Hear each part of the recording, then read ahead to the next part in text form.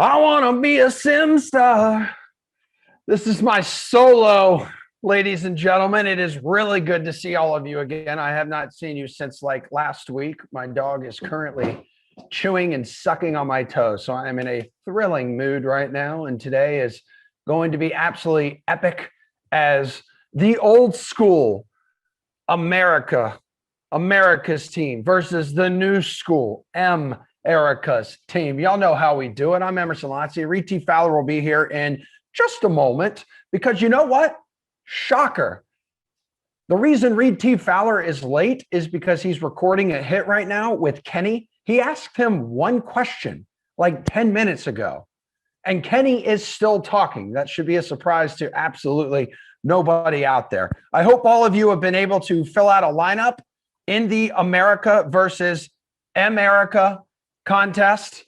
This is going to be a good one. This is the first of 6 sims today. I want to catch up with all of you because I haven't seen you in so long. So drop your feelings that you're feeling in the chat. What's up, DK Sim fam? All the usual suspects are here. Twitch, what's going on with you guys? Game's going to get pumped up, built up, punched up here in just a second, but I do have a lineup I would like to share with you now that they have all locked. This is extremely important. This will be the winning lineup. I have been absolutely on a tear lately. I cannot even get my computer to work, but I can tell you that I believe was it D.D. Westbrook? It was someone from America's team. What's new? What do you need? Do you need some coffee? Have some coffee, please. I have a live studio audience with me. I had D.D. Westbrook in the captain spot, Dak Prescott, Gardner Minshew, Amari Cooper, Michael Gallup, and Josh Lambo.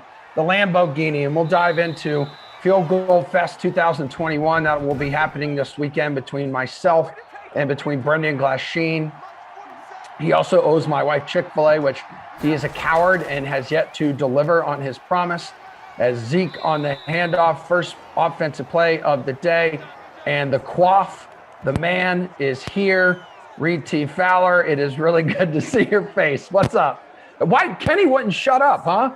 Oh God, I have not heard so much Sammy Watkins talk in my entire life, other than probably from Sammy Watkins' family. No, it's good. We were talking some Super Bowl, and Kenny had some hot takes, so I had to Jeff and I had to talk to him a little bit. Talk him down a little bit. Can you give us a little sneak preview of this video that I'm sure we'll see, tonight on the late slate, but maybe a little bit of a sneak preview of what some of his hot takes were, or maybe just one of them, like tease me? Well, yeah, he said he's never lost in this one particular prediction. Like, he is the guy to go to. He cannot be wrong. He stood on that. He stood on that hill, and I'm sure he's going to be wrong, but he did do a lot of stuff to cover his bases. So it was the perfect confluence of, what are you doing, Kenny? Oh, that makes sense, Kenny. Oh, I see why you're always right in this prediction, because you choose 15 guys. Bro, once you know who does that sometimes though is Ulrich. And what's funny is on our shows, you call him out for it, especially during like the golf segments. I'm like, all right, dude, who do you like between the 8 and 9K like price range? Say there's 20 golfers. He will list off 19 of them. Yeah, and the one guy he doesn't mention is the guy who does well in that range. Yeah, I get what he's doing. I get it. I see it. Well, yeah. Here's my official pick, but here's also the other 14 guys that I like to do this, to hit this. But anyway, no, it was a good time. Good time, great oldies. Yeah. What else is up with you? I haven't seen you. I know we text frequently, just catching up with you. Usually between Thursday and Sunday too, when there's something going on with the PGA Tour or guys are cheating, and we gossip about it a little bit. I am excited for this week out there in Phoenix, dude. Rise of the Phoenix. Guess who's near the top, Emerson, at the Waste Management Pahonix Open? It's the big, beefy Brooks Koepka. Oh. He was at -4. He put his second shot in the water on number 17 like a clown. So he's back to -3. But just like Zeke eating out of that bowl of cereal, Brooks Koepka, come on now, baby. Let's go. I had no idea he was in the field this week. I seriously, and I did a hit yesterday with Lynn Hochberg. He didn't come up, so that's probably why I'm thinking like he wasn't in the field. Is your boy Finau playing? Didn't he lose? He's not. Didn't he lose? Didn't he lose here in a playoff last year? Yeah, Webb Simpson. Yeah, that's right. Yeah. Sexual Chocolate says on YouTube, Kenny is right all the time except when he's wrong, which is a lot of the time. Everyone who wants to see something like that in full force, go to my Twitter at @ReedTFowler, and you'll see that I responded to Julian Edlow's tweet. Oh, yeah, go check it out because it kind of goes along those lines on a more serious note, but it's pretty funny. So you're beefing now with Julian on Twitter? No, I was actually coming to his defense. Oh, what are you doing? Wow. Well, come on, like it's one of those things, Emerson. As we get, a 2nd and 6 here, hand off to Zeke, whoop-de-doo, he's going to get you no yards. Great. All right, there you go, everybody. That's what's happening here. Let's get back to the important. Excuse me. He like took a snapshot of a tweet that he sent. So everyone go check that out. I believe I don't even know what his Twitter handle is. Is it like Julian Edlow? Yeah, at Julian Edlow. And it was a snapshot of a note that he wrote to everyone because of his NBA bets not doing so hot. So I think he's getting some pretty mean tweets his way. Oh my God, we should do a Julian Edlow like mean tweet video. How hilarious would that be? So I had a corporate event thing that I was doing for yesterday for the Super Bowl. And one of the questions, it was an AMA. One of the questions was, can you read off some of the mean tweets that you've gotten? And I say, oh yeah, here's one from just last week. Keeps you grounded. But Zeke here going up against this stout Jaguars defense. But I think he was just getting some pretty bad DMs his way. And I basically said to him, like, he's always wrong. He's never like, I can't believe you can't be right every single time. And then I said, I love you. Tough. To ask him to say it back, and he never did. So yeah, I've noticed that about him. He hardly ever says it back. Neither does Samir. Samir never says it back. Glash says it like way too much, to where like I know he doesn't mean it. All right, second and goal. Dak, do that thing we like, scoring the first touchdown of the game. So the OG America's team taking the lead opening drive of the first of 6 sims today, ladies and gentlemen. But Jim on YouTube says Zeke is back. Took a few sims off for a few weeks ago, but he's been great lately. All right, Johnny High says, what's good, M? And Reed. Brandon Garcia, what's up, dude? Says, yo, fellas, smash that like. I have a killer lineup. Sims on the huge TV. I'm awesome. Yeah, you are.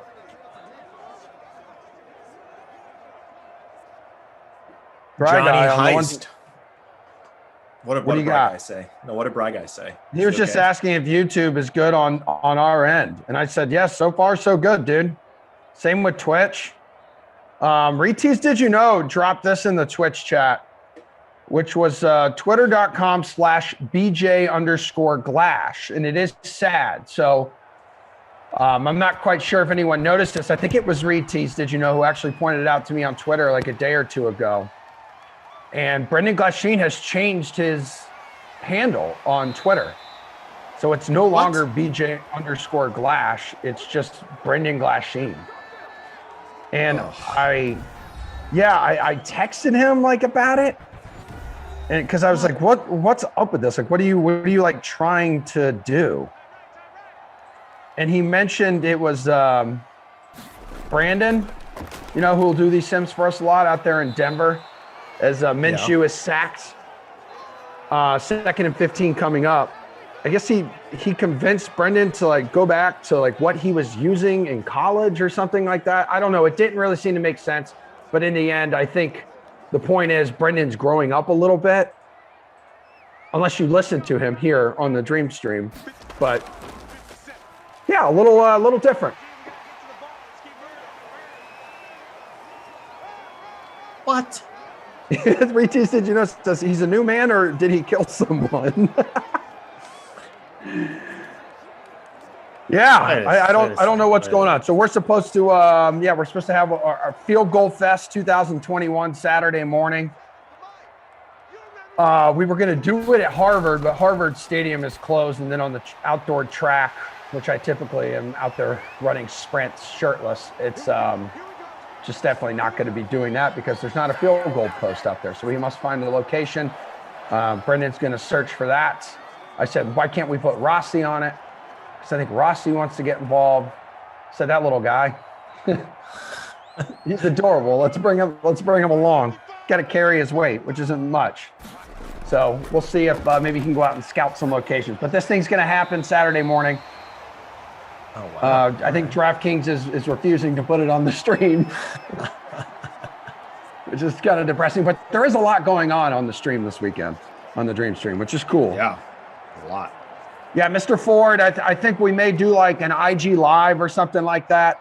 We'll work out some details later, and maybe we can do one of those combined, like two people go live at the same time on Instagram. So keep it like simple and fun, or we'll just post some videos to our story.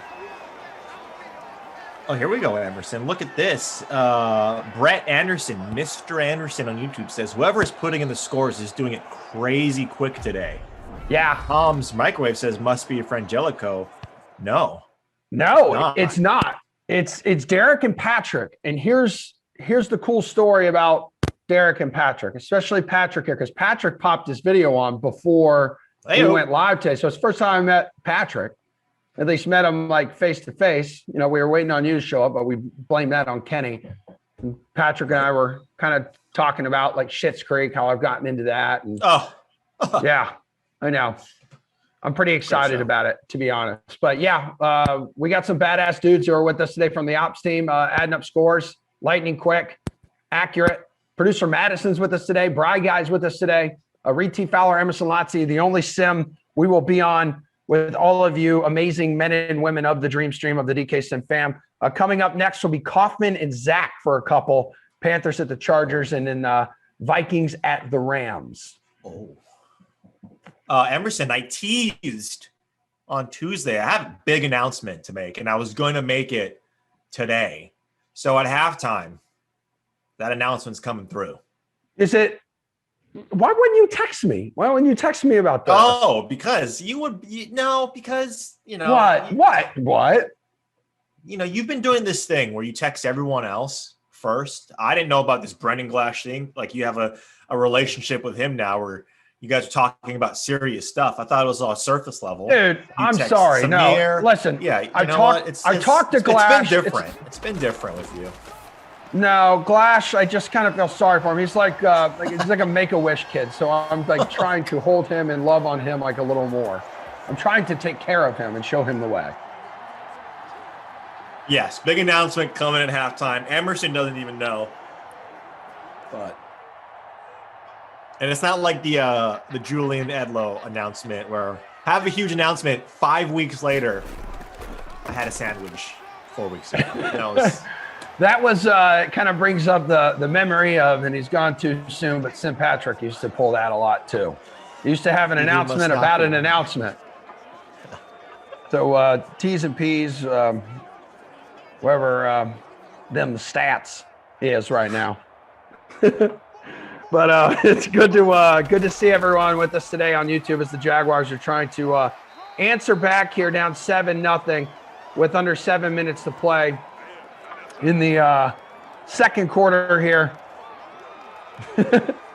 I am very much looking forward to halftime now to see what kind of announcement that you have. Oh,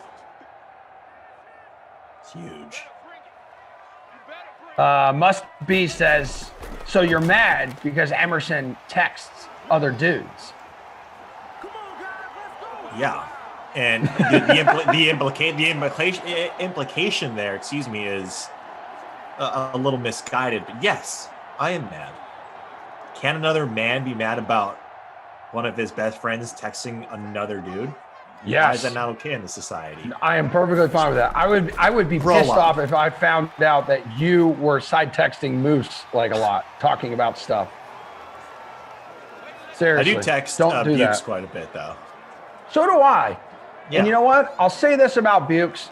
Really good friend, like outside of work too, because he'll just randomly text because maybe he sees something that reminds him of you and just says, hey, how are you? Look at this crazy box of cereal I found in the store, or look at this memory that popped up on my phone. And you know one that popped up on my phone yesterday or 2 days ago? Last year, Jesse was covering the Super Bowl. You and I and Bukes were in the studio for the sweat. And I had that big ass box of Fruity Pebbles with marshmallows in it. And like I had it on the desk, and it was during the segment where you and Bukes were exchanging hot takes. And I said, okay, the winner of this will receive, whoever's hot take hits will receive this box of Fruity Pebbles with marshmallows. And that clip went viral. It got like 200 views on Twitter. Yeah, those are some times, man. It's been 84 years since we've been in the studio. All right, smack dab down the middle. Chris Thompson scoring the Jaguars' first touchdown of the game. Jim called it. Oh, wait, James. Jimbo. All right, Big Jim. Chris Thompson, the third highest owned player in the free showdown. So Zeke 72%, Dak 57, Chris Thompson 49, Amari 45, Michael Gallup 41. Thompson was $8,600 to roster, 11.4% in the captain spot. That ain't bad.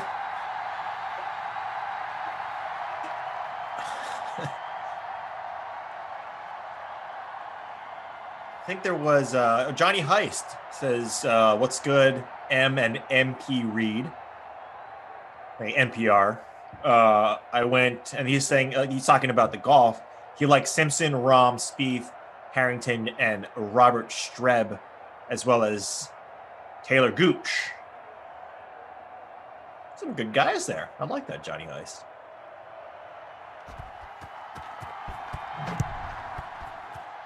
Emerson's boy, Jason Day's at -1. That is not my boy. That guy destroyed so many of my lineups last year and there was one tournament I rostered Jason Day, and then he like pulled out 2 holes in because of his back. I've never been more fired up than that moment right there. What's crazy about this tournament too, Reed, this is like it's like the biggest party in golf. What it typically is in years past. Like you go there to party, you don't even care about the golf. Occasionally you may turn around and look and see who's walking up 16 after their tee shot there on that epic par 3. Yeah. And Super Bowl weekend nonetheless, right? Yes. I mean, it's people are making a conscious decision to not watch. Well, I mean, you can still try and make it, but for the most part, if you're going to the Waste Management, that's going to be your main focus, is the best way I can put it. Fans, though, on any given day before pre-COVID, 210,000 fans on any given day. Yeah, that's like Saturday was their biggest day. They would have 200,000 plus, bro. And there would be like 700,000 plus, like all week. Like that is unreal. And in the years where the Super Bowl was out there, like in Arizona, think about like going to that tournament and then just having the best day ever, and then going like you go to the tournament Saturday and you go to the Super Bowl Sunday. Right. That is on as much as, and I'll say there's 2 like polarizing. Who's that? Zeke? Nice little first down there, Zeke. Mm-hmm. Like I'd want to go to the Masters because that's just right. That's the Garden of Eden, so to speak, of golf. Like if you're a fan, if you play and you watch, like you want to just do that's just something that potentially most people want to do. A second is the waste management, and not necessarily being able to watch the golf and walk around, because there's so much. There's a ton of people. It is a sea of people. So even when you're walking around, it gets a little hectic. But it's called the stadium course for a reason. Like, there are certain perks and mounds that you can watch. You can sit in that one place and see 4 or 5 holes. Like, guys coming into the green, guys hitting their tee shots, maybe the par 3, this over there. So it just, like, being able to experience that as well, that's up there, right? I mean, just to see it, just to be there. Did you see my Instagram story by any chance, where they have a Springer Spaniel as like the golf dog out there on that course, TPC Scottsdale? And she looks just like Winnie. And so we're trying to get Winnie to the Masters trending, because we'd like Winnie to kind of help us get there. As the Jaguars defense, we need her, man. We're just using our daughter to try to get through the gates of Augusta National. Akeem says on YouTube, Lamb, my man, let's go. Small Ben 7, whose team always here, says Gallup and Coop. Come on, Dak, 2nd and 18. And Dalton Schultz. So we have ourselves a little tight end 2 showing up. 1 catch for 5 yards. Where are you guys at in the contest right now? I filled out. I was an idiot. I wasn't an idiot. You know what I did? I shredded at the gym this morning. So I filled out a contest late. Ended up getting 82 out of 100 spots filled up. Your boy's currently sitting 25. Wow. But Cutler fan has Michael Gallup in the captain spot, currently holding down first place. Dak, Zeke, Chris Thompson, D.D. Westbrook, Cowboys defense there. North of 12,000 entries in the big showdown as the Jaguars defense causes the fumble and recovers the fumble. Is that my guy Miles Jack on the recovery? Delicious. Under a minute to go. And the American treasure, oh my God, never mind, forget it. I was going to talk him up, Gardner Minshew. But I will say this, that's his first incompletion in this game. He's 6 of 7, 54 yards. It's not bad.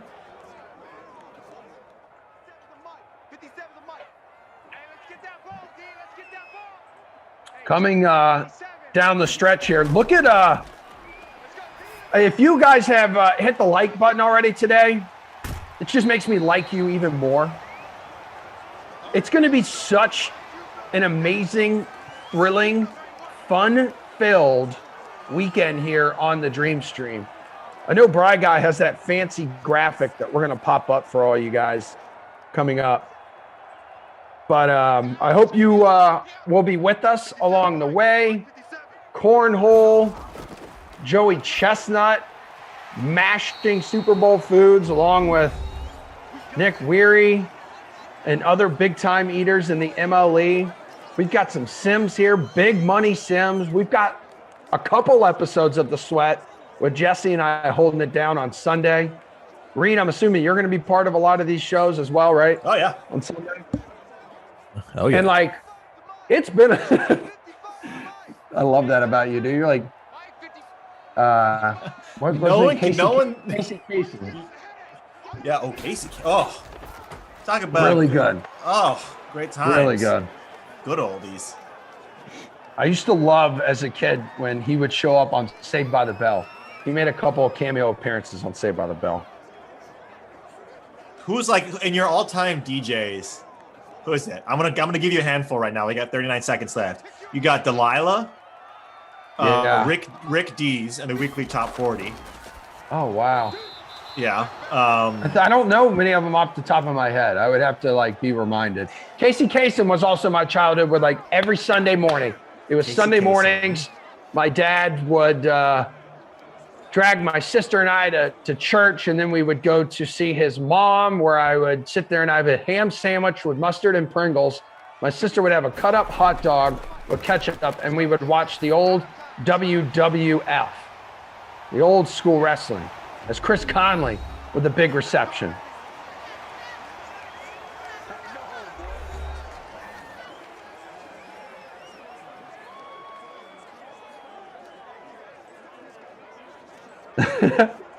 Wait a minute. Brian Guy says he deleted the full screen, that beautiful full screen that we have. Oh, come on. Dude, Brian Guy, that is unlike you. You were the captain of this ship. Brage, what did Samir do? Yeah. Brian Guy, you're the captain of the ship. You just saw this ginormous iceberg like floating in the ocean. And instead of steering around it, you just took us right into it.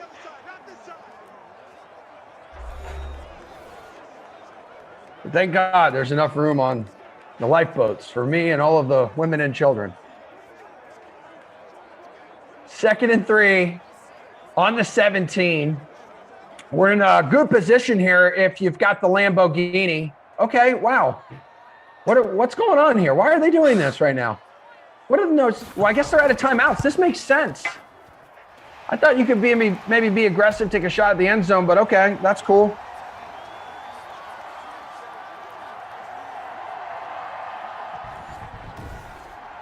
Also, I missed it last night. I've seen like Reed Tees, Did You Know, and a few others.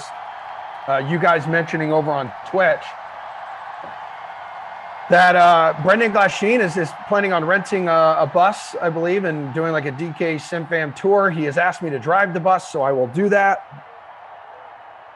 My wife in the kitchen behind me, she's feeding the dog, and she says no. And it's not because Brendan Glasheen's idea. It's the fact that you driving a bus is a hazard to not just yourself, but everybody around. I've seen you drive. Actually, you haven't seen me drive. Well, I haven't seen you drive long distances because I knew you were going to say that. If it's a matter of going over, 5 miles, you're like, oh, I can't drive. I'm too tired. Dude, you have no idea, man.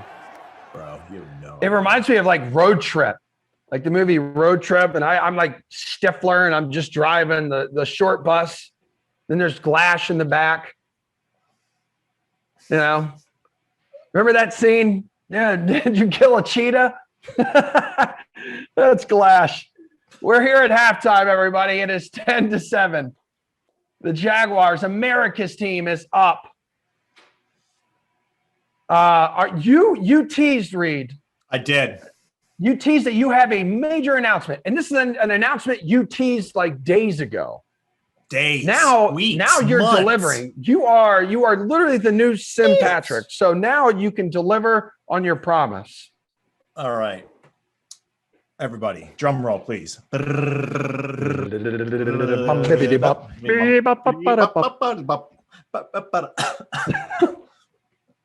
Tomorrow morning, Emerson, your boy is going back to the breakfast table for Good Morning Football. Let's go. I effing knew it. I knew it. You sandbagging SOB. Reed's going back on, he's going to be back on NFL Network tomorrow morning. 7:40 a.m. Whoa. Eastern. 7:40. I know it's early. Everyone's got DVR. 7:40 a.m. Eastern. That's 4:40 a.m. Pacific. That's 2:40 Hawaiian time in the morning. So all my friends out there in the great 808 state, just press record. 7:40 a.m. Emerson, we're going back. We're going to talk about the old SBLF or LV. We're going to talk about some contests that we got. This is sick, dude. It is fantastic. I'm going to have to really prepare because I haven't talked about the Super Bowl yet with anybody else. So, dude, nobody's talking about how this is Tom Brady's 10th Super Bowl and it's his first with Tampa Bay. Yeah. All right. So, hey, hold on. I'm going to right now. Hold on. Pay attention, cowards. I want everyone to do this with me. So you said it was at 7:40. Hold on, bro. 7:40. All right. So, dude, this is it right here, bros. I'm getting up at 7:30. I'm getting up at 7:30. I'm going to get up. I'm going to mash a 5-hour energy. I'm getting up at 7:30 tomorrow morning because this hits at 7:40. Yeah, I know. I expect the same, Meg. I expect the same out of you, Megan. She is still going to be in bed, and so will Winnie, but that's fine. My sister. Oh yeah, your sister's coming. Oh, come Okay. on, Meg, sister. We're gonna figure this out. Anyway, I'm stoked for this. This is great. Brian, guy, we'll punch that graphic up between the third and fourth quarter because this is a big announcement. What I love though, and I mean this wholeheartedly, is how excellent you are on those appearances because I feel like you've done this now to a certain point. Like, no, you guys have you have a good relationship and a good rapport with that whole crew. That crew is so hilarious, by the way. Yeah, they're great. I'm trying to keep up, to be honest. Like, I don't want to be that guy who can't keep up. But no, it's it's a lot of fun. The partnership is great. And look, it's not they're not just entertaining, and I don't mean this in any bad way at all. They're not just entertaining. Like, they are fully connected into what the NFL is doing. Clearly, right there, they're on NFL Network, so they have that resource and that behind them. But these guys, aren't just entertainments and personalities on TV putting on a show. Like, they're consummate professionals. The guys, when I was there, they're all extremely approachable, extremely nice, and extremely knowledgeable. So for me, I'm just trying to keep up with them, Lazio. And also, Nate's fashion is top notch. Remember, he did a sim with us years ago, and then and I loved him on the Nickelodeon broadcast too. Yeah, he was great. But he's super cool. Kyle's freaking hilarious. I remember the picture you sent me 2 months ago of him working out. How freaking jacked that dude is. Yeah, jacked. And Schrags, he's like a historian. He's like an NFL oracle. He pulls these stats and these things out of his out of his mind. And it's 1985, Steve Young played for Tampa Bay Buccaneers and was wearing the all white creamsicle uniforms. I'm sure they talk about it in the pre-production that they have the graphic up, and I saw it this morning. That's where I'm getting this from. Is that he knows that he can pull out those memories from way back when of these stats, and it's pretty fun. So to have some time with them, beginning of the season, during the season, and now on the biggest day or the biggest game of the year for the NFL is pretty exciting.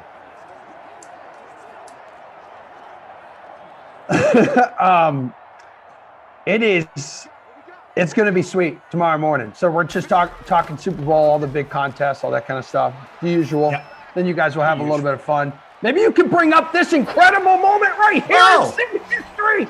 Yes, DJ Chark, DJ Chark, DJ Chark, DJ Chark. Let's go, Gardner Minshew. I think the George. Go ahead. Yeah, I was gonna say, I think the peanut gallery, the side comments from Meg are really making this stream. I love you and I love us because we're great at what we do. Because what we do is nonsense on this stream, and we're great at nonsense. The chatter from Meg though is second to none. I need that every single sim that we do together. So Meg, I want what you just said on the quote board. I love you and I love us. That's it. I just put it in the stream. I just put it in the DK YouTube chat there, so it will live on forever. I just want Meg, whenever you say something stupid, to be like, "Oh God." Can that be a sound stamp that we have? It's so real. I want everyone to know too. I have an incredible picture. Yesterday, I was grinding. I was working from home, the highest paid employee at DraftKings. I'm pumping out interview after interview after interview with A-list celebrities and guests. And I'm rocking my DraftKings tie-dye sweatshirt. I have an XL because of how big my shoulders are. The large doesn't fit me, so my wife wears it. And yesterday, we're wearing matching uniforms while we're working from home. I have a picture I'm going to post later and show everybody because we look so adorable together when we match. Hey. That's my big announcement, buddy.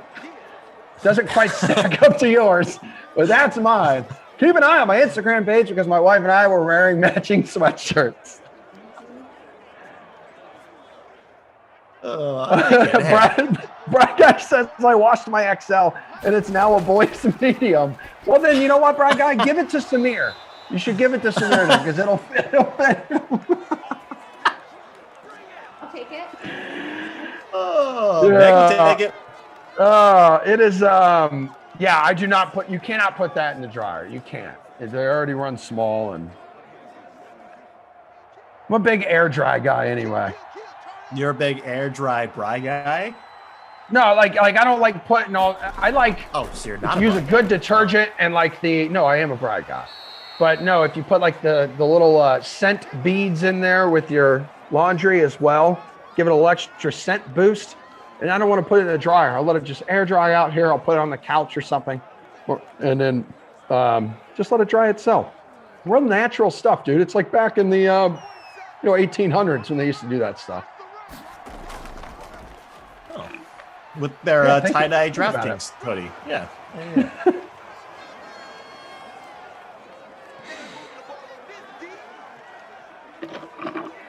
Oh. Well. I saw a interesting headline earlier, and it did have a little bit to do with the Jaguars. It had everything to do with the Jaguars, and it was Brett Favre delivering the comment as on 3rd and 3, Zeke picks up the first down. He's at 63 yards on 13 carries. Only touchdown of the day for Dallas was Dak Prescott on a rushing touchdown. For the Jaguars, it's been Chris Thompson, and we just saw DJ Chark from Gardner Minshew and then a Lamborghini field goal. But Brett Favre, I thought, was just embarrassingly wrong about Trevor Lawrence recently. In an interview with TMZ, he was asked about Lawrence, right, who was going to be the number 1 overall pick. Right. And he actually said the Jaguars should not take a quarterback at all. And instead, he stated the Heisman Trophy winner should be the top pick to the Jaguars, talking about Devontae Smith, the Alabama wide receiver. He says, I would take Smith. The last 2 games I've watched this guy play, I mean, I'm blown away with how good, knowing that teams know that he's going to get the ball and he dominates. I think you go with a guy like that. And I could not, and I'm going to disrespectfully disagree, because that was just such a dumb thing to say. What is the point of grabbing a wide receiver that good when you don't have anyone to throw him the football? Not that Gardner Minshew could do it, but it seems like the Jags have turned the page on him. Yeah, well, let's take this a few ways, Emerson. Okay, let's dissect this, because we can all just say on surface level it's stupid to say. So yeah, and that's great. That's all I need to say. Right, but like contextually, I look at it this way: Brett Favre, not necessarily in our, the lexicon of the NFL anymore. Maybe he feels like he has to get back into the media, circulation, so to speak. So is he making these comments that are blasphemous so we talk about him so it becomes trending on Twitter? Maybe he's trying to pump up his personal brand. Who knows, right, with what he's doing. I would also say this as well, is that you can be the best player in the draft but not go first overall. It's not in a vacuum, Brett Favre. Even if Devontae Smith is the best, I would argue Chase Young was the best player last year, but you're not taking Chase Young potentially first overall because of the needs of the team. And that's, to my last point, is the priority. If it's not a clear-cut, transcendent talent of a player, which in this case, it's both need and talent, you take what your team needs, and every team outside of 3 or 4 need a franchise quarterback. And he also made some stupid comments about Deshaun Watson. Oh my God, that was unbelievable, dude. When he chimed in, and we all know Watson wants out. The team has not slammed the door on the possibility of trading him, but Favre, when he was talking to, I think it was Yahoo Sports, he offered up a quote that can fairly be called nonsensical, at best. He says, you get paid a ton of money to do a certain job and just do it and let the chips fall where they may. I think we make too much money to voice an opinion, but I'm not saying he's wrong. Again, I think it's a different day and time, and it'll be interesting to see how the organization handles it. So basically, Favre says Watson should just kind of shut up and play, but maybe he shouldn't because maybe he's right and things are different than they used to be. And let's see if the Texans give Watson the thing that he may or may not have a right to ask for. Well, that's what I mean, though, right? Like, have a stance, or don't. Don't like go back and forth and say we get paid so much money, so wrong. Because and Brett Favre especially should know this. Like Brett Favre wanted to play, right? And he was saying, I have the right to play wherever I want to play, whenever I want to play. And so you have to listen to me because I'm the thing that's keeping this team afloat. Sit Aaron Rodgers. Like, I want to play longer than I should be playing. I'm right. Everyone else is wrong. What do you think Deshaun Watson is doing, Brett? He's looking out for him. He's looking out saying, I'm one of the best quarterbacks in the NFL. I'm going to do what's best for me. Yeah. So, come on, man. Come on, and man. as Dak and the Cowboys, they had 4th and 2 there inside the 5. It was an incomplete pass. So now the Jaguars' backs are against the end zone wall. But Favre basically held the Packers hostage for like several years with his like incessant musings about like retirement too. Yeah. And then after he retired, he decided he wanted to play for someone other than the Packers. So he showed up out of the blue and forced a trade. And he wanted desperately to be traded in the NFC North. The Packers refused, but Favre ended up in Minnesota after a season with the Jets. So So how is like what Favre did in 2008 different than what Watson is doing in 2021? The only difference is that it took Favre a full year to get what he wanted. Right, and he did it where like he thought he could play more, and teams said, "Well, yeah, maybe, but we want to go in a different direction." And so it's a little different in that sense that Deshaun Watson is saying, "I don't want to be put in that position.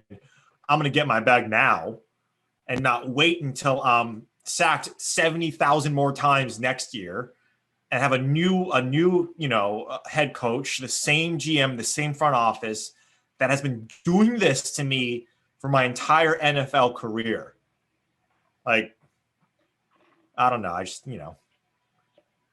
yeah. This happens every week leading up to the Super Bowl. They're usually like celebrities or athletes. You start, want to bash like their ex teams. They make their media rounds, especially when there is an actual media row, which there is not this year for obvious reasons. But I kind of like it. It gives us stuff to talk about. It's been great, like working here in New England and Boston over this like 2-week stretch because of Tom Brady being in the Super Bowl. So I'm not complaining about that at all. Bry Guy says, excellent phrase, not in a vacuum, seeing how today is National Creative Vacuum Day. That's why they pay me the big DK bucks. Big vacuum guy. Big vacuum guy. Big Dyson vacuum guy. Dysons are the best vacuums out there. They're just so freaking pricey. Dude, this is going to be a weird statement, and bear with me. Hit me with it. Do you think like the old school vacuums, right? When you had the bag and it was loud as you know what, it kind of the smell wasn't good, but it also wasn't bad. It was like weird smell that it's like I treat it a little bit like gasoline. Like you don't like the smell of gasoline, but it's very distinct. Yeah. You're like, oh, this is interesting. I feel that. I feel that because it's almost like a dirty, almost burnt hair smell, but you're kind of intrigued and it pulls you in. Just like what we have this weekend here on the Dream Stream, that is going to pull you in. That is going to be unique. Oh yeah. This $250,000 tailgate weekend, y'all. Punch up the graphic, Bry Guy. You handsome, amazing man on the 1s and 2s. It starts Saturday, that free-to-play Madden big game preview sim. Oh, 2 o'clock, $55,000 in total prizes. That's the one that J-Dub from Twitch, absolute legend. I think we've aired his interview already that I did with him yesterday or the day before. Really cool dude. He's like the Tom Brady of Twitch streamers. And he's going to bring his whole audience over to Twitch, and he's going to be stuck in the middle of Brendan Glasheen and Adam Kaufman for like an hour and a half plus. So, guys, if you have some prayers, some positive vibes and thoughts, please send them in the direction of J-Dub. I warned him the other day. I still don't know if he could ever fully prepare himself for what's to come. Then the American Cornhole League kickoff battle. That's at 4:00, $50K, free to play pool. Sunday is just unbelievable here. The Madden Packers, Bill Sim, 4:00, Major League Eating Big Game Showdown. We're going to have a little pregame show leading up to that. Jesse's going to host that. I'll be sprinkled throughout with a bunch of interviews with these guys and gals. And then free to play Big Game Replay Sim.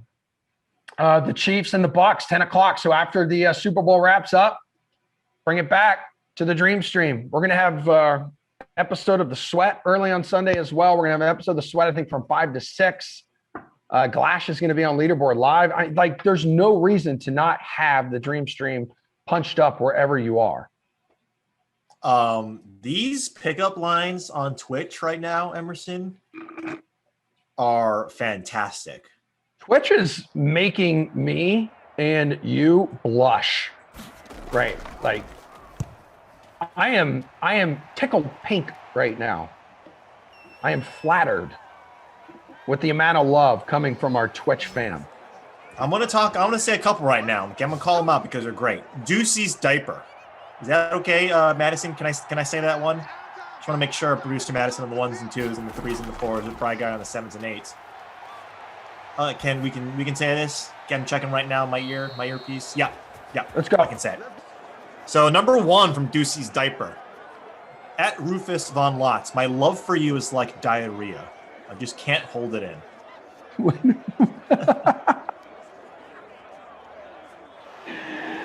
Yes. Jacksonville challenge here.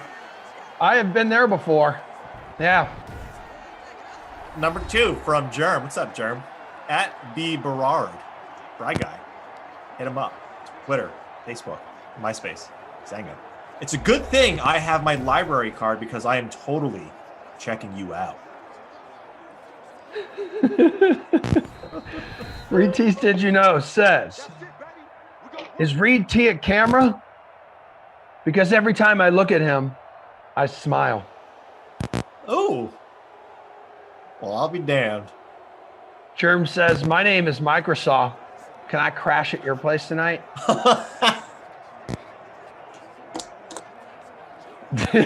Reed T's Did You Know? Do you believe in love at first sight? Or should I walk by again? Meg, are you there? Meg, what do you think about these, Meg? Germ, are you French? Because I full for you. Ooh. You know what's beautiful? You know what's beautiful? Read the first word.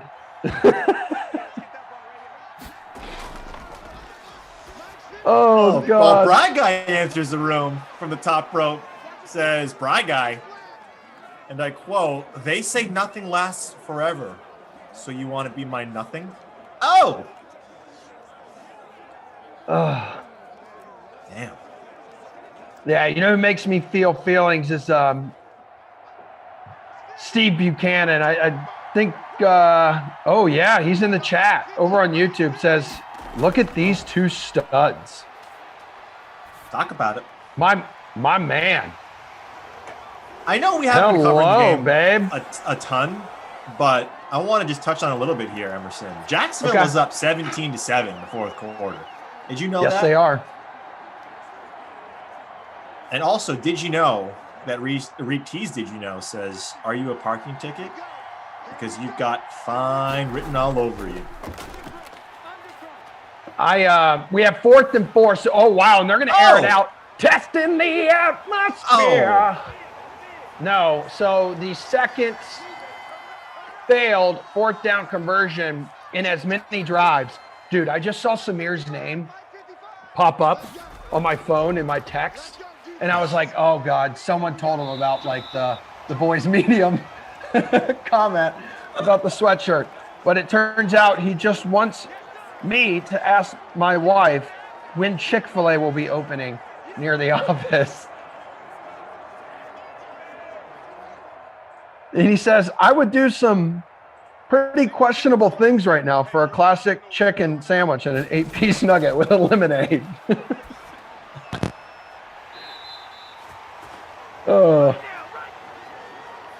Dan B says, where is Jarwin? He's somewhere out there, dude. Oh, Brooks Koepka, What happened? he doubled the second hole. He's back to -2. He was up to -4 after birding the first hole. He started on the back 9, doubled number 2, so he's back to -2. But Xander's at -4 right now. But the leader in the clubhouse, well, not yet. Matthew Neesmith at -7, James Hahn -5, Russell Knox -4, Xander -4, and Benny On -3. We talked about Benny On yesterday. He was a decent value play, wasn't he? Yeah, I wrote him up in my article as a pivot in that salary range. Okay. Off of some other guys like Corey Connors who were getting pretty chalky. Bonzo says is number 1 right now. Or do you mean number 1 in the contest? Or are you just saying America's team is number 1, Bonzo? I'm just going to assume, since you're so amazing, that you're number 1 in the contest. America versus Erica. Shout out again as we have almost 700 people joining us on this noon sim on a thirsty Thursday, which is why we have 2 dudes calling this game for you. That'll quench your thirst. I'm Emerson Lotzi's Reed T. Fowler. Shout out again to Patrick and Derek on the ops team, adding up all those scores for us. We got producer Madison with us. We got Bragg on the 1s and 2s who are currently hitting on Reed and I in the comment section on Twitch, which I appreciate. Minshew, 15 of 19, 185 yards, has that one long touchdown to DJ Chark. Eifert's having himself a game. Okay, he's talking. Lonzo said he was talking about the actual team because he's dead last in the contest. Good stuff, man. Well, also thank you to everyone who has liked this video. You'll have an opportunity to like the stream as the day moves on and forward. Smack dab down the middle, back in the end zone, James O'Shaughnessy. We're going tight end 2, so both tight end 2s on the board, but O'Shaughnessy on the Jaguars side makes the most of it with a touchdown catch. That is Jeff Ulrich's favorite player in the NFL. Jimmy O'Shags. Give me some.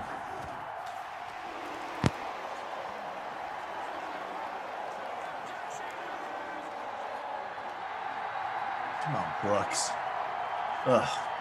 Germ, last but not least here.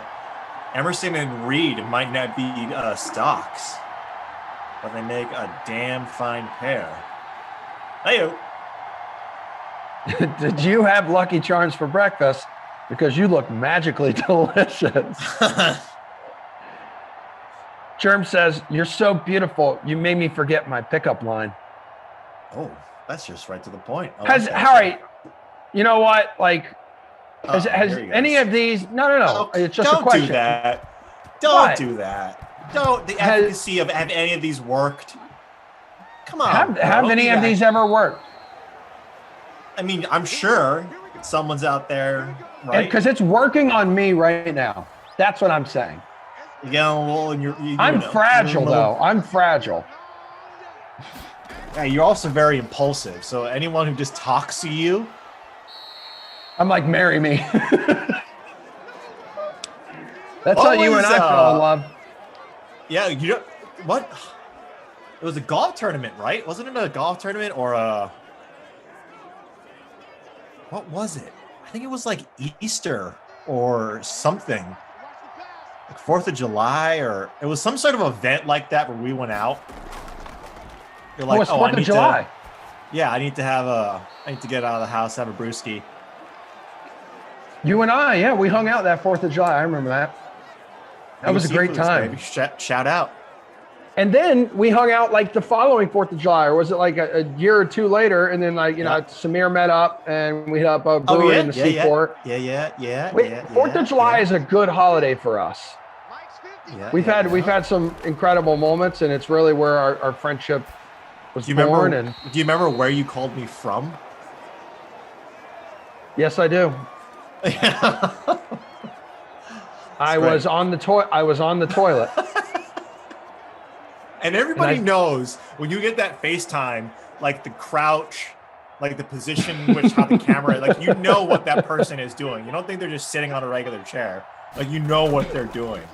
No, I'm not on my recliner. Right. And I remember that. I'm on a different throne. I remember that we were, having, our fun. And then Emerson wanted to take it to another level in terms of, the amount, I will say, of fun we were having. And I said, I think we need to drink some H2O here. And I think that's where I got into Meg's good graces. Yes, you did. Yeah. Yeah, you are. Jaguars defense again, underrated and overperforming. They undersell and they overdeliver consistently in this game, which is why they are up 24-7. Crying out loud, it's the best team in Madden. I don't care what the ratings say. Brooks did the Dumb and Dumber here, just when I thought you couldn't be any dumber. You go off and do something like that. Birdie on the next saw after that double, Emerson. Let's go. Back to -4. 3. Excuse me. Back to -3.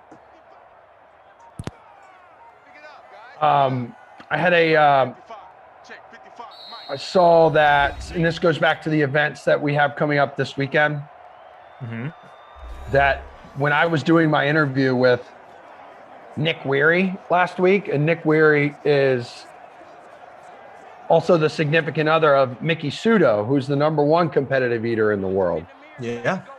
And this video was tweeted out 1 hour ago from DraftKings.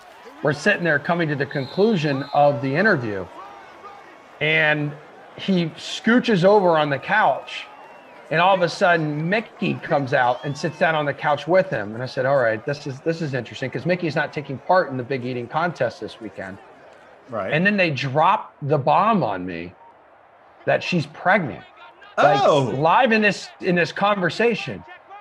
And so it was a really cool moment. And I'm like, thank you I will always be that random DraftKings dude who you told that, to just share with the world that you guys are expecting a child, which is why she's not taking part in the event.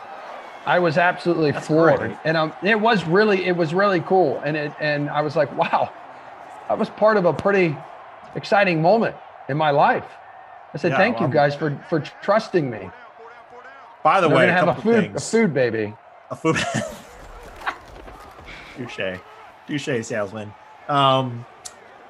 One, Nick is jacked. Unbelievable. He has veins popping out of everywhere. His veins. He's got veins on veins on veins. You want stacks on stacks on stacks? No. I want vascular on vascular. That's just one. Number 2, you look very surprised that they told you that, as you should be. I was. I said, what is this? What are you telling me this for? What is this? Don't tell me these things. I don't know how to react. I don't like kids or big announcements. But that was really cool. You guys should go check that out, because I can't. The first 5 minutes of this 3-hour interview, I spent just gushing over the physical specimen that Nick is. Yeah. And Mickey's really cool as well. I don't want to beat that. I don't want to beat that guy in any competition. No. It's like a lion. No, he'll just punch you he'll eat you. He'll punch me in the throat, so I can't compete anymore. Throat punch, man. Boom. Both quarterbacks under 200 yards passing. And Minshew with a $196 had a couple touchdowns. Nothing for Dak in the touchdown department through the air. Had the one rushing touchdown. Had an interception as well. Zeke was really quiet in that fourth quarter. Finished with 17 carries, 78 yards. Chris Thompson 15 for 71. Thompson had the touchdown. Like I said, Dak carried the ball once for 5 yards and a tutty. Yeah. This was a game. I think the Jaguars as a whole, right? 17 or holding the Cowboys to what? How was it? 10 points, maybe? I already forget the score. It was 7. Yeah, 7 points. 7. Yeah. But look at the Jaguars. 7. Yeah, look at Dede Westbrook, 44 yards, no touchdown. Amari had 60. If you got a touchdown, it would have been nice. DJ Chark had that bomb ski at 68 yards and a touchdown. Or 24-7, I think. Right? Yeah, because O'Shaughnessy had the touchdown. I think Chris Thompson gets this, right? I think Chris Give Thompson it is to a him. guy that gets him, especially going against Zeke Elliott in the backfield. I would say Chris Thompson gets the Krusty Koff player of the game. What about your babysitter, Billy? Babysitter Billy, not my kid. I'm still single player of the game. I think it goes with the quarterbacks, right? Even though Dak had that touchdown, that rushing touchdown, that was nice. I think I would have expected Dak to have a bigger game against this Jaguars defense. I would have expected him to have a bigger game. So even though he gets a touchdown, that should be his floor every game. He should hit the ceiling, especially against this defense. So yeah, Dak Prescott. So we have 5 more Sims coming up today. An absolutely jam-packed slate. Koff and ZT got you for the next 2. Panthers at the Chargers and Vikings at the Rams. It'll be Rossi and Christian for Raiders at the Chiefs. Your Raiders at the Chiefs, 6 o'clock to kick off the late slate. And then Dolphins, Packers, Patriots at Ravens to wrap up a Thirsty Thursday. Glash and BK on those final 2 games. It was great to see everybody again back here on the Dream Stream, DK Sim Fam. I miss you. And Reed, looks like I'll see you again this weekend for a couple episodes of The Sweat, right? Yes, and then I'll be back. I'll be back tomorrow, guys, for a couple Sims at 2 o'clock and 4 o'clock with Jeff and Kenny. Oh man, my dude Kenny, I miss him. All right, everyone, enjoy the rest of your Thursday. Thanks again to Patrick and Derek on the ops teams, producer Madison and Brad Guy on the 1s and 2s. Much love, guys. I'll see y'all tomorrow.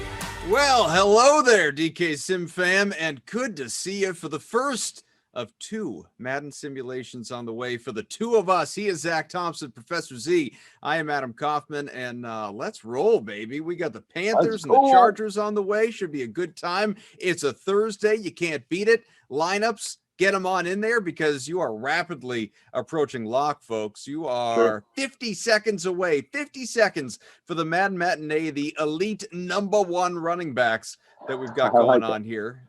Yeah, I mean, listen, Eckler, McCaffrey, you can't fade these dudes. So tell me, you're going to give me your full lineup in a matter of moments, I know, but tell me who's the captain?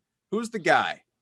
Keenan Allen. I went away from the running backs and actually went with the slot receiver.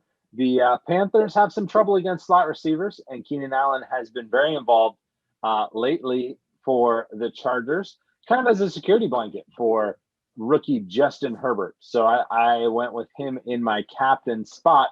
What about you? Did you go with one of the running backs? Nope, not as captain. I did roster both. I will tell you that I rostered both, but not as captain. I decided to go Justin Herbert as my captain, actually. It was an interesting build that I may as well give you because lineups have locked. Herbert at captain, which I don't feel great about. I mean, he has been suspect at best. I think, let's see, and I know every Sim's a snowflake. We say it all the time. Well, I say it all the time. But he's only gone for 20-plus points 2 out of his last, 6 or 7 sims. He's very rarely he's struggled lately. Clears that 20-point threshold. But again, there's no correlation. It's not like Sim Justin Herbert's coming into this one sulking, head down. He doesn't know. All that stuff's just a memory. And then I've got Eckler, no, it's McCaffrey. Not even a memory. Yeah, well, it's a memory for me. For him, it is not a memory. You're right about that. Right. And then beyond that, I have got Hunter Henry, Ian Thomas, a couple of tight ends, and then Joey Sly, perhaps mildly in honor of our own Jason Rossi, who loves to roster them kickers. All right. So I went, I tried to get both tight ends in there, but decided not to at the last minute because it was an interesting roster build. I will agree with you on that. I went Keenan Allen in the captain spot, and then Eckler and Herbert. So your captain is on my roster, but not in the captain spot. And then Curtis Samuel and Ian Thomas, but I went away from Hunter Henry, and instead I have the Chargers DST, little Derwin James love. All right. Well, we are scoreless, 2nd and 1 here from the 34 as LA, Los Angeles, virtual SoFi Stadium with the ball, the Chargers and the Panthers. As peace of mind, the YouTube chat, the DraftKings conference room says this game better be epic. Producer Madison says no pressure. No pressure. Mr. Tiggs saying McCaffrey's going off this game. Jim saying DJ more time. We'll find out. We got Bry Guy on the 1s through 7s with us. Our technical director, Derek and Patrick, our great Game Ops crew. So thank you all for being with us. About a minute gone by here. Again, ZTAK. Let's do it. Oh, much better. Your mic much better. Sounded all right. Distant, a little hollow. Now you are right here in our collective faces, and I love every second of it. And look at Austin Eckler. You just had to fix your mic to get an Austin Eckler touchdown run for about 7 billion yards. Technically, it's going to go down to 61, but it felt like 7 billion. Huge touchdown run. Eckler, That's don't fade the RBs. Fortunately, I did not fade him. I faded the other one. So if you couldn't hear my lineup, Keenan Allen in my captain spot, Eckler, thankfully, Herbert, Samuel, Thomas, and the Chargers DST. Well, Austin Eckler owners, rejoice. There we go. Because obviously you are off to a hot start. I'm sure 76%. Yeah, 76% owned in the free showdown, 25% in that captain spot, as you mentioned. He is on your roster as well. Both of us have that running back, and you have McCaffrey as well. Yep.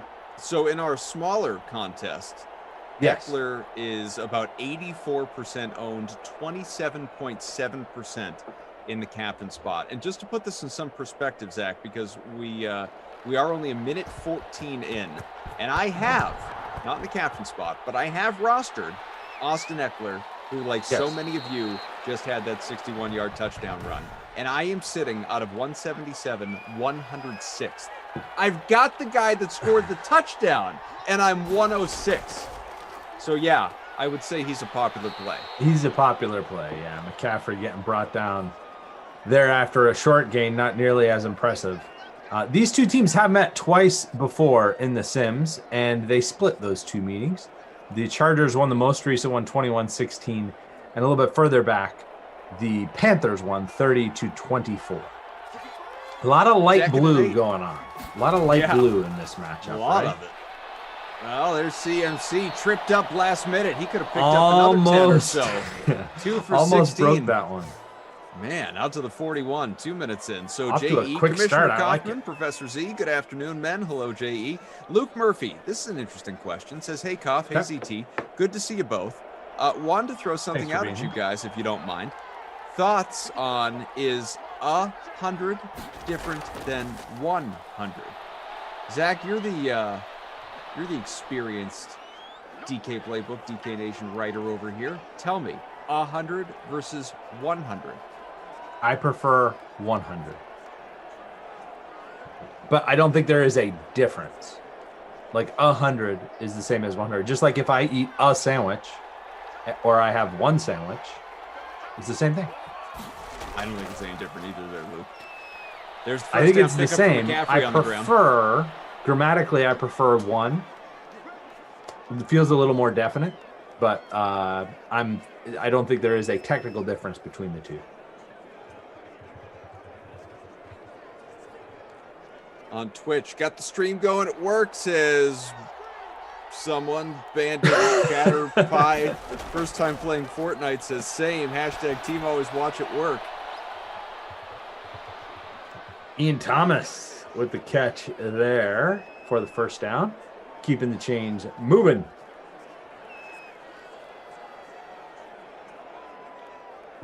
First and 10 from the 37. 7-0 LA if you are just joining us. Austin Eckler, 61-yard touchdown. If you have any thoughts, any questions, anything you just want to discuss, and I don't care if it's even related to football or the Super Bowl, whatever's on your mind here, folks. You got Zach and I here for the next 2 Sims. So we are going to discuss a lot. It could be the big game. It will be the big game. NFL offseason. Haven't gotten Zach's thoughts on the big Rams-Lions trade. We can do that. QB movement that is expected or anticipated or just in play all over the NFL. And if there's anything else that you guys want to get to in general, I understand there's something going on in the Twitch chat. I don't have it open, admittedly. Producer Madison is monitoring it. She instructed me to not check we it were out, told not not to to ignore check it all out. of you. Not to ignore. We're not ignoring you. I was instructed to not check it out because she wants to hit us with some pickup line conversation that is happening in the Twitch chat. We don't want to be surprised. Yeah, we do want to be surprised. We don't want to walk into it ourselves here. Yeah, we do want to be surprised. Don't want to ruin it. Exactly. So looking forward to that, whatever that is, whatever that entails going forward. Another first down pickup there. Panthers marching right down the field here in response. That's DJ Moore's first catch of the day, 14 yards. Luke says, back in grade school, my math teacher would slap my desk every time I said 100. Well, I think that's just because it's not the proper way to say it. I mean, the proper way to say it is 100 if you're being a stickler and you're a teacher and you got a ruler or something like that. You're about to, bang the desk to make a point. But does it mean anything different? No. One, same. She would have really mustered mind if you had called it, 100 instead of you got 100. If I got 100 of these. Yeah, I would advise against that, especially around math teachers. Second and goal, fumbled, but Carolina's going to have it back. Joey Bosa making big plays there. Not quite as big as it could have been, obviously, because they were able to recover it, but. Yeah, Jerma and Reed-Tees, did you know, starting to get into some bad pickup lines. We can embrace some of these in a sec. Let's see if we get a touchdown first. Third and goal from the 7.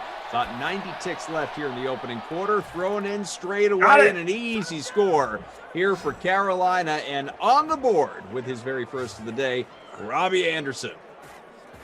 Salute, sir. Thank you for your touchdown. Robbie Anderson evens the score up.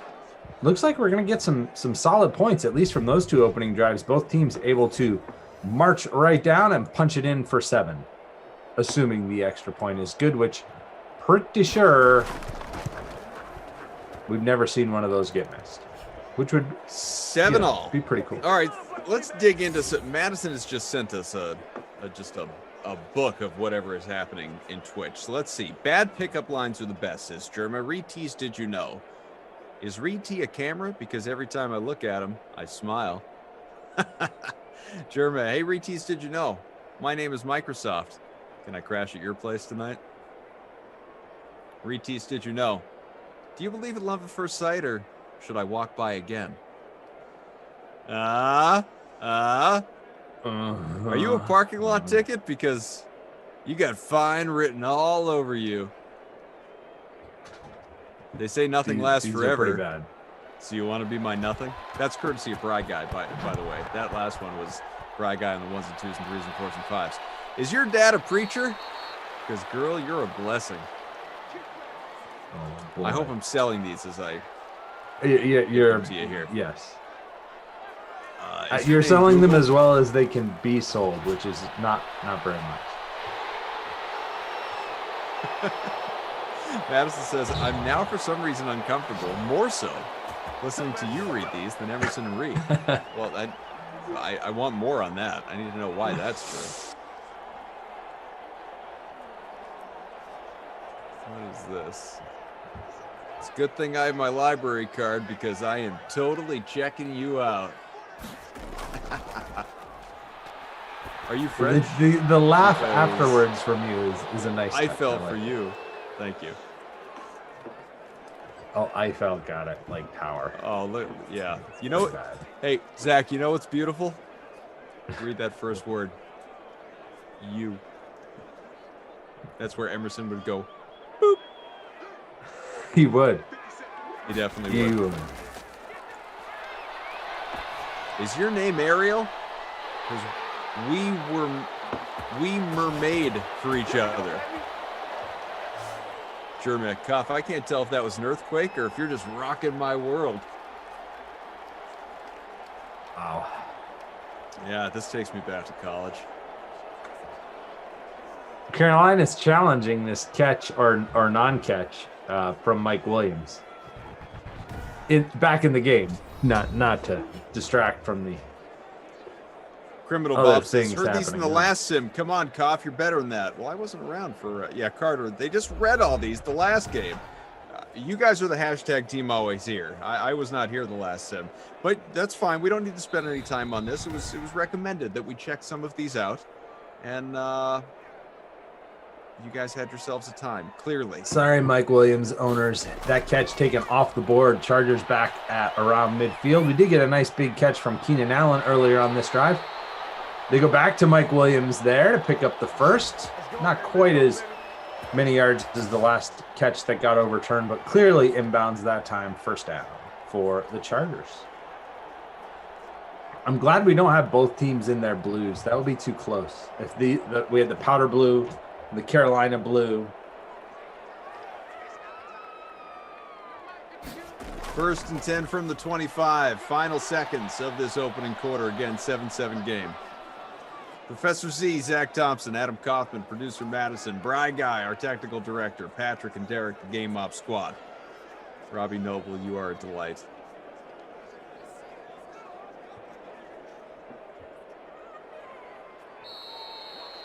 And that will do it for the first quarter. Chargers had that big early run from Austin Eckler and marching right down here with their second possession as well. A very efficient offensive game for both teams. Bridgewater was 5 for 5 on that opening drive, 50 yards and the touchdown strike to Robbie Anderson. Justin Herbert, 3 for 5, 59 yards out of him so far.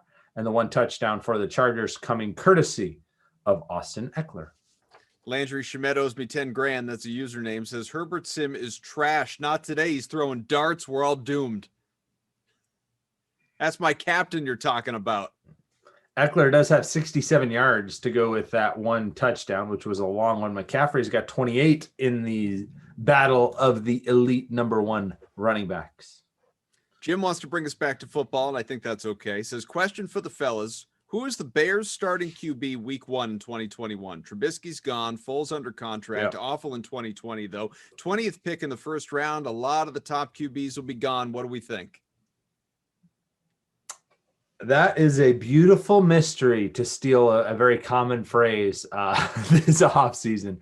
I mean, it really depends on where they want to go. I hope for the Bears fans' sake that I know that it is not Nick Foles. He did not look like the answer at all. I don't think you can go with Foles, but I don't think it'll be Trubisky either. I think it'll be somebody new. I think they'll bring somebody in. Obviously, they're going to try and do all they can to get Deshaun Watson, but I don't think they have the pieces necessary to pull that trade off. So if those are my options, I'll take other. Is there like a D, none of the above? Because I think that's probably the way that it will be. Whether that is Jacoby Brissett, who's an interesting free agent to me, whether that's a trade, from somewhere else, it'll be interesting to see what they get. I don't think there's a lot that's going to be there at 20 that's going to come in ready to start, but I do think there's going to be a lot of quarterbacks changing teams this offseason, both on a primary and as a backup level. And I mean, you might see, I know that the Saints were very vocal about keeping Jameis Winston. They had some very strong things to say about that, but he's a free agent who could be on the move, could be a starter next year. We'll see. Who else do you think is an interesting fit there? There's not any specific, names that I've heard thrown out there that I'm like, there we go, done. I don't feel like there's a great option. I mean, I think that. Fitzpatrick, we're hearing a lot of Fitzpatrick just everywhere right now because he's another free agent. But I don't know that I love Fitzpatrick that fit the there. other day, he was on the Pat McAfee show, Sirius XM Radio, and was asked directly by someone on McAfee's crew, one of his, for lack of a better term, Danettes, if we were talking about the Dan Patrick show. One of his production staff there was, asked Fitzpatrick. That is what he calls him. He is a Patriots fan, this particular guy. He had like the hat and sweatshirt, and he asked Fitzpatrick about the report that Stafford did not want to go to New England. And Fitzpatrick, basically just said, I love Matt Stafford. I don't really know him real well. Love him as a player. I think he's going to be so much fun to watch in LA. I don't really have the ability to be as picky as Matt Stafford. Wide open, back of the end zone. Mike Williams. Corner of the end zone. Literally the corner of the end zone. There you go. But, Steve points out on YouTube that go ahead. He thinks teams need to inquire about Mariota as a starter. I think that's a name we're going to hear a lot. Mike Williams, they're going to review this. Now, I've never seen them take a touchdown off the board, but the last Mike Williams also had a catch earlier on this drive that got overturned. So this would be heartbreaking to lose a second catch. I think he's fine. I think they're going to let it stand, but we'll see. I think it's going to stand too, but Yep. Points are up on the board. They're good. All right. Anyway, Who else? I mean, we've got some Bears fans who are a big part of our chat here. Bears fans, what names are you interested in? I mean, Deshaun Watson, I think, is at the top of everybody's list, but I don't know that the Bears have the pieces to make that trade, especially since their first round pick so low. You'd think that with the reports that the Texans aren't even taking calls on Watson at this point, there's still a chance that gets even weirder before we get to the start of the season. But let's just say that the Bears do make an offer. I don't think they could have the best offer because you've got other teams like the Jets and Dolphins primarily who would have a much better first round pick to offer. How bad is that Foles contract at this stage? If he's not playing, what's the how much are they stuck with invested in the quarterback who's not going to be playing? I think slightly less than the Lions, but not much less. Although, I mean, Goff will probably play for them. But it's not as bad of a contract as what they have there with Goff. But it's not great either. Sorry, Bears fans. That Foles that was a disaster. What do you think of this from Jeff, formerly of Ops, our guy? It says Carr to Chicago, Foles to the Texans, Watson to the Jets, Darnold to the Colts, Brissett back to New England, Cam to Las Vegas. That's a lot of spinning quarterback carousel, but all very possible. So you had Carr in Chicago. Carr in Chicago. Is that an upgrade? I mean, I guess it is. I think it's an upgrade for the Bears, but if you're Vegas, are you really moving Derek Carr with then plans to bring in Cam Newton or even turn it over to Marcus Mariota? And with Mariota and then Cam coming in as the backup, I don't know. McCaffrey able to hold on there despite a big hit from Derwin James after that first down run. Chris Harris also there on the tackle. Both players right there delivering the big hit, but McCaffrey able to hold on. Carolina, another team that is supposedly kicking the tires, on upgrading at quarterback. They have Teddy Bridgewater under contract, but some desire there to upgrade, whether that is through the use of their, number 9 overall pick, or whether that's through acquiring somebody via trade. It's definitely going to be a lot of fun to watch and talk about and break down. I was going to say, I mean, this could be, and we've been saying this for quite a while now and discussing it. You and I haven't had the chance to discuss it, but I've been talking about it with my various broadcast partners here on the Dream Stream at length in recent days and weeks. They gave me your list of all the teams that could change their quarterback, and I said, yeah, that's a good list, but the Rams are on the wrong side, and then the Rams made a trade. So, there are just so many teams that could move on from, or at least whether it's move on from or upgrade or whatever. Their quarterback situation definitely in flux this offseason. We've already seen Phillip Rivers retire. Drew Brees expected to do the same, so some new positions opening up, but also just so many quarterbacks expected to go early in the draft, and we're seeing those quarterbacks come in ready to play and start right away. Last year, nice move there by Curtis Samuel to pick up the first 19-yard run after the catch down inside the 25. These teams, man, their offenses look good today. Halfway through the second quarter, too, already 21 points and maybe another touchdown coming up here as almost in the red zone, Carolina. 1st and 10, Bridgewater. Deliberate handoff to McCaffrey, who picks up very little. Just a 2-yard gain right there. 7 for 43, though, so he's pacing toward a bonus at the moment. Jordan, the last Carolina and only Carolina touchdown scored by Robbie Anderson. We also have Mike Williams and Austin Eckler with touchdowns in this game. If anybody is joining us late, see if we can get another here. Even up this game. Receiver I will warn everybody, Bry Guy knows this all too well. I am on a run right now, man, of I don't even know. I feel like the last 7 or 8 sims I've done have either gone to overtime or at least it has been a real possibility toward the end. So we have had some fun, close games. Cool. We like drama. Ian Thomas doing work today. He's been very involved, having a big game. He was not very involved for Carolina this past season. Didn't really get much production at all. McCaffrey up the middle, stopped at the 3-4 yard line there. Yeah, 2nd and 4 on the way. It was right about this distance away that they did find Robbie Anderson for that previous score. So we'll see if they go back to him, whether we'll get another running back or another receiver, or whether they'll go back to McCaffrey. That's DJ Moore top of the screen with the superstar traits. Chris Harris out there one-on-one matched up against him. They do go to McCaffrey. Stop at the 2. 3rd and 2. Not 3rd and goal, but 3rd and 2 from the 2. So I guess at the 1 foot line, you could get a first down. 14-7, we've hit the 2-minute warning. Yeah, I mean, we haven't even had the Super Bowl yet, and we've already got 2 starting quarterbacks from last year changing teams, although not officially yet. No, but it's done. It's done, yeah. I mean, Jared Goff has done interviews. Touchdown. Right, exactly. Ian Thomas? Thomas, it is. Doing all the heavy lifting on that drive and then scores on the short pass from Bridgewater, his second passing score of the day. Ian Thomas, have yourself a day.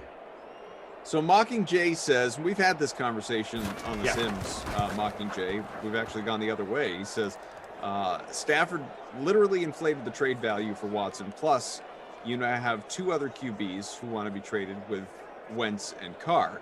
And, well, to your first point anyway, he really didn't. In fact, a lot has been written about this, the fact that this haul for Matt Stafford that LA had to give up, and ultimately a lot of people do think Detroit won that trade, by the way, that this is not going to have any bearing at all on Deshaun Watson.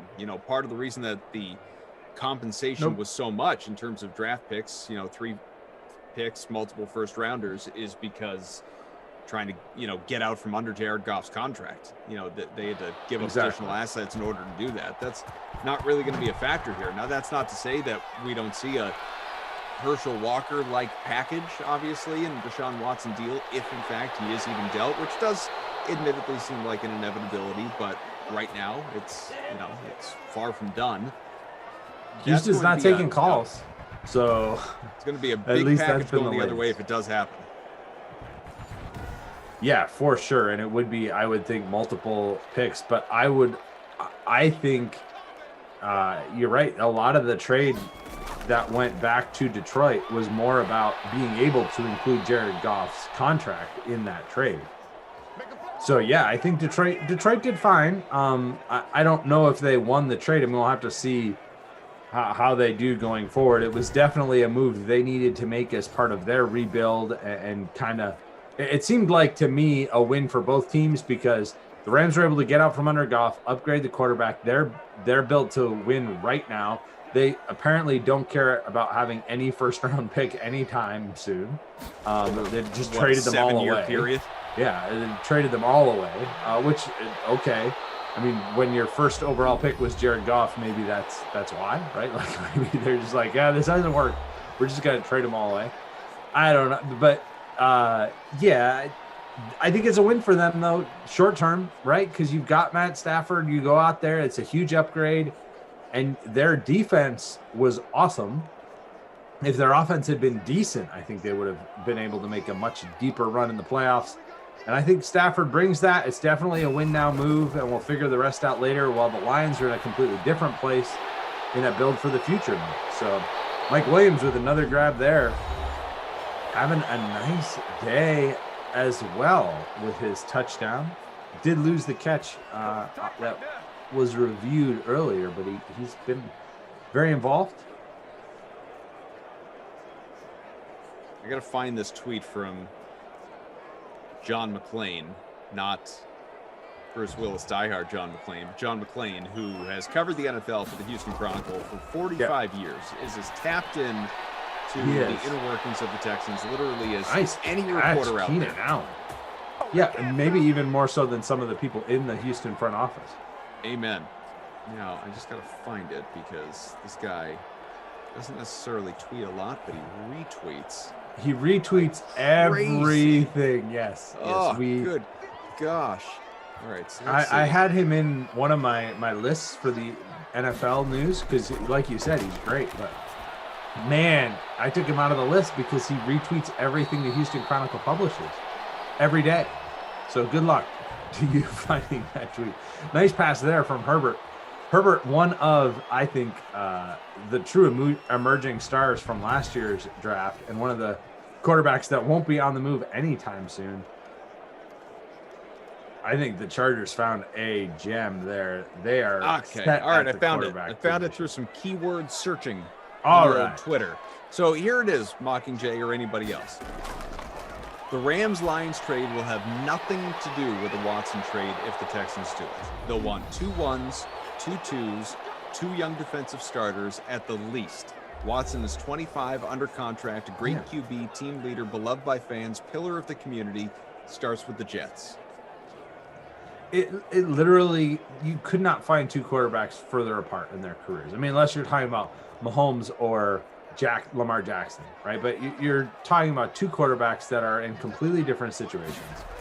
And yeah, you'd want a haul like that for him. And I mean, the Jets are the one that makes the most sense just because they've got that number 2 overall pick. If the Texans decide to deal him and not play hardball and just make him decide whether he's going to play with them or sit out, if they decide to deal him, I don't know that anybody can even come close to the package the Jets could offer because of that number 2 pick. It literally gives you any young quarterback you want in this year's draft. Nice play there, Joe Reed. Down inside the 5 to the 3. That's his second catch of the day. Let's go. So Watson is younger and better, but worth less. That's not what I said. That's not what the tweet said, Mockingjay. No, they're looking for they're two ones, two separate, twos, and 2 defensive starters. That is a bigger haul, without question, than what the Rams two separate gave up. Things. The Rams did not give up those picks to get Matt Stafford. The Rams gave up those picks to include Jared Goff in the deal. Right. It was basically a salary dump. And, you know, but that's from the Rams' perspective. From the Lions' perspective, is we have a touchdown here to go ahead. The Rams, Keenan Allen, your dude, late here in the first half, make it 21-14 after the extra point. Salary dump on the part of the Rams, but for the Lions, I mean, I really do think that they believe in Jared Goff, and they got themselves a starting quarterback who has been to a Super Bowl, has led a team to a Super Bowl. I mean, he was very, very good a few years ago, not the last couple, but a few years ago, statistically very good, and has, you know, he's 26. The upside's still there. He's, whether you believe in him or not, pick, right? It makes more sense for the Lions to see what they have with him for the next couple of years than for them to run Matt Stafford out there for the next couple of years while they rebuild all the pieces around. And maybe Goff hits. And if not, you got some good picks. You got some extra picks to build and continue to build with the new regime there. I think it makes a ton of sense both directions. And, I mean, the Lions are not trying to win right now, and the Rams are clearly pushing all their chips in to win right now. And that trade, to get back to your original point, has absolutely nothing to do with what the Texans are doing with Deshaun Watson. Mockingjay says, Bakoff and CT, does Watson make the Jets a Super Bowl contender? Well, of course he doesn't. That's a totally different question. I don't know how that has anything to do. No, he would not. He would make them a playoff team. But did you see Houston? Did you feel Houston? I'm not even certain of that. You're certain of that? I mean, there's nothing else on that team right now. I'm not saying they couldn't add pieces. I think they. Right now, there's nothing else there. Yeah. So if you say they're trading 2 defensive starters, 2 1s, 2 2s, and they're getting back Deshaun Watson, are they a playoff team? No. They would need to do other things around him as well. Did you see Houston with Deshaun Watson last year? They were not very good, and they need a lot around him. And Deshaun Watson was outstanding. I'm not taking anything away from him. He had one of the best seasons, and I think underrated how good he was in that bad situation. Mm-hmm. Going to the Jets, does he automatically make them a playoff team? Well, he didn't make the Texans a playoff team, so I would say no. Watson plus a couple of good drafts make them a playoff contender. I would agree with that, Jordan. Yes. And you've got to remember, if they're getting Deshaun Watson, they're sending picks away. So the drafts need to be good, and they're going to not have a few of those key pieces. Would you say that the skill position players for the Jets are better than the skill position players on the Texans? Because I don't think I would. I think they're comparable. I mean, they're not. One is not significantly better than the other. They're pretty close as far as wide receivers, tight ends, running backs. It's pretty close.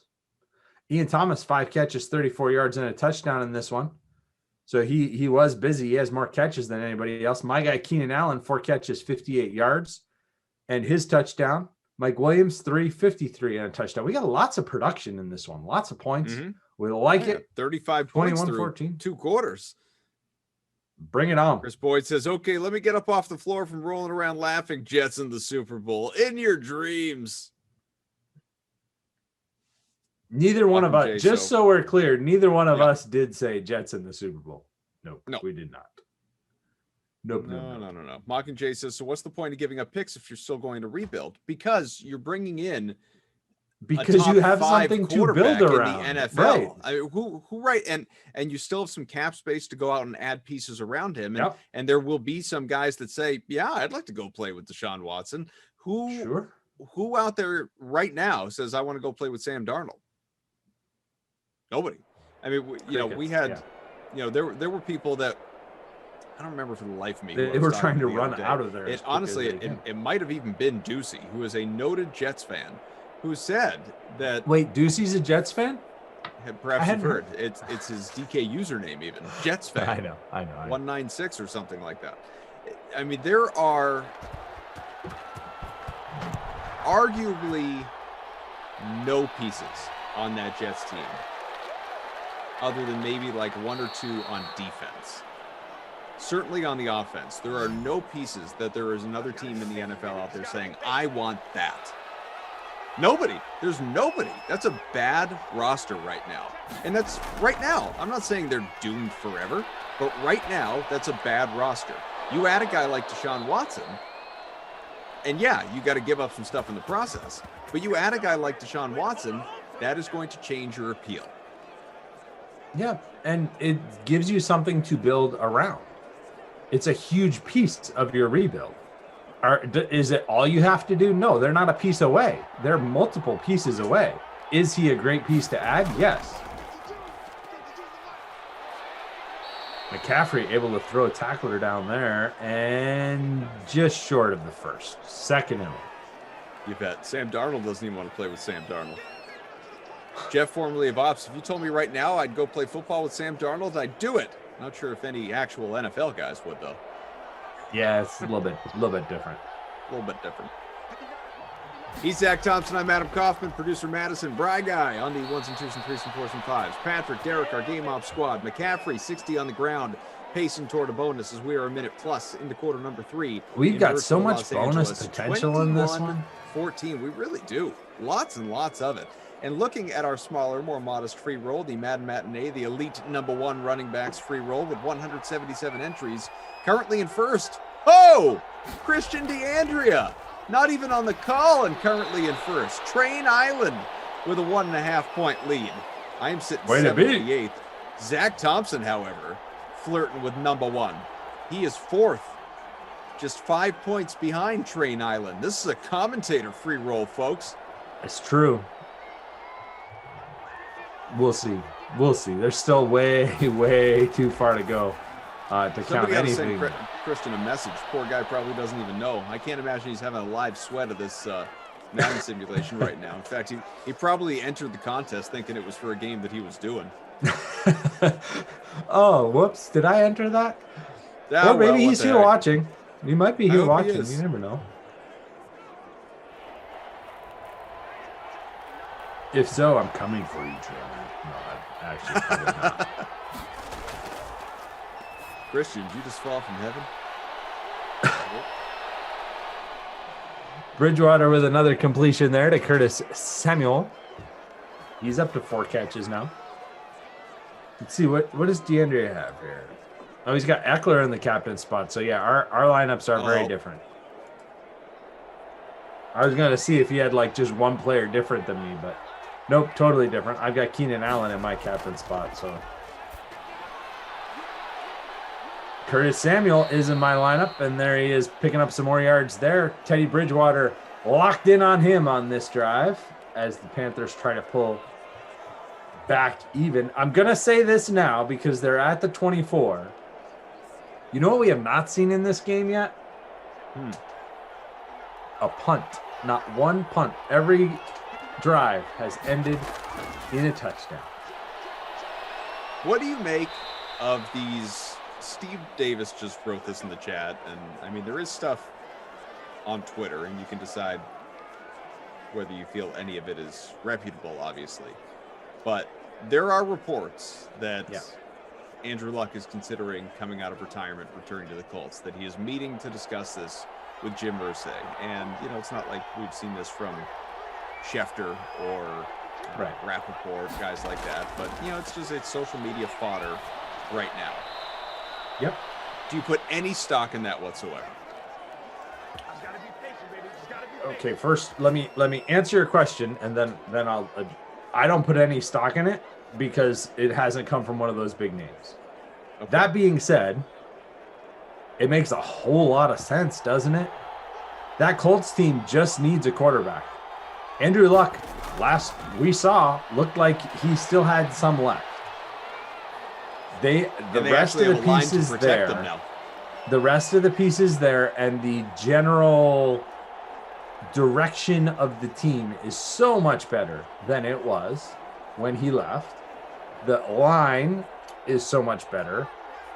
The weapons to work with are everything has been upgraded. They just need a quarterback. Rivers was decent, but they touchdown. That is not Ian Thomas.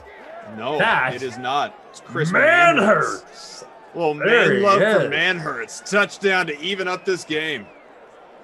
Boom. Both tight ends now with touchdowns for the Panthers. Owned in the free showdown in 0.88% of lineups. He is the tight end too. Does get involved every once in a while in those jumbo packages, just like that one that just resulted in a tie game. We are still on a touchdown on every possession, aside from the short one that ended the half. And even that was super short. I mean, it wasn't a long drive at all after the Keenan Allen touchdown that put the Chargers up. So 3 for 3, both teams on touchdowns on their drives.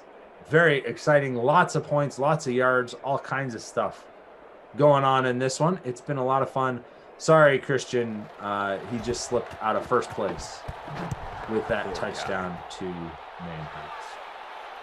Anyway, I think it makes a ton of sense.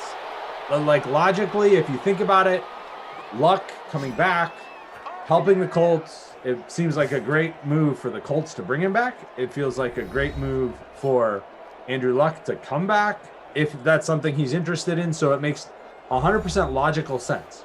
Until I hear it from somebody a little more reputable, or until it happens. I mean, they could just announce that he's coming back. There's nothing that keeps that from happening. And I think it makes a ton of sense. If I'm the Colts, am I counting on that at this point? No, but they know, right? Like, they know if those reports are true or not. If I was the Colts GM, would I be calling Andrew Luck to find out if he was interested in that? Yes, I would.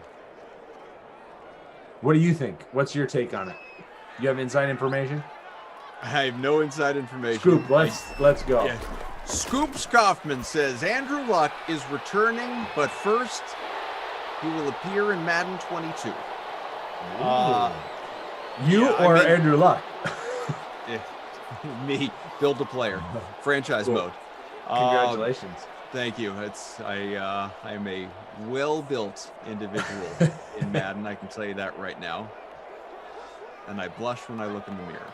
3rd and inches from the 36, 21 all. I think that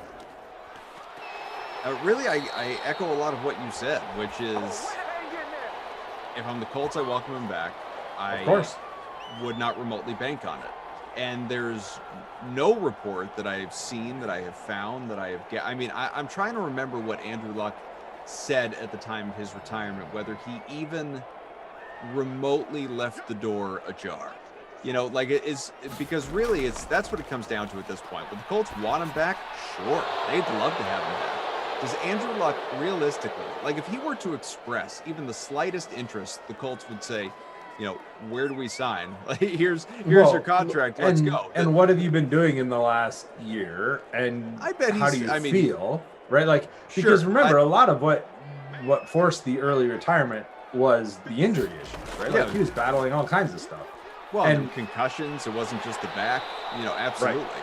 But again, if he is expressing, it's an if, I emphasize that, but if he is expressing any sort of interest, if any of these rumors, these reports, these inklings are true, then seemingly physically he is where he wants to be and needs to be. Mentally, emotionally, again, physically, all of that. I just don't know. I mean, that's the great unknown here to these reports. It's not whether or not the Colts would welcome him to me or to you. It's, does he actually want to do this? And if he does, I mean, that'd be fascinating because, like you said, I think that that Colts team is close. That Colts team is very close. Well, and show me a better option. And it doesn't exist there. Like Jacoby Brissett, all due respect, he's not the better option. Hell, Phillip Rivers wasn't a better option. And and Aaron Rodgers isn't getting traded by Green Bay to Indianapolis. So who's the better option? No, there isn't one. Sam Darnold is a name you hear connected to that a lot, just because Frank Reich, QB whisperer on some level, according to some people, and he could fix what the Jets have broken with Sam Darnold. I think that's interesting. I think if Jimmy Garoppolo gets let go by San Francisco, that's another interesting, can he get the potential out of those guys is interesting. But none of those options are as proven as Andrew Luck. Not even close. And I think, too, when you look at the top of this draft, there are going to be some teams looking to grab one of these young quarterbacks that may decide it's time to move on from their established starters. Honestly, Matt Ryan was one that I thought that could be a possibility for now. And by the way, we just had our first punt.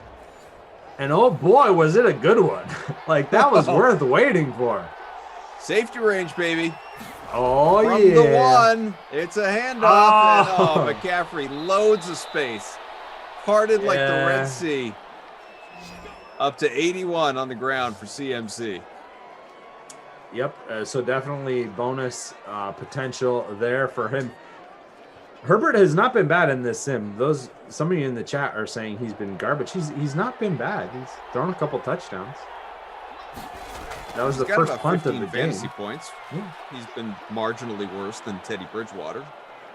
Well, Bridgewater's got the third touchdown. Correct. While Herbert's got basically two. Your difference.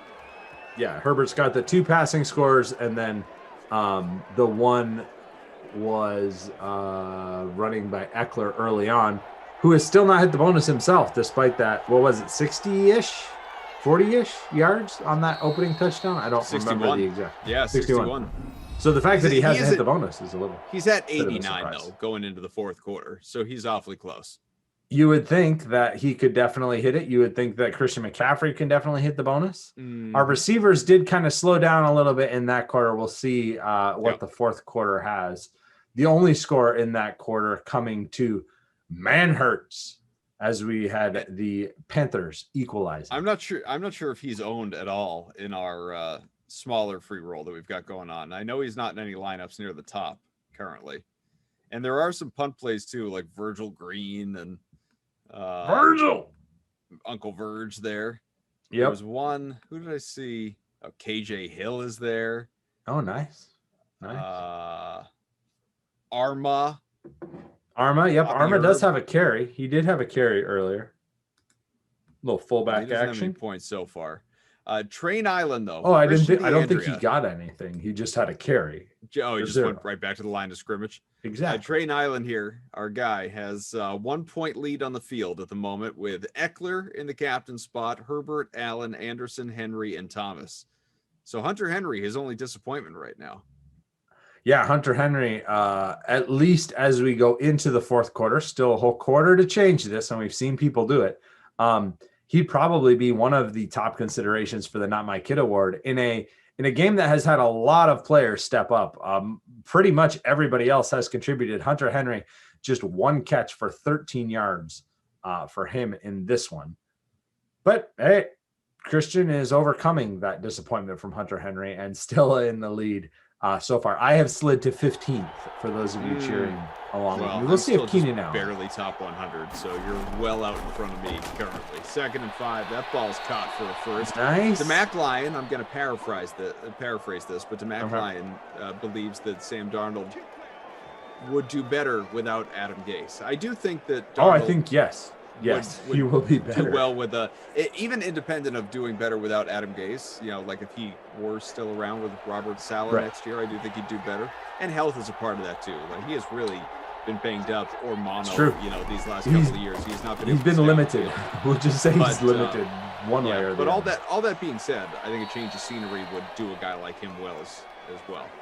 Ian Thomas dragging people for a first down there. His 6th catch of the day. Elric says, "What's up, Sim fam? Snowing like crazy here in Wisconsin." Well, that is undesirable. I'm sorry to hear boy. that. I thought it only did that on Wednesday. Keep it there, although I know it's headed our way, so we'll be ready for it. Oh, we get more of these coming? Potentially some big ones coming. I don't want to hear that. I don't want. Okay, I won't tell you. Got a mountain of snow out the window as it is right. We got 18 inches True. the other day. As did we. Yeah, it was a lot. 17.9 was technically the Did you get out there with here. the measuring stick? No, but that was the official from the National Weather Service. Christian McCaffrey with a catch there. I just eyeballed it. Yeah, it looks like about 18. I did too, but then I saw 17.9. I was like, it was close. Close. I guess I was a little I overestimated a little bit, but it was also windy here, so it ended up blowing, so we had drifts that were much deeper than that in certain places. We were able to Joe get says, that I'm out, in no Wisconsin problem. as well, and I shoveled 3 times today already. Oh, Wow. McCaffrey caught that one on the deflection. Did you catch that? Tip drill. McCaffrey with the snag after it got batted up into the air. Was stopped short of the first down. Would have been a cool first down, but nope. Instead, we're going to get the first punt by the Panthers. For better or worse, and usually for worse in the case of my, knees or back, I just wait till it's done, man. Finish dumping and then get out there. I don't need to go out 3 times in one day. Yeah, I used to be one of those people that would go out every few hours because I didn't have a snowblower. I just shovel. So because I had to shovel, it's much easier to just keep up with it when it's shoveling. But when you've got a snowblower, yeah, it's easier to just wait it all out and then deal with it at the end. Do you remove manually or do you have a snowblower? We had a snowblower. We might even still in the garage, but it doesn't. I don't know. I never really got along well with it. It's just easier. Oh, really? I mean, not easier. I mean, no question, a snowblower is easier than shoveling. But Yes. but I tend to just get out there with the shovel and try and blow through it as fast as possible.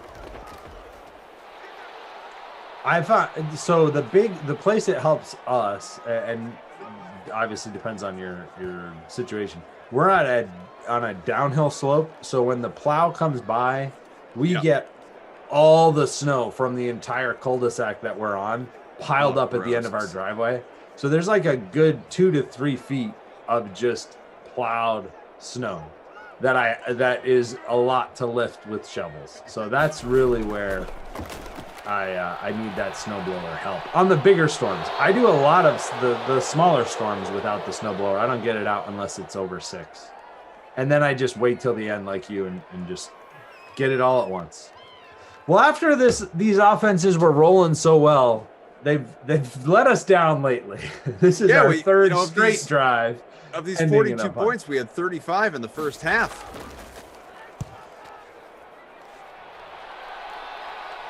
Halfway through the fourth quarter, folks. Anything you want to get into? There's lots we haven't even talked about the Super Bowl at this point. Nah. We'll save that for the next sim because there's lots there.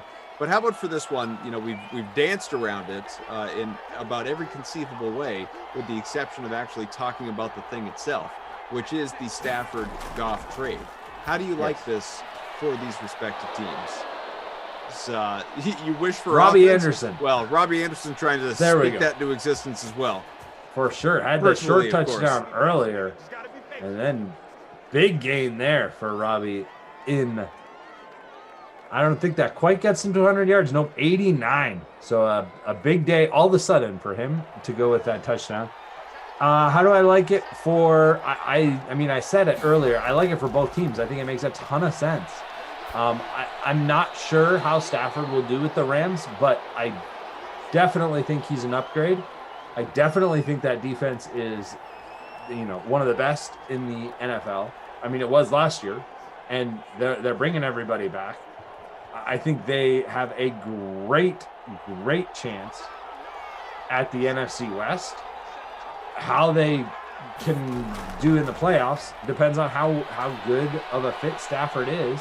But I don't think you can argue. It's hard to argue that he wouldn't be at least marginally better than Goff.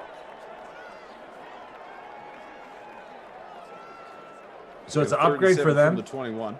I think it makes sense for the Lions. You know, it's part of their rebuild. It made no sense for them to roll out Stafford again.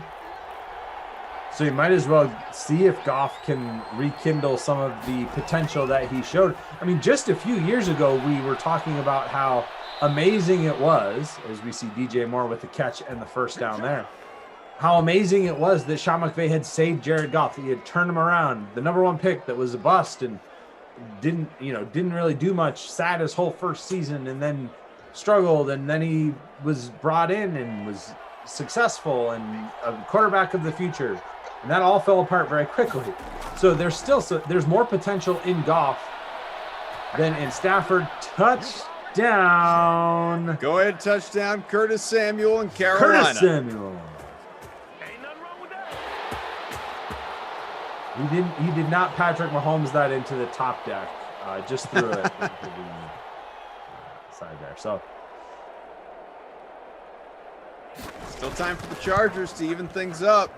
For those that are interested in a little free football.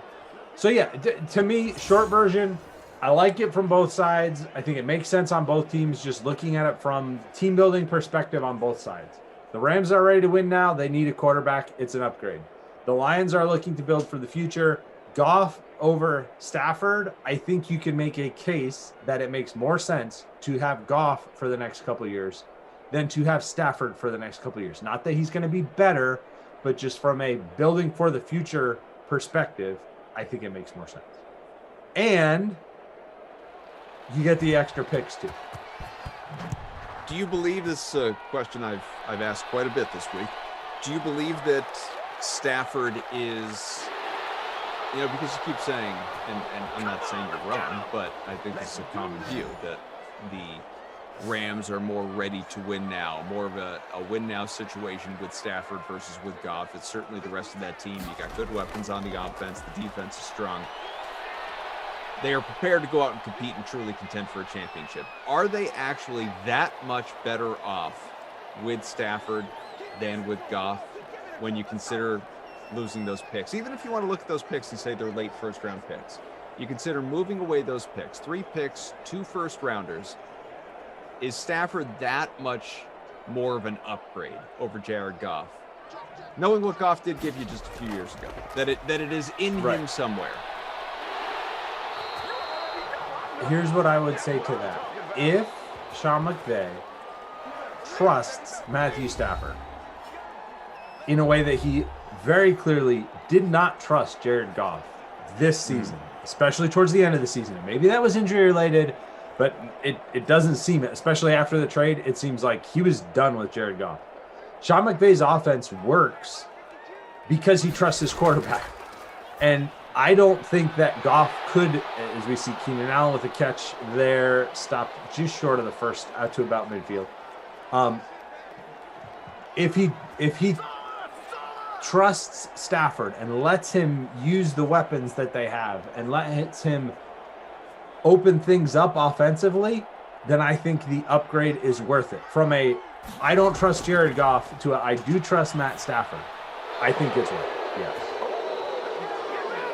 I think it's more, though, about McVay's trust in his quarterback than necessarily the raw skill set that Stafford brings over Goff. Does that make sense? Yeah, that makes sense. And obviously, McVay's got a whole new staff, right? He lost he lost multiple coaches off that staff as well. Big boy pass to the end zone. We got and we're gonna get a pass interference. 3rd and 1 from the 48. Oh, wow. Nothing like a 52-yard penalty to set up 1st and goal from the 1. It's a fullback dive. Oh, boy. We got a touchdown to even things up. And, folks, if you're rostered Uncle Verge, Virgil Green touchdown. Virgil! Woo-hoo-hoo! Robbie Noble, Iron Man, Adam OT superstar trait in play. We there. We are just about there, Robbie Noble. It would appear. It would appear. Now, they did leave a lot of time. 84 seconds remaining. Teddy Bridgewater's going to have a chance here. Both teams, actually, with all their timeouts. So this could still go a lot of different ways. But Verge, with that rushing touchdown to put the Bolts back, well, not in the lead, but back tied up. Let's see I if wish Christian we were seeing McCaffrey Uncle just Verge in returns the this. leading lineup. We're not. He's not even, I don't think, top 10. Oh, Chris Manhurts is 1.7% owned because he is there you go. in a lineup that is number 8 currently. No Uncle Verge in the top 10. That disappoints me. Bummer. He is pretty owned, actually, in the free showdown, 5.35%, which for a tight end, too, does get involved, as we said. And DJ Moore with the catch there, probably going to get our first timeout from the Panthers after that first down. There's still a lot of time. Here. I don't think we're locked into overtime by any means here. Nope, I agree with you. They did not take a timeout. Going no huddle. Still keeping all 3 of those timeouts. Bridgewater is going to take Bridgewater off. going to run. I like it. First, a little bit And more got out to of the 48. bounds. That was Bridgewater very took smart 14 there on the by ground. Bridgewater. Showing off that awareness. Learned that, I'm sure, when he was a backup for the Saints, right? Jason says, real life Virgil has 2 carries for 3 yards in 7 years, but Madden's going to Madden. It's true. It's true. Fullback, baby. And fullback, yep. Some of those tight end 3s, tight end 2s do get some work as fullbacks. Bridgewater takes the sack. Derwin James on the blitz. Second sack of the day Using a timeout soon. for those Chargers. Yeah, I would advise using that timeout. The fact that it's 2nd and 16 doesn't matter. Yeah. A little bit quicker there. Virtual. Well, maybe that's why they fired him. To give you an idea of the dynamic in my house with regard to sports, by the way, my wife Anthony Lane. sitting here texting me and trying to find a time this weekend to take the boys skiing. and she's saying, well, it looks like it's wide open Sunday afternoon. Could probably take them Sunday afternoon. I said, Nothing going on, right? I said, there is the Super Bowl. And she writes back with those crying, laughing emojis. She's like, I couldn't figure it out why it was so wide open. Yeah. Something going on this weekend, hun. Really? I hadn't heard. Big day on Sunday. Oh, the kids would be so ticked if she came home like, I got ski passes for Sunday night. What? Cool, Ma. We're watching the Bucks and Chiefs. Yeah. Have a great time. Have fun skiing. McCaffrey's up to 90 yards on the ground. Just doesn't have a touchdown. Because we're going to run out of time. No one's using any looks timeouts. like it. Yep. What I tell you about that overtime earlier, You're right. For whatever reason, it is in play for me every sim lately. Every sim. It was not only in play, it's where we are headed. It is an inevitability. An hour mark we have hit, and yet here we are. Free football, folks, with Mads, Bry Guy, Patrick, Derek, all you in the DK Sim fam. If you like a little extra, smash that like button, huh? Hit the like. Let's get to 200. One big push to 200 Panthers likes. will get the ball first, so that in mind, folks. Again, if you are new to the way this works, if the Panthers score a touchdown here, game over. Field goal, Chargers have an opportunity to tie or win. If we remain tied, be it 28 all or 31 all after each team has had one possession, sudden death. There are no ties in Simland. this is true, and we will just keep it going until somebody wins. We had a double overtime game yesterday, as I recall. Were you on that one? I was. So it's your fault. Yep. Yeah, Evans says cough streak continues. 1st and 10. Bridgewater, a deliberate pass, and it was incomplete. Could have been picked. He's at 269. Bonus watch absolutely in play for him as well. The extra time should get some people to the bonus, which is good for everyone's lineup. Poppy Herb is in front in our smaller free roll by a little less than 1 point. And that's with a punt play in Arma with no points. Pretty stacked other 5 right now. Bridgewater up to 278. McCaffrey, the catch, picks up 9. Richard says, smashing that like button, hoping for a Robbie Anderson touchdown. Freak of Nature says, I'm really hoping for 6 or 7 overtimes. That would bleed into the next game. I don't think that. I don't think we want to throw off the schedule, as historic as that would be. Now for the first, McCaffrey up to 92 on the ground. Creeping closer. Great tease, did you know? Expect the unexpected. That is the moral of the chat. And also, as Mad says, all of Simland. Aaron says the only good thing for his lineup is Hunter Henry, which is the antithesis of what we were saying earlier. Out to midfield with that catch. Bridgewater 297. He is just about at the bonus. And Ian Thomas 7 for 63. 763. Yeah, not a bad day at all for him either. Does have a receiving touchdown as well. How many catches did he have in real life this season? He may have more in this sim. In this particular sim. He was very uninvolved. Bridgewater bonus. Got there. Oh, he had 20. He had 20 301. catches. So he had 20 catches, 145, and a touchdown during the season. This would be his best game if this was a real game. Speaking of good games, Teddy Bridgewater up over 30 points in the flex after getting to the bonus, and also has the Bundy. 4 touchdowns in a single game. 2nd and 6 from the 39, almost in field goal range. It'd be a long kick right now. Pointing McCaffrey off to the right. Is he going to go there? Bridgewater looks left instead, and an incomplete pass. Too bad. Looking for Curtis Samuel. Had a couple wide open wideouts too.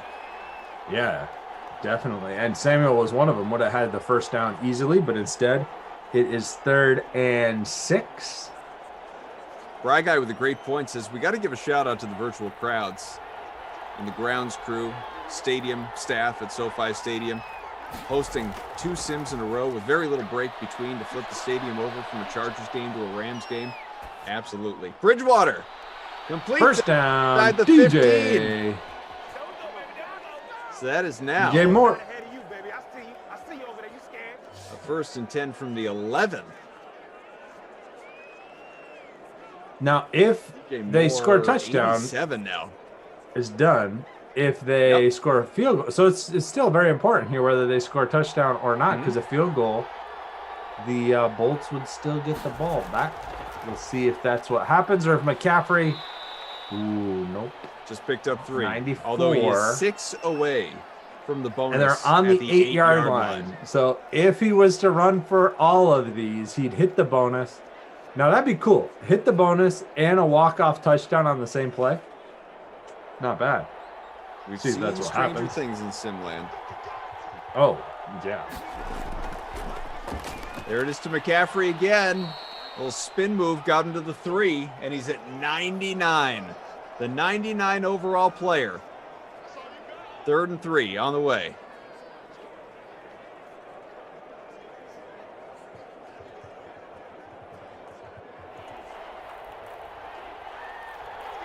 Out of the shotgun. See if they give it to him or if they throw it.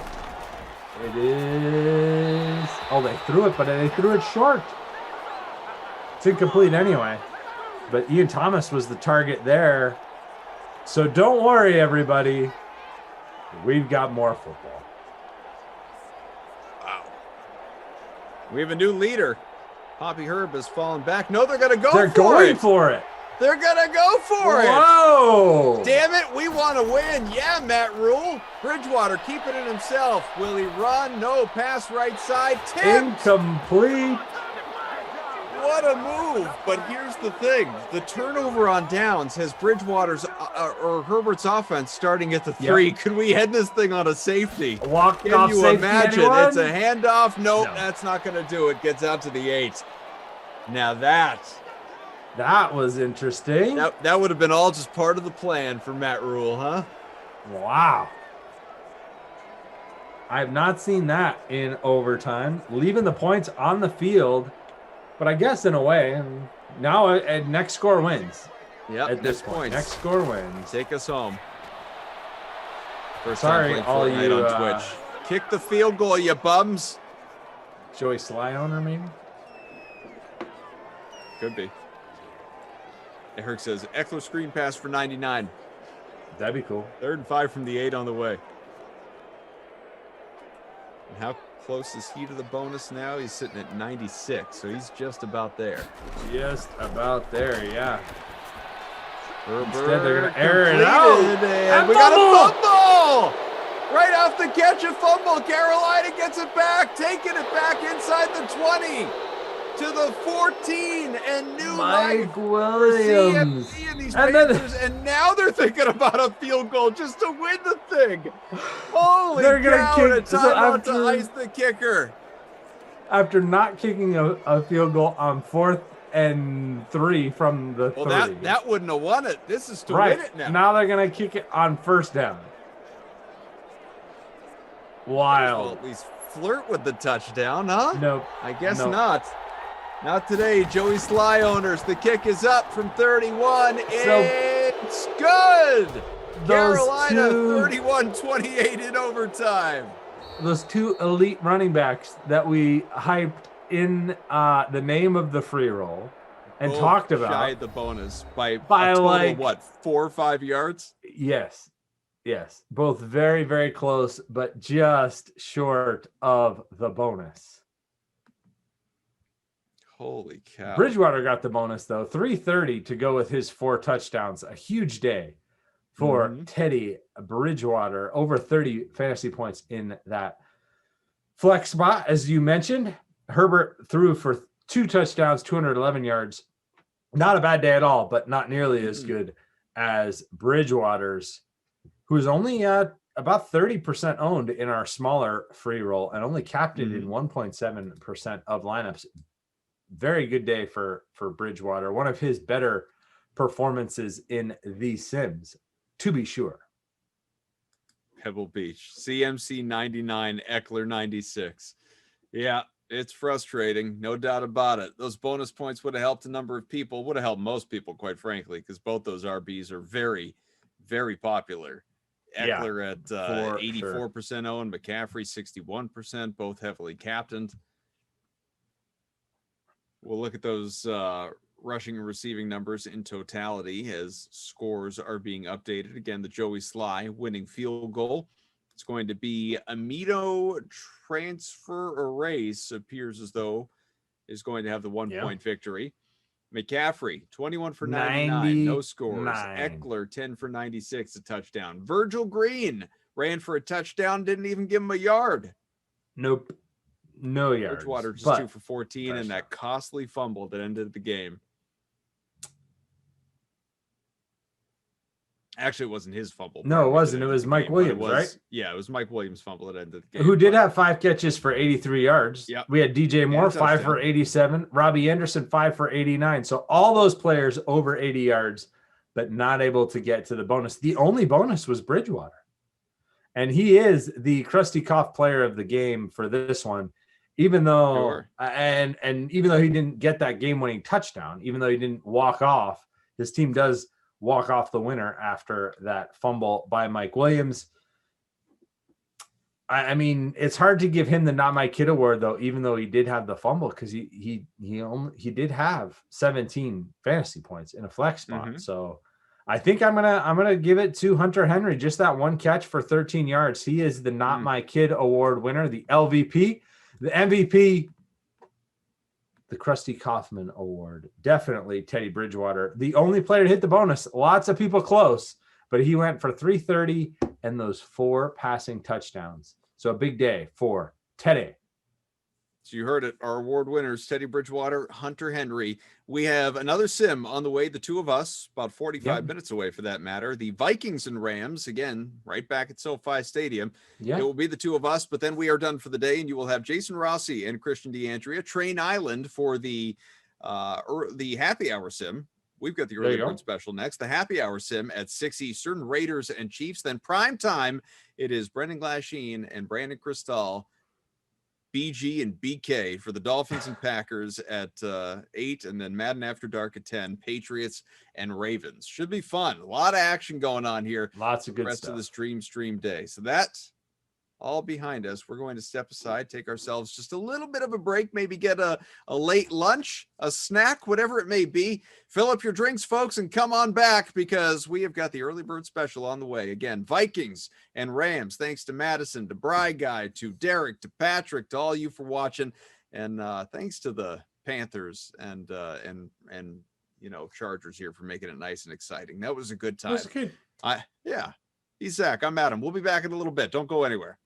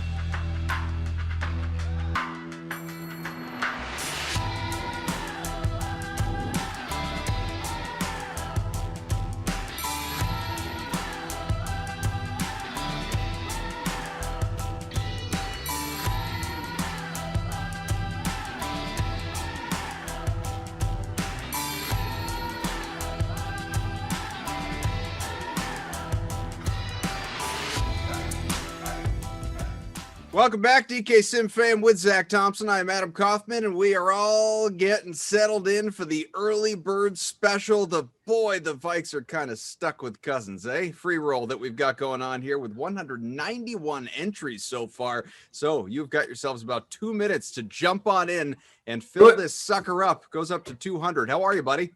I'm doing good. How are you? Good. So Got some lunch between sims? Got some lunch. Should have gotten a little water because I ate something hot, and now I'm feeling the effects of it every time I open my mouth. It's reasonably painful, if I'm being honest. I paid up in the captain spot here. Dalvin Cook, that's my guy. I did the same. What do you think the ownership is going to be on Dalvin Cook in our smaller little contest here? Especially, I think it could hit 90. I think it could hit 90 because there's just not a lot of other must-own options, especially with. He's going to be higher than that. I'm going over 95 overall. I'm going 95 plus overall and 50 plus in the captain spot. That's my. You're guess. saying in our smaller one, though, in our right? smaller Not the. one. Okay. Right. Yeah. I could see that. Yeah, it won't be quite that high just because people doing contrarian things in the free roll. Right. The larger free roll, but yeah. It's so hard to argue against that strategy because he's just been so good, and the rest of the Vikings offense is so bad. There's so few other Vikings you can choose from. Mm-hmm. There's really. Adam Thielen's kind of okay, but Kirk Cousins is so inconsistent. Really? They played the Rams twice. The last time they played, it was 14-10, Rams won. The first time they played, it was even more lopsided, 35-3, the Rams won. So really? The Rams have won this matchup going away. And the Vikings just not able to get much done at all against this Rams defense. And that Rams defense is really good. And we talked about it in the last sim because we were talking about Matthew Stafford joining these Rams. But that Rams defense really shut down the Vikings offense, even though Dalvin Cook actually had decent games both times, just not a lot of scoring touchdowns, obviously, in the 35-3 game, but he'd have a touchdown in the rematch. So I don't think it'll be 35-3, but I do think it's going to be the Rams by a comfortable margin. I think it'll be a lot of points from the Rams. And Dalvin Cook's really the only Vikings player I like. In fact, I never stack as heavily as I stacked in this sim. I stacked all Rams with Dalvin Cook in my captain spot. No kidding. I've got a 3-3 split, and we can dive into it here. Lineups locking in the next couple seconds on Twitch. Heavy Kevy says, shut down Cook, please, if possible. Robert says, you heard the man. Fade Cook now.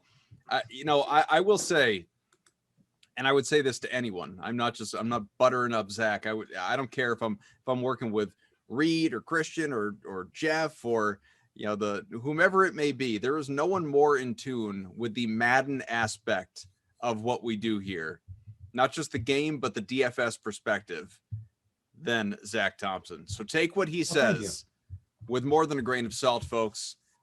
Chalk it up as knowledge. Who's out here telling you about previous matchups, history in these exhibitions or even season contests in Madden 21? All right. What's your lineup, and then I'll give you mine. Gotta keep up with stuff. You do? So I did not go with Jared Goff. So I not only stacked the Rams, I actually stacked all the Rams except Jared Goff. Because I think that if you can get the receivers that are catching the touchdowns, that ends up with more points than the quarterback throwing them. So I have Dalvin Cook, and then the Rams, I have Woods, I have Kupp, I have Higbee, I have Reynolds. So I have all three receivers and the tight end, and I have the Rams DST.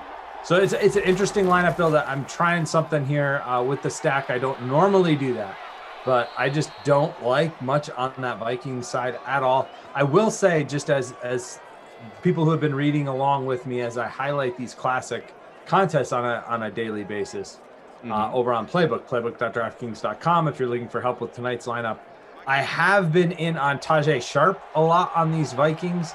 Their wide receiver 2, who does get a lot of those primary routes on the outside because Thielen's in the flat or in the slot, and Dalvin Cook catches a lot of passes in the flat. But the Sharp is really the only other play that I go for, and he's usually just a source of salary relief. And as we see right off the top here, the Vikings not going anywhere in a hurry. Feeding Cook early, though. 2 attempts. He has 2 yards. Oh, yeah. He just hasn't done much. Cousins going to keep it himself this time around. Looking straight away, avoids any pressure, gets rid of it, throws it away, avoids the sack. Throws it away on 3rd down. Why? So I decided to go with Dalvin Cook in the captain spot, and then I do have Robert Woods and Cooper Kupp, as well as Josh Reynolds, Tajay Sharp, and Justin Jefferson. You will notice I faded both quarterbacks. Very atypical for me, but I faded both QBs. In the larger free showdown, Cook is owned in 85.5% of lineups, 36.3%. So Cook is the top owned player, well ahead of the likes of Woods and Goff and Kupp and Reynolds and so on and so forth. However, in our early bird special, the boy Vikes are stuck with Cousins, eh? I overshot it, but only by a little bit. Dalvin Cook is owned in 91.3% of lineups, 40.8% in the captain spot. And I got to be honest, the captain spot in particular, that's lower than I thought. That surprises me. Even if I was overshooting it with 50, I figured we'd be at least at 45. The fact that we're at 40, almost on the nose, I do find that surprising. Almost a little bit of a bargain. Almost. Almost under owned. Oh, it stopped short on 2nd and inches. I guess we'll find out. And Henderson there dropped. Bring up 3rd and inches. I did not have any of the Rams running back situation either. Did you? You don't either, right? You don't have Henderson. No, you don't have Malcolm Brown. Cam Akers not involved in these sims, unfortunately. He'd be fun. Yeah, Cam Akers, forget it. Henderson, will play sporadically. If anyone, I tend to play Malcolm Brown. But we went through this weird period that I'm sure you are aware of with, not only sims that you do, but obviously all the articles that you write in previewing Classic and Showdown and so on, getting the knowledge out there for the people for these Madden contests. We had a week or 2 period there where it seemed like every team had just a ridiculously cheap value option in the flex. And Malcolm Brown was that guy for the Rams. I mean, there were games where I could look it up to be exact. I'm just ballparking here, but there were games where he was like $1,800, $2,400. Like he was really cheap, and now he's back to 5 or something like that, and I just couldn't justify it. Yeah, right, and that's the same here. That's why he's not in my lineup. I do like Henderson as a value play in Classic, but he was very expensive in this showdown. I think he was over $7K from what I remember, and 7.4, and I couldn't justify spending that much on him either. Prince of Darkness, Henderson. Lot of Henderson. 3rd and 5 from the 44, about halfway through this opening quarter already. Not a lot going on, but we do have a first down right there as Goff stays perfect, 2 of 2 from 19. Into the hands of Cooper Kupp for a 9-yard grab. There we go. The best and the beast says, smash that like if you're at work watching the sim. Let's go. Well, I'm at work in my house from home. Watching the sim, talking about it from time to time. Doesn't feel like work though. This is the kind of, I don't know about for you, Zach. I have to guess, especially because you have, more real world responsibilities than I do in a professional sense. To me, this is gravy. This is fun. We're just talking sports here. I feel, and that's true of like all the things I do. I'm very fortunate that all of the things I do are centric to sports, so none of it really feels taxing or like work, if you will, quote fingers. But there's just something about Simland that, I finish up my other things and it's like, all right, now I can just ease on in. Let's all hang out together and let's just talk sports. This is, hanging out with your buddies at the bar. It's a good time. Yep, I can identify with that for sure. Even producer Mad, she's like, oh my God, the same. I just liked it. There you go. We are scoreless. Less than 3 minutes to go here in the opening quarter. We got Mads. We got Bry Guy. We got Zach. I'm Koff, Patrick, Derek, our game ops squad.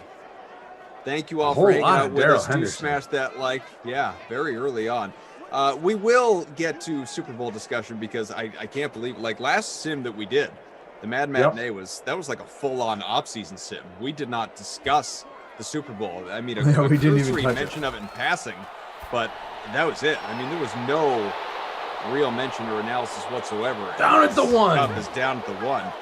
Why don't we pick up where we left off, I guess, because Brady wants to know, you think Kirk Cousins will be traded this offseason or he stays? And you will give more in-depth analysis. I'll just cut to the crux of it. They are stuck. Kirk Cousins isn't going anywhere. Yeah, I mean, I'm sure they would love to trade him, but who's going to be looking at him as an upgrade? Yeah, I mean, maybe don't give him that massive contract. Darrell Henderson, finish the job. Easy walk-in touchdown, and the Rams up early. But yeah, I mean, I'm sure they would love to move to explore other options, but I don't think they've got any options. I think they're stuck. And I think that, I mean, that's the name. Rob Rand says, Zach, what's for breakfast or dinner tonight? So, Rob, you've been here before on Thursdays. Thursday is breakfast for dinner at my house. Yep. And what's for breakfast tonight? Dinner? So we got two dueling casseroles tonight. Not dueling; they're just both part of dinner. We're doing a sausage and egg casserole, and then a French toast casserole, which is both outstanding. So yeah, that's what's going on. They're actually starting them, hopefully, while I'm on this, and then I'll just go out there and eat it. That's the plan anyway. 7-0 Rams lead, about 90 seconds to go opening quarter. Zach, you're our stat guy. You keep numbers. You pay attention to everything in great detail. Maybe you can answer this. Jim says Coop has to lead these sims and get tackled at the 1 yard line. Well, pretty much. I mean, he's definitely among the leaders. I don't think that's an official stat. Not that I have anyway. Should be. But yeah, it does definitely feel like that. He is one of the receivers that does get a ton of volume as far as catches out of the slot, but not a lot of touchdowns. And he's one of the wide receiver ones that works out of the slot as well. So not a lot of those. There's a few. Tyreek Hill, obviously, and tonight's actually the next sim is another one that works out of the slot as a wide receiver one. Get a lot of volume when they do that, but not always a lot of yards. Kupp doesn't get a lot of yards. Tyreek Hill does. Because he has that 99 speed. But another wide receiver one that works out of the slot on the regular is Adam Thielen, who, similar to Kupp, lots of volume, plenty of catches, but doesn't get a lot of yards. In fact, Thielen very, very rarely in the bonus because of quarterback play. Like that. To now demonstrate, Kirk Cousins will throw another incompletion towards Adam Thielen and is now 0-for-2. Madison asked a question in our chat. What is the difference between egg casserole and quiche? Quiche is in a pie crust. This is not a pie crust. It is just in a casserole dish, so it does not have the dough surrounding it. That's the difference. Cousins completes his first pass for 11, 1st and 10 on the way from the 46. Tajay Sharp, you talked about him earlier. So, our Tajay Sharp, who in real life, by the way, on the Chiefs practice squad. Yeah, that's true. Must be here. Says, for the last dang time, Kaufman, will you tell the DK fam about the Zebra insurance ad? I've seen you post this comment. I just have no idea what you're talking about. So there's nothing for me to tell the people. Maybe you tell me what you're talking about, and I can try and add something to the conversation. But I have seen the comments. I just have not had any clue what in the world, where we're going with this. Goff's 3 for 3 in the first quarter, 37 yards. Kirk Cousins 1 for 3, but really it was Darrell Henderson who carried the workload. 7 for 24 and a touchdown on that drive for the Rams. Vikings went 3 and out on their first, a little bit more momentum this time on their second possession out to about midfield. M. Birchie calling us, taking us to task, not unlike others, says, a lot of hate from the commentators for a guy that threw for over 4,200 yards and 35 touchdowns, as if that's standard in the NFL. Oh, and fed the ball to Cook most of the time. Are we, as a collective, too hard on Kirk Cousins? No. Okay. I mean, no, I don't think so. They did win, right? Like they did win that big game or the playoff game. I don't know if it's a big game, but the playoff game last year in New Orleans. Mm-hmm. It's hard to know if Cousins struggles because the offense is limited or if the offense is limited because Cousins struggles. Does that make sense? Like Cousins in the Vikings offense has not been great. Is that the Vikings offense fault or is that Cousins fault? It's hard to say. Which do you think? If you put someone as else that you is, consider to be a better, well, let's start here. What is Kirk Cousins? Is he an average quarterback? Is he an above average quarterback? Is he a below average quarterback? How do you classify Kirk Cousins? Average. Okay. So if you were to put a slightly above average quarterback on the Vikings, would they be superior? Yes. To what they are now, yes. They've got some really nice skill pieces in place. They've got Jefferson now. Thielen's still very solid receiver in real life. We kind of talked about how in these sims he struggles. Dalvin Cook is obviously outstanding. So I think if you gave them, I don't think it's a huge stretch to say if you give them an above average quarterback, then they're a playoff team, because they were a playoff team last year. They just had a down year this last year. And had some weird things go against them too, some close calls. But they also lost some games they very much should have won. The Vikings are a tricky team to me. I was surprised that they were down this year because there wasn't a lot that changed from last year when they were a playoff team and did beat the Saints and were, they did get steamrolled pretty hardcore by the fully healthy 49ers defense in the second round of last year's playoffs. But I was disappointed in them, and they obviously added the Justin Jefferson, who it was a very good rookie wide receiver, set all kinds of records. So they should be, if they get decent quarterback play from Kirk Cousins, and I don't even know that I'm at the point with Cousins where I think it's impossible that he bounces back and has a better year than he did last year, and they're back in the playoffs next year. It wouldn't shock me with the skill players that they have. I think they're a playoff contender this coming season.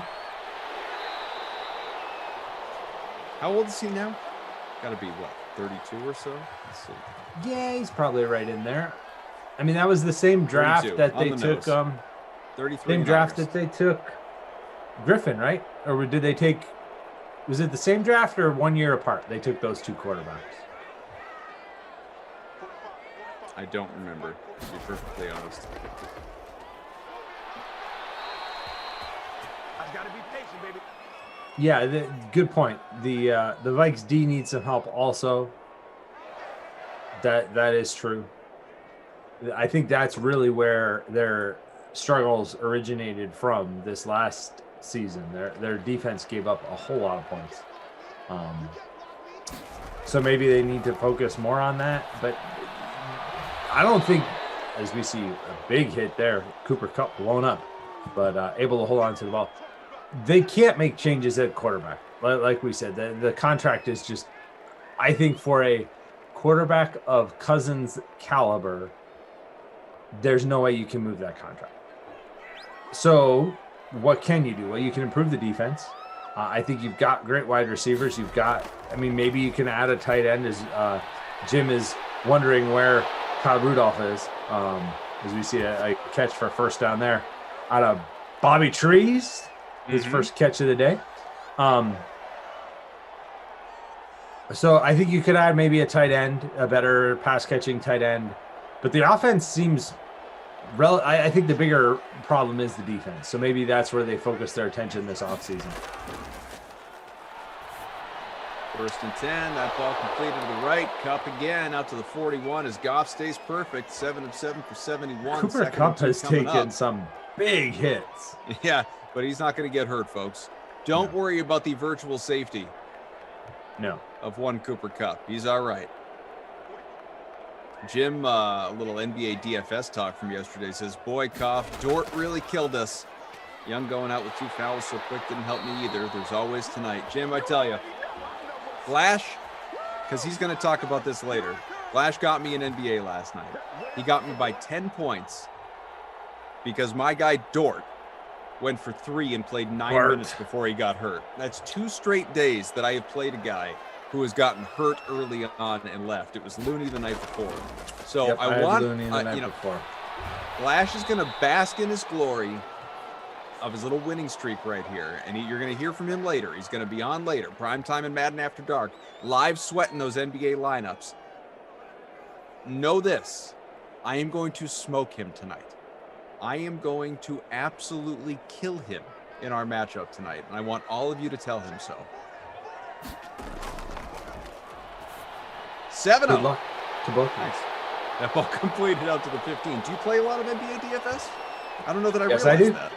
Yes, I do. Yep. NBA DFS is a lot of fun. It is. I mean, I play just about all of them, but yeah, All of the DFSs?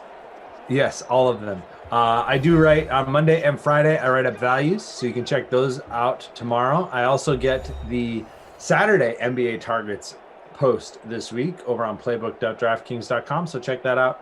All kinds of great NBA coverage there every day. And they've got all the stuff up for today as well. So you can be some help building your lineups if you're not just innately as dialed in to the NBA as Adam Kaufman. If you need to, get some other people's advice, you can go over to playbook.draftkings.com. All Fantasy kinds Hawk of says, good why stuff. didn't you play Diallo? Wasn't he cheaper than Dort? I had Diallo also. Diallo was great. Dort was the problem. Do you make a bunch of lineups in one night, and so you're rooting for a whole bunch of different things, or you stay tried and true to one lineup? I stay to one lineup. Sometimes I will I do vary. as well. It's the same thing I do with baseball for the most part when we get to Major League Baseball. With so many things going on, I prefer to have one lineup or slight variations on that lineup. So maybe I'll have the same lineup, but a couple different starting pitchers, or the same lineup, but the center is switched out. Like I'll do one with, for example, Embiid, and one with Sabonis, right? Like if they're around the same. Those, sure. But just one or two small changes like that, and the rest of the lineup the same, so that I can keep track of who I'm cheering for, quite honestly. What'd you have for points last night? Do you remember? I was decent last night, but not outstanding. I think I can pull it up. I was just under 300, I think. I had I think for what last night offered. Higby with the catch out of the 275. So I was a little, so I was little right there. Yeah, I was 277. So I was right in the same ballpark as you. Only because I had Ish. I thought Ish was going to do a lot better. Yep. Same here. I had Ish and Jeff Teague, who both were letdowns. But I had Don Luca, who helped compensate for that. And my boy Teo, as we see Cooper Kupp, there he is. I play Teo every day right now. I didn't have Luca. I had Brown and Tatum last night. I had Sabonis earlier. I had Sabonis as well. And he was excellent. I had Sabonis and Butler, who is solid. And then Luca. I had Tice and Teague in the late game. Tice was Teague fine. In a showdown lineup that I built. I put Teague in. He not was good. I thought I've rolled with Teague a few times, and he has not been great. And so I gave him one more chance last night because with Kemba out, with Pritchard out, I was like, all right, he's going to get the run out. Yeah, they were all right. So like, if ever there was a Jeff Teague night, it was last night, and it's right where I was. And no, so I'm done with Jeff Teague until further notice, which will probably be next never. Season. No, I never. I'm done. Done. No, I've you're rolled them out right in multiple line with me. times. Exactly what I was thinking. Same deal. I thought Ish Smith was going to be a lot better too with Westbrook out, but Yeah, not much I had there Ish as either. well. Ish was not good. Yeah, it sounds like you and I had very similar lineups last night. It does. I didn't have you had Brown and Tatum. I had Butler and I don't know who else was in that spot, but yeah, very similar. Other than that, that's what they need to do. Get Dalvin Cook catching passes too. Sean says, I did Koff's last minute NBA 2 times and won both times. If I get in tonight, I'm getting the Hattie. Sean, best of luck to you, man. Yeah, I think I finished 4th last night. Right outside the dough. Brutal. Kind of like this Vikings offense. But We're they're at nearing the midfield half, again. second half, I promise. We will get into That's what they got to do right Super there. Bowl Throw it to Dalvin Cook. Yes, we need to talk about the Super Bowl. Antonio Brown did return to full practice today. So, whatever that's worth. I'd say it's worth a lot if you were thinking about investing in Scotty Miller as a value play. Exactly. Yep. Because if Brown plays, Miller probably very limited. At least that has been the pattern for the Bucks, but who knows? Incomplete. Wow. Cousins' throws are so off. I can't roster him. He is an automatic fade for me in these sims. And honestly, Adam Thielen generally is too. Honestly, I feel like Madden might have shortchanged Kirk Cousins a little bit because he's really bad in these sims. He's had some good games. He's maybe the perception of him is a little impacted by the fact that he's really bad in these sims. So we talk bad about him, but that's more sim Cousins. Real life Cousins has his decent weeks. It feels like sim Cousins does not. Akeem asked if I'm going to make the NBA contest tonight. I will. Lineups 5:30 or 7:30 lock tonight for the 5-game slate. So expect it a few minutes beforehand. Stay tuned for the alerts. While we have the time, just a few seconds before the half, who do you like in NBA tonight? Have you started thinking about it yet, or is that a closer to lock thing for you? I have not had a chance to look. It has been a busy day running around working on other projects. Sure. I mean, Luka is always somebody you have to consider. He did not make that. It was close, but just. I mean, you got a lot of studs available tonight. If and we'll see who plays, obviously, because right. LeBron and Anthony Davis, they're always questionable. But Luka, they're questionable. Jokic, Curry, James, Davis, Trae Young. Yeah, and a lot of those guys dealing with injuries to some degree as well. Young questionable with a quad contusion. Yeah, there's a lot to consider. It's a really nice slate. Like it's a very solid 5-game slate. You've obviously got the big Lakers Nuggets matchup in the late slot, which is a lot of fun. Jokic against the Lakers should be a good one. And Luka Steph in the early game is nice run. Malcolm Brown. Almost 3 for 28 to Almost. close out the half anyway. Yeah, threatened a little bit there to turn that one upfield and make things interesting. But 14-0 lead by the Rams. Not surprisingly, they have dominated this Vikings offense, that defense shutting them down. But a little bit of a surprise, Jared Goff, perfect. 13 for 13, 114 yards, and that touchdown, which was to Cooper Kupp. Almost had a second to Kupp, but he was stopped at the one. Darrell Henderson finished that one off. All the incomplete passes coming from Kirk Cousins, who is just 4 for 8 on that side. As you mentioned, Brown, 3 for 28, which he helped with that last run. Interesting, Henderson actually out-rushing Cook right now, which is impressive, but Cook does have 2 catches for 39 yards. He usually does keep himself from being a total bust by getting involved in the passing game. We see the same thing with Derrick Henry. and a few other of the very top tier running backs who do kind of cushion any down game they do have by usually getting involved as receivers. If I may prop up my boy for a second here, Zach Thompson has nailed the game script thus far on this game, talking about previous matchups and Ram stack. And obviously, so far we're all wrong about Dalvin Cook. We'll see which way that goes. But Zach is out of 196, almost full.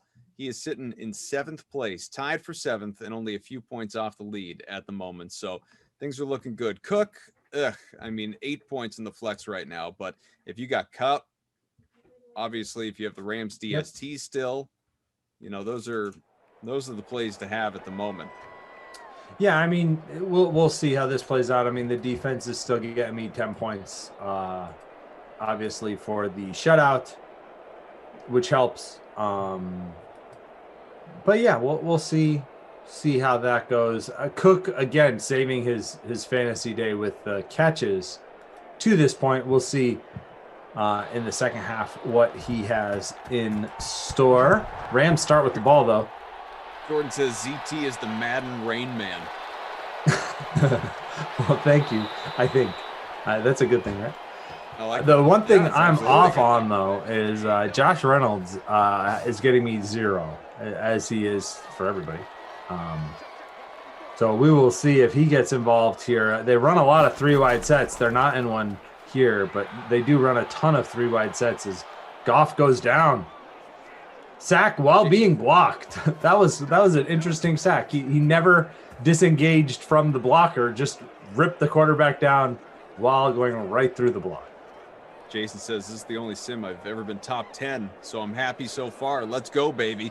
Get it done, Let's Jason. go. Stick around. With Zach Thompson, Adam Kaufman, Madison, Bry Guy, Patrick, Derek, all you watching here with us. About 500 on the YouTube stream, thousands more across Twitch, obviously, along with the Game Center, DK Playbook, DK Nation, wherever you're finding us, we do appreciate it. Well, that was an interesting effort, if you want to call Goff it an effort. had 4 days to throw the ball and then spiked it into the ground with no receiver, especially close. I don't Getting even know close what to that was. 250 likes. Smash that like button, folks. We got plenty of people watching to be able to help get us there. Let's get to 250 likes by the end of this quarter. Well, we've talked to Says, I NBA. like it for the galloping chicken sack. Yes. Hey, there you go. We've touched on NBA. We've touched on a whole lot of NFL offseason. Here's something talk about the Super Bowl. Well, we can get there, but before we do, Trevor Bauer is reportedly nearing his decision as to where he will pitch next year. There are 2 finalists, according to this report from Twitter, which I'm seeing retweeted. I'm trying to see who the original was from. But anyway, Mets and Dodgers are the final 2 teams. Mets going all in, huh? Yeah, well, they've got the money to do so now. Dodgers is just a rich get richer kind of situation if he winds up going there. Well, yeah. And either one, really, because the Mets' starting rotation is fairly solid already. It's just whether they've got the hitting to produce. Bright Guy with the interesting point. How do the Dodgers even have money for him? Because the Dodgers are because fully there's willing to pay no the luxury tax. Right, yeah, because there's no hard cap in baseball, and the Dodgers They've been spending like this for years.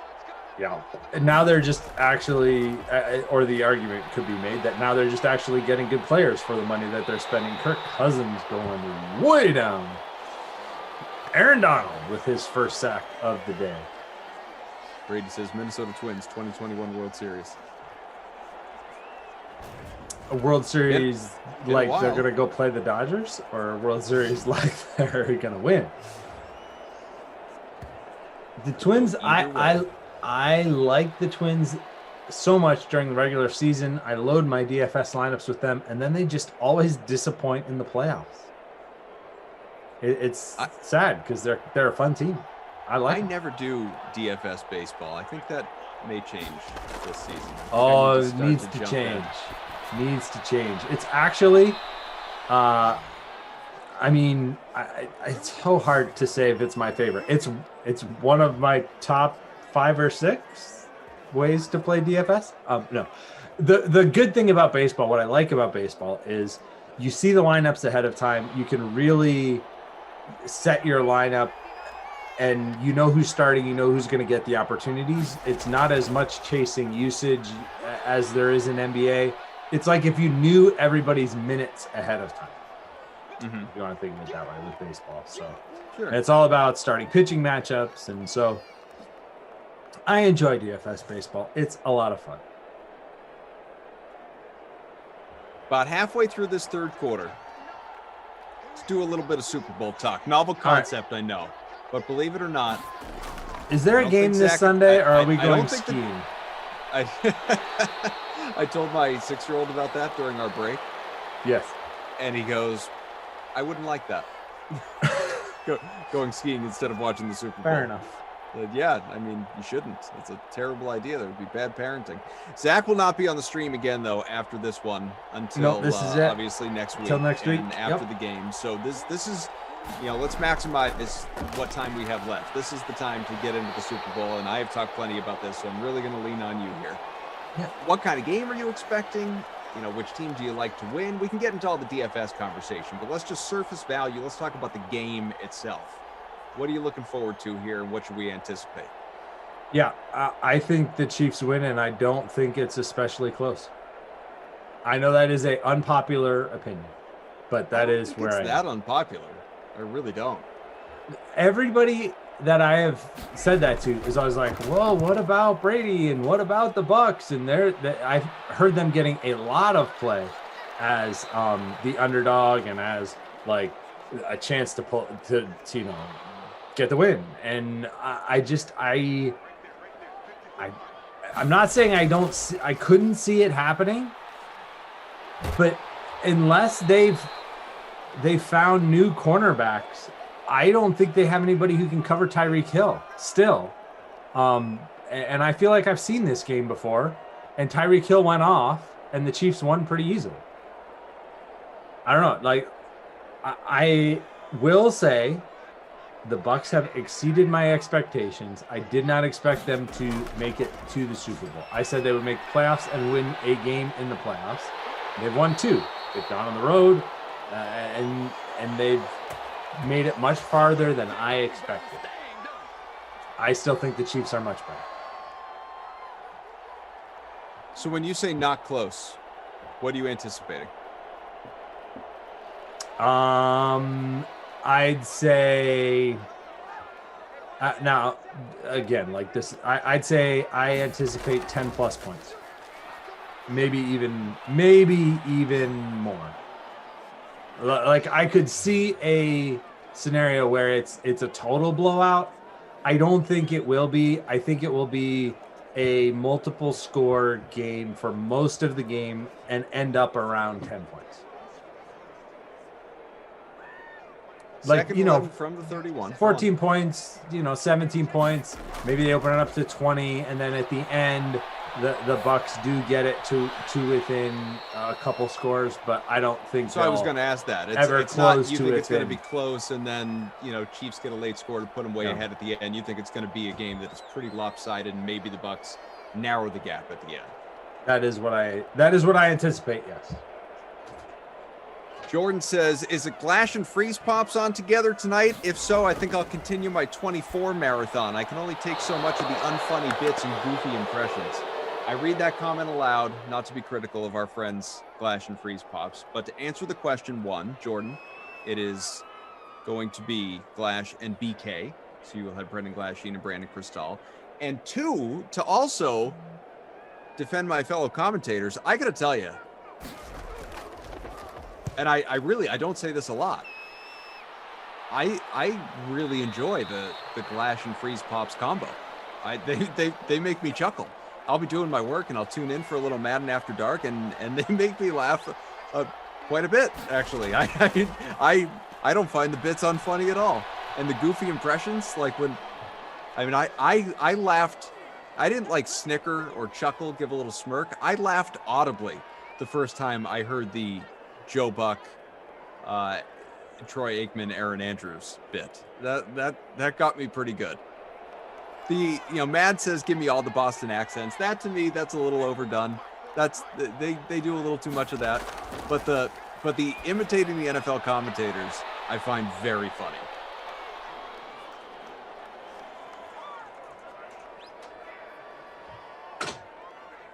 Care Bear Rambo says, I'd tell Zach that I follow him during MLB for his write-ups, but he doesn't read Twitch. Well, I think I just did, or at least someone did for me. So there we go. Yeah, you can follow me. Someone did for me. It's so true. So I don't have to. ZT_sports on Twitter. I do retweet a lot of my stuff from Playbook there. I don't do a ton, but you know. It's there, playbook.draftkings.com. Follow there. There's all kinds of great content from a lot of very smart people, and they even let me write some every once in a while. Jordan says, Coffee and Glash arguing about your NBA rivalry is so much more entertaining. I did crash the Zoom the other night to lay into Glash because I did not like what he was saying. Oh, really? It rubbed me so the wrong way that I messaged our producer. I said, are you producing this tonight? Can we unlock the Zoom? I got something I got to get off my chest. So you crashed, huh? I like did. it. I just jumped right in and interrupted all that was being said. I had things that had to be said. Chris says, Tom and Fair Glash enough. are Madden After Dark. Carl says, Glash and Freeze Pops, the best Madden After Dark combo. Changed my mind. That's easy. It is me and Gary and Thorne. You guys just do movie talk the whole time? Yeah, we do. We do. That's it. Sim in the background. It's a regular, Madden Sim and chill. It's just me, Gary, and everybody else. We're just hanging out as we got a 14-0 Rams advantage here. Matt says she does miss the classic Lash and Moose. Well, Mads, you're the schedule maker. Make it happen. That's kind of true. I mean, Goff 141 a touchdown. Cook up to 44 on the ground.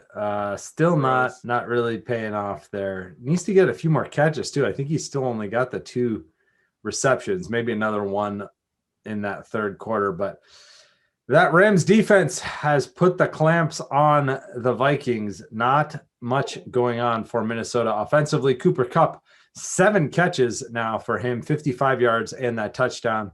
Even when he gets all that volume, the PPR volume, which definitely makes him a very viable play, he doesn't usually threaten for the 100-yard bonus because he just doesn't run deep routes. He runs the shorter routes out of the slot. So that's why we're seeing that from him.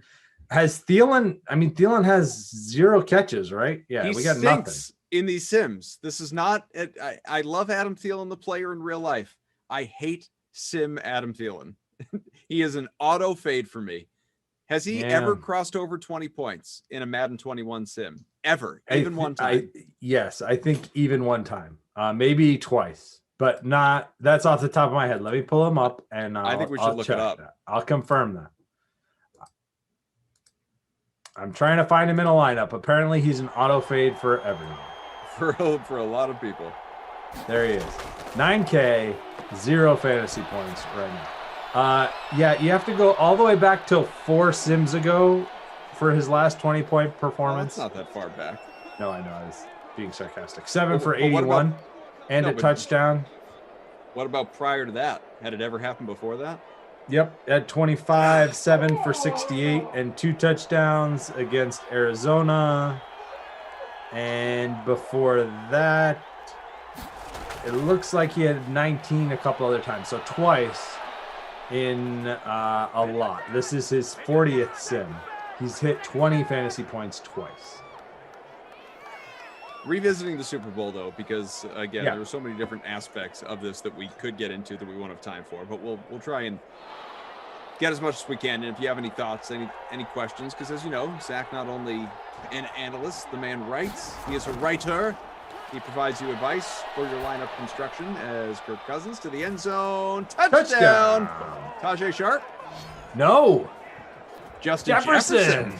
Hello. He does not usually get much going in these sims. Is the wide receiver 3, but he's in your lineup. So there you go. Much better in real life than he is in these sims because these sims use the ratings and depth charts from week 1 And in week 1, we didn't know that Jefferson was going to be nearly as good as he turned out to be. So there he is with the score to put the Vikings on the board, and it's a 1-score game. So maybe that overtime streak isn't dead. I just said We'll it. see, I'm huh? sorry. Yeah, I know. You said it out loud. I did. Madison. Ah! Robbie Noble's in front, by the way, by about half a point. So, all right, you've given us your thoughts. You believe Kansas City is going to run away with this Super Bowl. Yep. Or Tom Brady, who obviously has earned another championship like no one ever before him. I mean, if anyone deserves 7, it's Tom Brady. He's not going to get there, according to Zach. That It's is going true. to be 6-2. We are narrowing that gap, the championship gap, between he and Patrick Mahomes.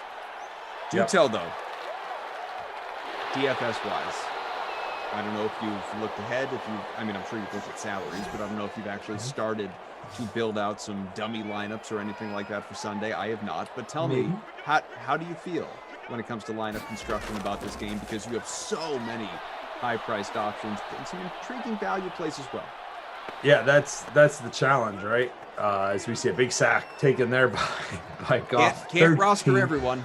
Yeah, that is the challenge, because Kelsey and Hill and Mahomes are all so good, and they're so good in these sims as you build your lineup for tonight, but they're also so good in real life. And I don't see the Bucs having the answers to stop those 3 specifically, especially in the matchups, right? Like if you look at the specific matchups, the players that'll be defending them, they're just they have such an advantage in those spots.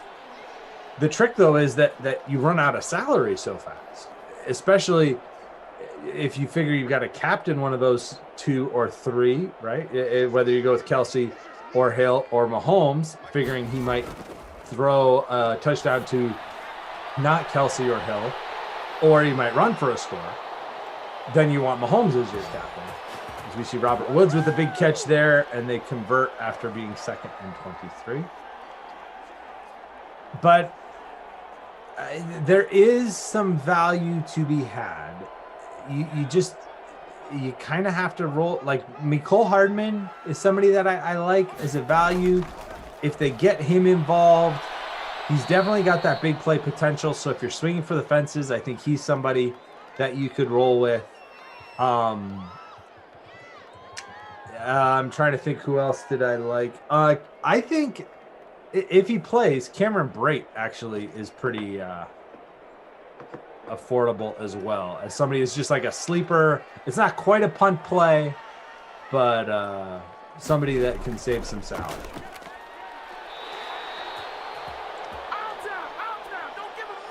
It's going to be, I feel like this is the kind of lineup construction I'm really going to waver with quite a bit, especially when we get to Sunday. I don't think there's, short of, we talked about this earlier, the Antonio Brown element of things as it concerns a Scotty Miller. Yeah, if Brown is out, then Miller's a great player. Yeah, that obviously could impact my thinking. But in terms of the stuff that we expect, I don't know how much is going to waver from where I'm at right now. I don't know. It feels like you want to try and roster both the QBs. Are you going to pay up for one of the receivers? Or tight end, obviously, Travis Kelce. Are you going to try and pay way down with some real true and true punt plays in terms of your value and just hope it works out? A Ricky Seals Jones or somebody like that, so you can pay up at other places. Sherman, I don't think Anthony Sherman. Yeah, Shermanator, baby. I don't think I don't envision rostering a DST. Now maybe you feel differently about that, given how you feel about the Chiefs. I do think the Chiefs DST is in play. At least, again, I haven't finished my rosters. I haven't filled them all out. But I would consider the Chiefs. Did you see Tom Brady in the second half of the last game against the Packers? He threw 3 picks. It wasn't good. Yeah, on wasn't consecutive good. Possessions. Exactly. So I do think, especially if the game script goes according to what I said earlier, where the Chiefs are playing from a comfortable distance ahead, and the Bucs have to abandon the run, and they have to start throwing the ball deep down the field, I think there's definitely the potential for some turnovers. And you may have also heard this. Tom Brady is not the most mobile quarterback in the history of the National Football League. You stop that right now. I know. So there is the potential that if you can get pressure on him, you could pick up some sacks. So I don't hate the Chiefs DST play at all. I don't think, I mean, it's not going to be a shutout or anything like that. But Reynolds, it's your boy. there he is. But I do think they'll be able to create some big plays. So Jordan says, Cuff, so you're only going to roll with a single lineup in all Super Bowl contests? Jordan, that's correct. I will play however many head-to-heads or small little group contests. I'm sure we'll have one, among our production team, 20-person or 30-person or something like that. But yeah, I will make one lineup, and I will passionately root for it. That's that's how I'm built. That's how I'm built. I don't like to get caught up in all the others, because we got to remember, I'm not out there trying to win the million. I'm not out there in these huge GPPs with tens or even hundreds of thousands of people. I'm out there trying to beat one guy in a head-to-head or 20 or 30 people in a, so it's, I just only gotta stick with the one lineup that I want and hope it works out for me. Fair enough. You make a lot of different lineups for this? Nope. I know not for NBA, but for this, I will do. Still? I mean, again, I will make variations, but they will be minor. So it'll be, this is my lineup, and then maybe I switch out that cheap play. Like we're talking about, the DST or Scotty Miller or Cameron Brate, or like those. If I end up going with one of them, I might have one version of my lineup that has the DST and one that does not. It has somebody else around that same price point. And I don't have the salaries right here, so I'm not making my lineup right now, but we would, I'd have probably all but one that would be the same, and then vary it just a little bit. But yeah, it would not be brand new, like from scratch lineups.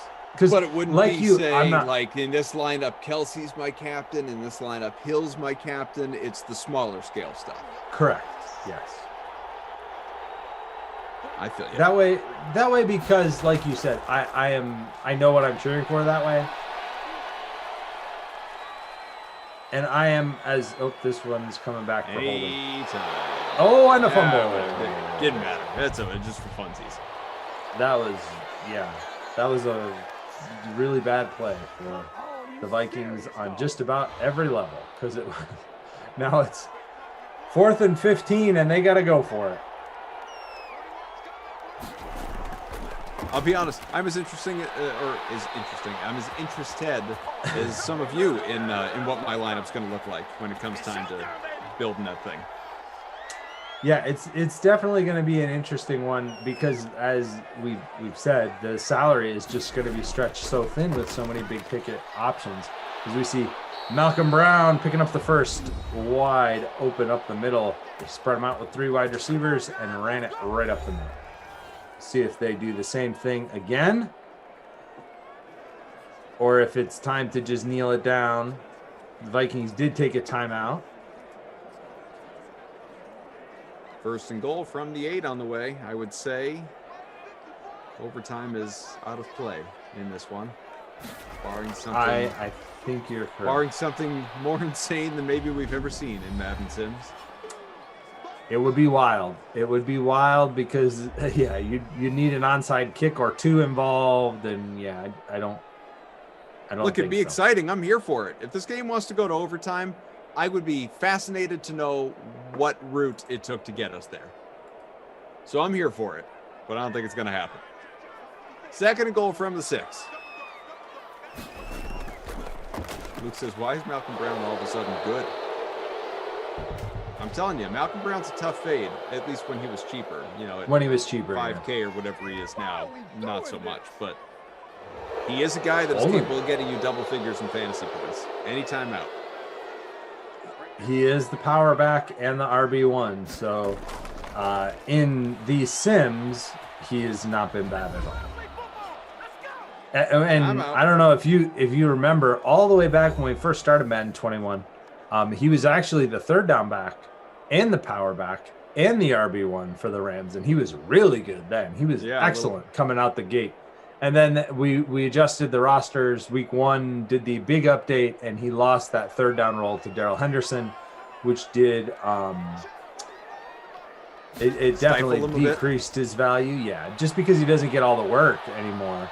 But still in clock killing situations like this, he does get a lot of carries, and he's put together a nice little game here, although he does not have a touchdown.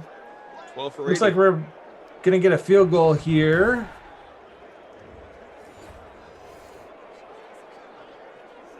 So the Vikings will get the ball back. So if you've got Dalvin Cook and are hoping for a last-minute burst from him, or if you're hoping Adam Thielen gets a catch, maybe some more Justin Jefferson, all that could happen because they will get the ball back. Boy, Zach told us earlier we were going to get a route for the Rams, and sure enough, I'm sitting 15th at the moment. Nice. 17th after that kick, actually, it looks like. Where is ZT there? Where are you hanging out? I don't know. 33rd right now. Okay. Yeah, we're pretty close. We're only 33rd. about 4 points apart. I'm not going to catch first, though. I think I would need a miracle. About 8 points off the lead with a whole lot of people in front of me. It's Derwin B in front by a quarter of a point. You know what I keep coming back to, and I've said this on The Sims before, so forgive me, those who have heard me say it, but I just keep coming back to, and not knowing what my lineup is going to look like, because I haven't started playing with it yet, but just thinking about it. Man, I don't know if I'm going to roster Cam Brate or not, but I really do feel like Cam Brate is like an automatic touchdown this weekend. I really do. I don't know why. I just can't escape it. More than anybody else on that Bucs side, more than like a Leonard Fournette, I feel like Cam Brate is just an automatic touchdown this weekend. I'm probably in the minority. I agree. He's a play I like a lot. And I'd be surprised if I don't use him in at least one of my lineups as a cheap play. Like I said, I'll switch that up, and there's Dalvin Cook. But yeah, he's a cheap play I like. Is he dealing with an injury too, though? I think I saw that somewhere, or maybe I'm making that up. I'm not positive. So obviously, not that I recall reading about, but maybe. Assuming he's healthy. Oh, he's not happy. See that throwing that? Yeah. So okay. On the ground. Yeah, not happy at all. Here you go. Cameron Brate was added to the injury report with a back issue, and he was a limited participant in today's practice. So that'd be fine. I would assume so as well. But that is what I was remembering seeing creep across my feed earlier today. So neither QB gets to 200 passing yards. Goff, couple touchdowns, 195. He was 20 of 23. The ironic that we spent so much time talking about Jared Goff in the last sim. I know, right? Rams sim, and I don't even think we said the words Detroit Lions until now. Cousins, 175. He has a touchdown. And Dalvin Cook. So much for the Don't Fade Cook crowd, i.e. us. 13 for 50 on the ground. That's it. No scores, nothing interesting. 12 for 80 from Malcolm Brown, 10 for 44 for Darrell Henderson, and a touchdown. So Cook of those three was the worst of the running backs so far. Ugh. Yeah, but he did make up for it a little bit with some catches. So again, he kind of gives you a little bit of a safety net whenever you use him because of that PPR production. But yeah, not a great game for him by any stretch of the imagination. I'm going to give the Krusty Kaufman Award to Cooper Kupp. Good pick. 8 catches, 59 yards, the touchdown. He is the captain in the leading lineup in our small contest. And I mean, he had the best game of that group. I mean, just to finish Dalvin Cook real quick, he still ended up with 16 fantasy points, which is not awful.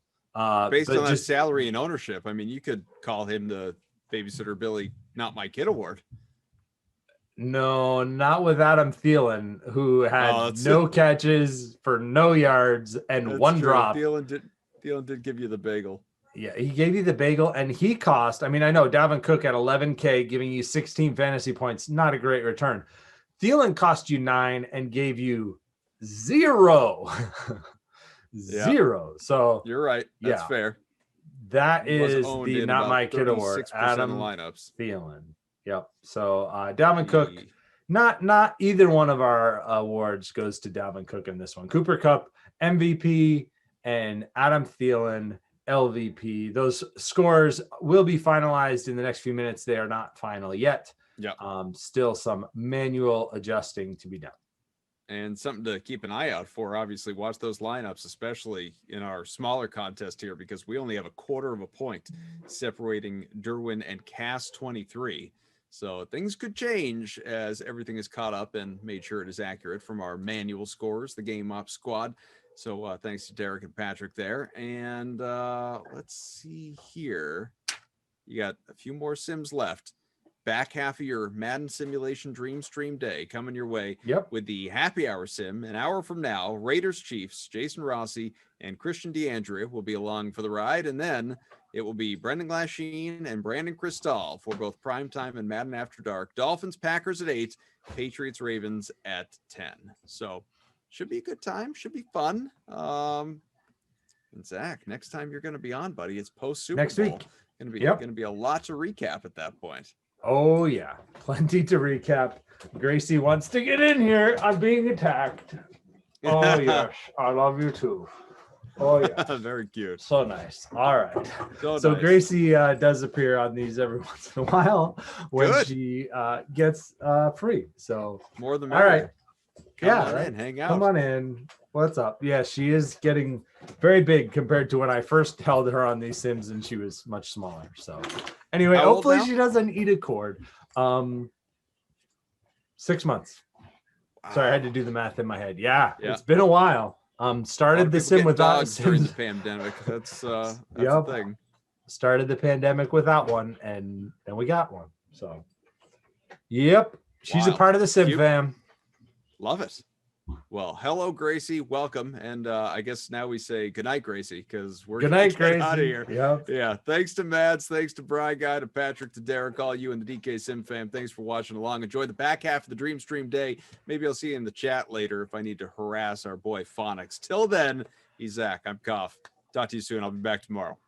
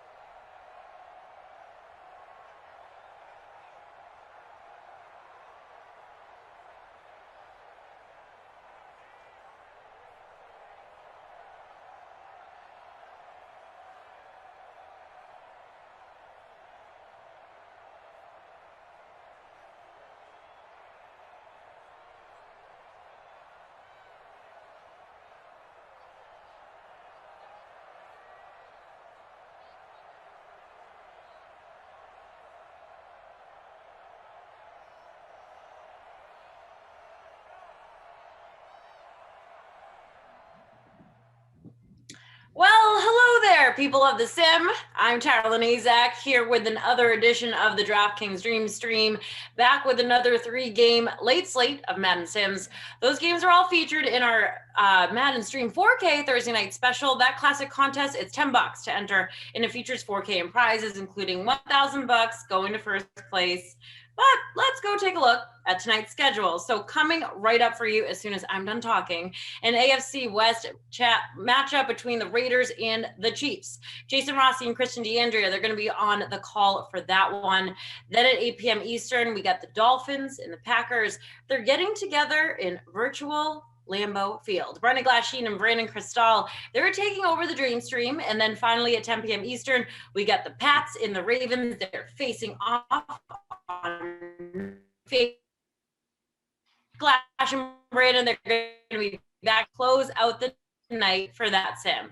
Well, we are almost ready. This is happening on DraftKings right now. The big game. It's this Sunday. It's not too early to start looking at your lineups, though, for the NFL $5.55 million Super Bowl 55 millionaire contest. For just a $10 entry fee, you're going to get a shot at $1 million grand prize. Yeah, you heard me right. That's just one of 3 contests with a prize pool of at least $1 million for the big game in Tampa. So head to the DraftKings lobby right now and check all of those out. And we have a full weekend of DraftKings greatness planned as a part of the DraftKings $250,000 tailgate weekend. Check out the DraftKings lobby now for a number of huge Madden contests, including Saturday's Madden Stream 55K free big game preview. That's a free contest with a $5,000 grand prize. We'll have plenty more contests and events all weekend long, so stay tuned to the Dream Stream for more info on that. And don't forget to check out all of the other action. We got plenty of it over on the DK Sportsbook on the NFL, NBA, NHL, college basketball, UFC, and so much more. All right, time to get the show on the road. Let's kick off our night Madden Slims with Raiders and Chiefs. Here are Jason Rossi and Christian DeAndrea. Take it away. Thank you, Tara Lynn, in the wonderful state of the Super Bowl hosting this Sunday. Christian, what's going on, dude? I'm in a very different state right now. Yeah, you are. The snow is coming down horizontally on me right now. It is going to be about 12 degrees out when I go out to shovel after this sim. But let's talk about this sim because get into it. Yeah, what we got two teams that are, and producer Mike dropped it in here, very bad at the sim level. I don't want to even sniffing 500. The Chiefs are 3-6. Yeah, crazy. It took them 2 years to lose 6 games, and yet here in Simland, not very good at all. The Raiders even worse at 2-7, and I think the Raiders are going to go 2-8 because they have that terrible pass defense, and because they have to go up against Patrick Mahomes and the best passing game in the NFL. The Mahomie. Yeah. Yeah. So we'll get into obviously lineups of lock. We'll get right here into the action. You talked about it, Vegas. Chiefs, if you want to go roster construction, this is another, it's always tough with the Chiefs. We've been talking about it all week, Christian. We've been together like more than me and my wife have been this week. And it has been, yes, I hold you dearly, by the way. But with that being said, like we have had so much time to talk about the Super Bowl. But just looking at this matchup, I'm like, boy, there's a lot of guys you got to pay up for. So where did you go? How did you do it? What are we looking at? What is your winning lineup? Listen, I had to go must roster on the Chiefs' big 3, especially with his passing defense. It was just unavoidable. Had to throw him in there, and they're playing at home. Go big with those guys. Originally, it was Tyreek Hill in the captain spot, but that doesn't save you any money for anyone because you got to get to 7,200. He's like a must play at that point, even against a team like the Chiefs. Because you know what? Raiders probably going to have to throw the hell out of the ball. So I got him in there as well. In order to make this a little bit more affordable, paid way down at captain Henry Ruggs, 10-2 in the captain spot. And Ruggs has been a little boom but he's been hot lately.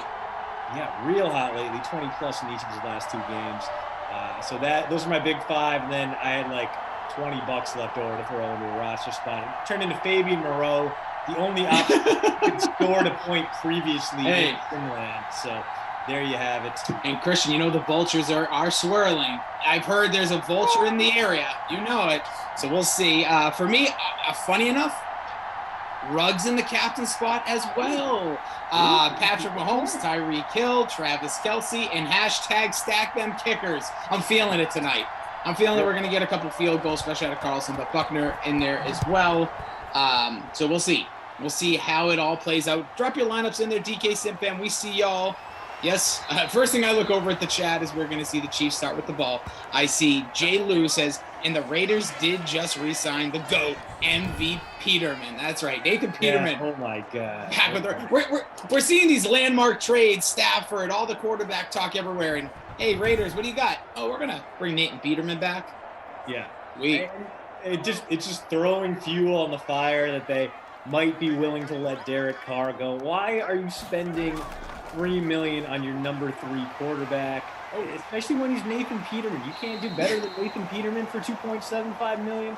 Rossi, you or I could go out in a game and throw fewer interceptions than Nathan Peterman typically does. I get that he's got that upside. I get that he was once a hot prospect, a former 4th-round pick, but at what point in his career? This just seems like Gruden shenanigans. Hey, man. Yeah, I was going to say, it's all Gruden. Hey, man, I like the way you threw that ball out there. You throw a pick, don't worry about it. Like, he's just so relaxed. Flag on this play. The ball's going to be coming back.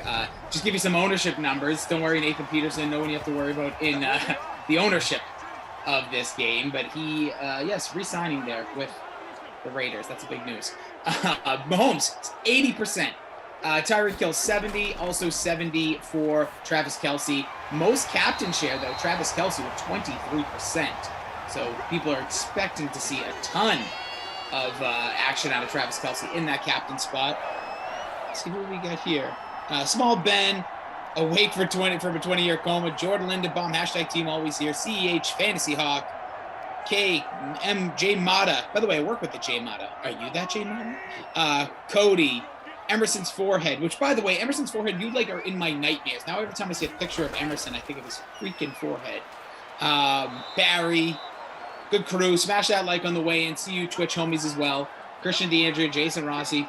Excited for this one. We'll see how this all plays out. Chiefs got a 2nd and 11 here.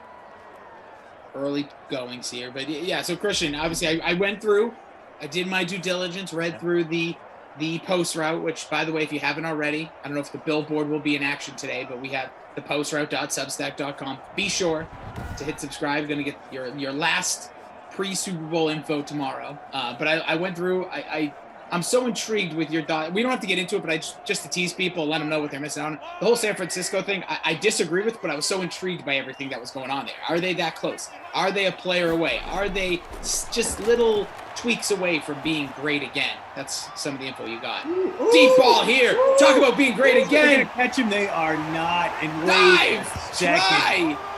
What? Oh, no. Is that it? Are we getting a early start in the vulture talk here? I mean, does that count as a vulture? I don't think it does because it's a deep ball touchdown, but maybe it doesn't because this is the Chiefs. But holy crap, yeah, sticking a linebacker on CEH. I'm not sure if that was a wheel route or what, but just a sprint up the seam, and yeah, very tough to catch. Wow. I'm going to say not a vulture. I'm going to make the call here because he is out there. But, man, going deep, you're thinking, okay, that's Tyreek Hill. Maybe Sammy Watkins because you could tell it wasn't Kelce. But, man, wow, no, says Small Ben several times. Unbelievable. Bomb to CEH. They're trolling us at this point. Yeah, maybe. I mean, to be fair, that is very much what you may see from the Chiefs in the Super Bowl. If you saw that in a real Chiefs game, you wouldn't be like, oh, that's out of place. You'd be like, of course, Eric Bieniemy, the Chiefs, Patrick Mahomes. Yeah. You know what? If it were any other team, if that were like Le'Veon Bell coming out of the backfield and doing that for the Sim Jets, then I would be like, oh my God, this game. But no, that's pretty much dead on for this Kansas City team. Unbelievable. 150-60 view in our Rossi and Christian contest. I'll tell you, short start, but Lord Silverman out to the hot start there. As you can see, CEH in his captain spot, already at 20 points in the captain. 115th touchdown for Mahomes, 31st TD overall for CEH, his 8th receiving. So something he does do, Christian, is catch those touchdowns. El Bongo says, not a vulture, could have easily been a screen pass. I was thinking about it, though. I was thinking about it. It was surprising enough that he was in consideration. So let's give the man his due. He was a surprising deep ball threat. Yep. So we get to see what surprising deep ball threats these Raiders may come up with. They were hoping it would be Ruggs, but he underperformed as a rookie. It was not, He had a couple of moments, right? Like he had moments, but not like great games. I didn't watch a ton of them, but obviously saw the game against these Kansas City, the team that stuck the knife right in the back of this season because they had the lead with that minute and 10 seconds left, 3 passes later. The Raiders season was basically done from there. But yeah, Ruggs has had moments, but I'm expecting big things from him going forward. He looked like he could be, a real true star. And do you think Derek Carr's back? Question mark. I kind of don't. I don't think the Raiders will pay up. I don't think they're going to do what it takes to get Deshaun Watson. I think that instead, Gruden will galaxy brain his way into thinking that someone else is as good as Deshaun Watson. He will try to spin it that way, whether it's Jacoby Brissett or whether it's he goes out and trades for Jimmy Garoppolo. I think they will make a move this whole time as Carr hit under pressure, going to have to punt it away here after getting nothing on 3rd and 1. I think that he has done nothing to suggest that he's committed to Derek Carr in any meaningful way. That has been completely on brand for John Gruden. He's kind of run screaming from every opportunity to be like, that's our quarterback. We love him. That's our franchise QB. Gruden wants to bring in his own guys, and I get that. I just don't know if they're going to find someone better than Derek Carr. Carr has been saddled with a below-average receiving core the past few years. He made the most of that 2 years ago when he checked down all the time. Great punt. Very accurate. Very quickly, just awesome punt right there. Stopping him at the 1. But are we going to get a 99-yard touchdown drive? As you were, I apologize. No, but Carr, I feel like we did see a nice kind of bounce back from Carr. He went from being a check down guy to throwing for more than 8 and 10 yards per pass. His accuracy didn't fall that much. His passer rating actually went up. He was trying tougher throws and getting more out of them. There are obviously issues. He's not going to be an all-pro quarterback, but he's got a good Pro Bowl baseline that you can win around him.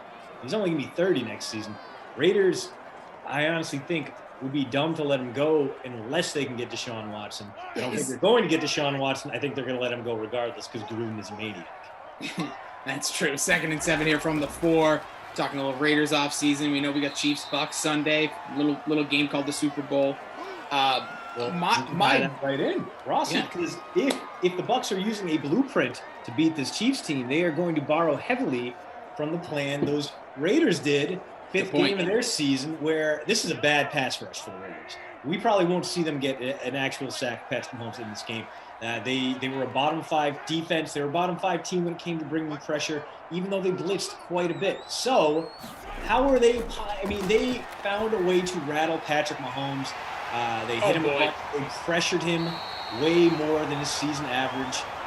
They sacked him 3 times. They hit him like 5 or 6 more times. And they forced him into a lot of bad throws we don't see from Patrick Mahomes.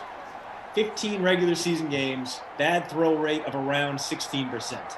This one game in Arrowhead against the Raiders, bad throw rate 26%. So they found a way to rattle him, make him sky some passes, throw some uncatchable balls. That was the difference, and it all started up front. Good news for the Buccaneers is they can replicate that without necessarily having to send blitzers. They got a tough front 7, and they have a very opportunistic group of defensive backs. A lot of young guys. Maybe the moment will be too big for them, but we've seen Sean Murphy bunting. What are you doing? First playoff game, interception. Second playoff game, interception. Third playoff game, he cheated. He definitely got an interception hard multiple times, but interception. So will he make it a Bundy? Will he go 4 for 4, Christian? I think Mahomes will throw an interception. I don't know. I'm putting the mortgage on it. I'm putting the mortgage. I'm saying it was Christian told me to do it. I am betting the mortgage. I'm just kidding. No, I like it. It's a great breakdown too, because you're right. The Raiders gave, even both games, they just gave them hell. And obviously we saw Tampa Bay that game. Tampa Bay didn't do that. Also, you saw Buffalo so there's definitely, we've seen, there is a way to beat this Chiefs team, but is there a way to beat this Chiefs team when they just want to just snap their fingers and go all in? Because we've seen that time and time again, Chris. We're even seeing it right now. It was the 3rd down at the 4-yard line. Boom. Pass to Tyreek Hill. Next back to, now they're at the 47, a couple passes and runs later. This is just what they do. It's a weird constructed offense because there's so much star power. But in moments they kind of I don't know how to say it, but it's almost like they kind of play down, or they play without that intensity. I think it's the best way. Obviously, they've been playing most football. Yeah. No, I think the crazy thing is that, like, we're talking up this Raiders defense like it was the way to beat the Chiefs. Yeah. Scored 32 points. They were still one last-minute drive away from sending this game to overtime.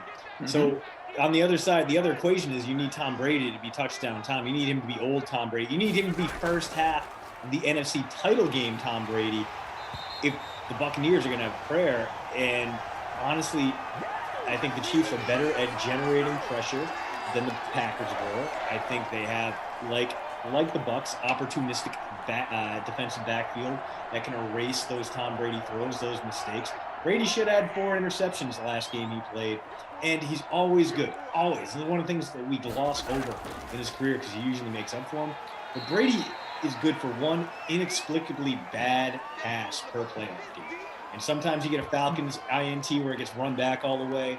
Sometimes that drops it, but you are due for at least one of those, and the Chiefs have that defensive backfield. They have Tyrann Mathieu. They have Juan Thornhill, who is a pretty good roving eraser. I think that Brady's ultimately going to make a mistake that hurts his team. And look at the Super Bowls alone. Yeah, he did the safety in the one against the second time around against the Giants in the opening drive. You're right. There has been those. It's all about what the other team does. Against the Seahawks. Yeah, it happens, and I think the most important thing is what do you do? He gave the Packers a golden platter. Yeah, that's right. Not silver, gold. And we have had several opportunities to just take that game over in the second half. The defense, you showed that Tampa Bay defense, whether holding, we can have that argument another time, but still, they made the plays that need to be played. So I think you're going to get more turnovers from Tom Brady, like you're saying. There's going to be that 1 or 2 big plays, and I think it could be early as well. And I think that's where, if the Chiefs are able to score on those turnovers, that's it. And we've seen it against the Patriots for all those years that Tom Brady was the quarterback there. It's if you can pounce on those turnovers and not give up a 28-3 lead, you're going to win those Super Bowls. Yeah, and the thing is, cheers everyone. Yeah, even if you can score early, even if you get that Brady advantage early on, like the Bucs did in Green Bay, it's a whole different model. Keeping the playoff Chiefs down is so difficult. The Texans saw it firsthand, went down huge in the first half, still won by 20. So just I don't think this Buccaneers team, they have tons of firepower, but after seeing Brady get rattled, kind of not perform under pressure in the second half against the Packers, picks on 3 straight drives, I don't think it'll be that bad, but I think he will get sacked. He's not going. This is a Chiefs team that blitzed the hell out of Josh Allen. And Josh Allen is one of the best mobile quarterbacks in the game. What are they going to do to Tom Brady, who's 43 and runs like you just upset his grave inside the Great Pyramids? Ain't coming at you fast, that's for damn sure. And it's going to be such a fascinating chess match because, again, you have so much star power on the offensive side, not really enough conversation on the defensive side. You've been talking about that Tampa Bay D-line, like just really, really could cause some havoc, as we saw even against the Packers. There's a fumble on this play. CEH puts it on the ground, looks like it's picked back up by the Chiefs. It's 7-0 here. It was a Patrick Mahomes touchdown to CEH. He had a couple of punts from the Raiders. It's as simple as this. I look over at the chat. Ricky Bobby says, Buccaneers will win the Super Bowl. There it is, everybody. Why talk about it? Why break it down? He's got it. If he's right, he's right. Can I have some more? It says Chiefs can't stop tight end. Well, we'll see. They got a couple options there. Great. A very fair point. I think Gronk's going to have a great game, not only because there's going to be a lot of short-range. This is what I think is going to happen, just based on what we've seen from this Buccaneers team. Right? There's going to be pressure up front. How's Bruce Arians going to counter that? Well, first of all, it's going to be a heavy rushing attack early on. See if you can get Fournette interested. Get Ronald Jones in there. I don't think those guys are going to have great games necessarily, but they will be instrumental. Yeah. Next thing, you got a lot of pressure coming. Okay, a lot of quick passes. Keep Tom Brady's time to throw low. That's bad news for Mike Evans, but it's great news for your slot guys. It's great news for Antonio Brown. 1,000% ready to go. It's great news for Chris Godwin, who could be looking at a breakthrough game. And it's great news for Gronk, because not only is Gronk can be ready for those short crossing routes and those quick hits up the seam, but if the Buccaneers are down early, you know what Tom Brady's going to default to. You know who Tom Brady's huckleberry is. We even saw it late in the last time he faced the Chiefs in the postseason AFC title game. Who'd he go to time and time again when he needed big play? Gronkowski. And Gronk. Yeah. If you are playing in this weekend's contest, he has got a pretty reasonable cost. So there are plenty of opportunities to build around that guy if you are in fact constructing a lineup. A lot of ways you can go there. But if you are going Bucks, I like the short range targets. I think they're going to get a lot of looks because Bruce Arians is going to be very much invested in building his offense through a lot of quick hits to set up the deep balls later on. Maybe those deep balls don't come. Maybe things. This is going to be a little bit more like Tom Brady's first Super Bowl than his 9th Super Bowl. See, CH gets another one. Touchdown. One through the air, one on the ground. Give it up for the Rook. Smart people rostered him, and I was not one of them. Break through there. Yeah, I didn't either. Just no way to get him in the lineup. But so far, he has been the engine behind this Chiefs offense. Obviously, Patrick Mahomes doing his thing, too. CH, 2 quarters, barely 2 touchdowns. Our guy, Lord Silverman, still rocking in first place, crushing it there. We had a question in the chat. There's a bunch of players. Oh, it was Carl asked, Carl in his bets, says, who do you think is the better pick? And we have a line of them here. So I'll tell you mine, and you tell me yours. Hardman, Gronk, Antonio Brown, Cameron Brate, Miller, and Johnson. I would go Gronk. Miller is going to be a tough play because he's not going to get ignored by a stupid backfield like the Packers did. And the Chiefs are tough against deep threats, and no one on that team is targeted more downfield than Scotty Miller. I think he leads the team in average depth of target at around 15 yards. So if he does get those looks, it's going to be deep. He's probably going to have a lot of safety interference, and that's where the Chiefs are very strong. So I would stay away from Scotty. He might have 1 or 2 big targets, but I think ultimately not going to get too many looks unless there's a very clear mismatch. Gronk would be my pick out of those guys just because he is going off very inexpensively. He is going to be fitting a tight end 1 role. And he is going up against a Chiefs defense that not bulletproof against tight ends, let's say. Middle. I'll take where you're going with Gronk. I'll actually throw you Cameron Brate. Also very cheap in the contest. Also has had some big games with Brady. Kind of been more consistent at times than Gronk. If this is a dart throw, I'm guessing Carl in his bets. If you want to go Antonio Brown, I'm not going to argue you. I personally wouldn't with the way you have to probably get those Chiefs in there. And here's a big run, breaking tackles. Well, I can't see the number yet. Yeah, Tyrell Williams. No, Henry Ruggs. Henry Ruggs. All right, the rookie. There's our guy. There's our dude. Yeah, the other thing is too, if you take a look at guys who are kind of big athletes at tight end, what they've done. This Chiefs team struggled to contain Darren Waller. He had 12 catches on 14 targets against them in 2 touchdowns. So he did a lot of work against the Chiefs, and they knew it was coming. So even though this is a Chiefs team that may know that the ball is going to Gronk, they may not have an opportunity to stop it. Gronk in that first game against the Chiefs, 7 targets, 6 catches, 106 yards. So a lot of value in Gronk, a lot of value in Brate too, especially when you get near the red zone.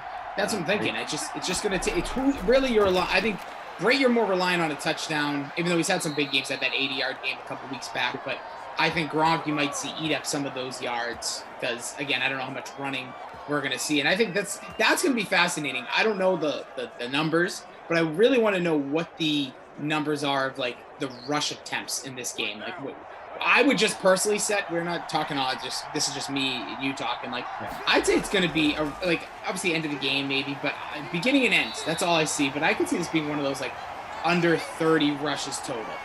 It could be one of those weird games where they're just slinging it. I don't know if we're going to get as much complete, I don't see it being a Patriots Eagles just complete bomb fest, but I could see them short passing game being very heavily involved, try to get the away from the middle and the front 7 of both teams. I agree there. I think the one deterrent there is that these defensive backfields are a little bit more talented. So, I do feel like this is gonna be another game where we see Brady throw 40 to 50 times, and Probably going to put up some big numbers, but I think ultimately it's just not going to be enough.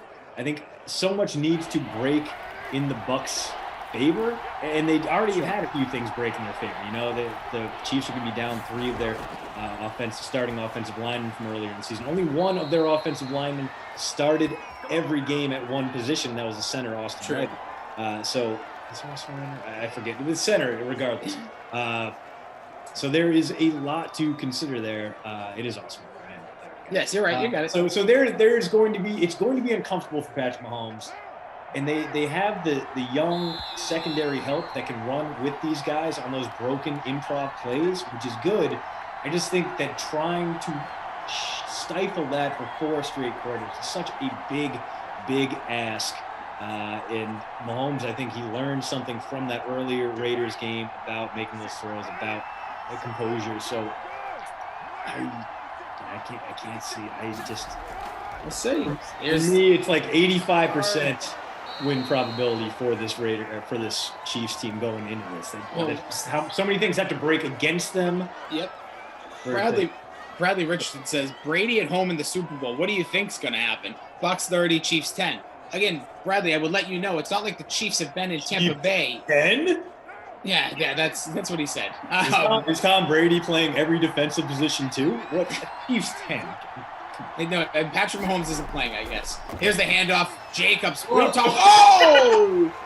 Hits the wall. My Lord. You don't ever see the dive get stuffed like that. Was that Chris Jones or somebody? My goodness. I couldn't tell, but that was literally hilarious. That was like Marco stunt trying to take Archer. Seriously, what a smash. All right, here we go. They'll try it again. No, not going to happen. Fade the back. Jacobs, one of the more underrated, talented backs in this league we have, but not getting it done there. Timeout there by the Chiefs. Preserve a little clock, 107. Let's roll out our first field goal of the day. Or will they go for it? We'll see. But just Bradley, like, don't look at this as like a home game, even though, it is Tampa Bay, but like the Chiefs didn't have to travel somewhere. I still don't know if they're even in Tampa Bay yet. It's not been the typical Super Bowl week where the teams had to be there to do all the press. So I know we talked about this, we've covered it, but to me, I don't think that is as much of an advantage as you think it is, in my humble opinion. And again, it's care workers that have been vaccinated, the first responders, which that is so awesome in the NFL, and the ticket purchasers. You don't know. Like, Mahomes is just as popular, I think, as Brady overall at this point. So yeah, I mean, you got guys that are going to be fresh, but it's not going to be a crowd noise type situation. It's not going to be, oh, wow, we can't get a playoff, because no, it's not. It's going to be a Super Bowl. No. The Super Bowl is always a little bit sterile, especially now with ticket sales kind of restricted. And there's been a shift. The get-in price has basically dropped in half to only $5K. So maybe there will be more local fans snapping that up. There's still a lot of money to get the fans in that you want to be there, to be obnoxious. To have that Bills Mafia type effect in a that would be awesome. Moderately filled stadium. Yeah. That would have been fantastic. That's why I really wanted them to win, just to see like the whole Buffalo basically just transport themselves down to Tampa. There's a 1-minute drill here. Nice completion to start it by Mahomes. Robinson, who's gonna have to keep an eye on him on the COVID-19 list right now. Could be activated in time for the Super Bowl. If he is, he's one of those bargain plays who always very interesting, always very, very boom or bust. A guy who can give you 150 receiving yards on like 6 catches, or give you like 1 catch for 6. Yeah, let's see. Yeah, any of those guys down the depth chart, Byron Pringle, Mecole Hardman, always very intriguing. Hardman seems to be the hotter hand as of late, but you never know what direction the enemy's going to go in. 2nd and 1 there, gets the completion to Travis Kelce, highest owned in the captain spot, but time is ticking, 40 seconds. Probably going to have to get this one off somewhere around the 30 spot. See if they can get into Buckner range, which is rather deep, especially in Madden. They're going to need to go about 25 yards here. 29 seconds and counting in the shotgun. Takes a snap. Short routes here. Oh, nice pass, though. Yeah. Nice completion. There it is again, Robinson. 21 seconds. This is right on the borderline. If they don't get out of bounds on this one and it's a completion, it's going to probably be the last play of the half.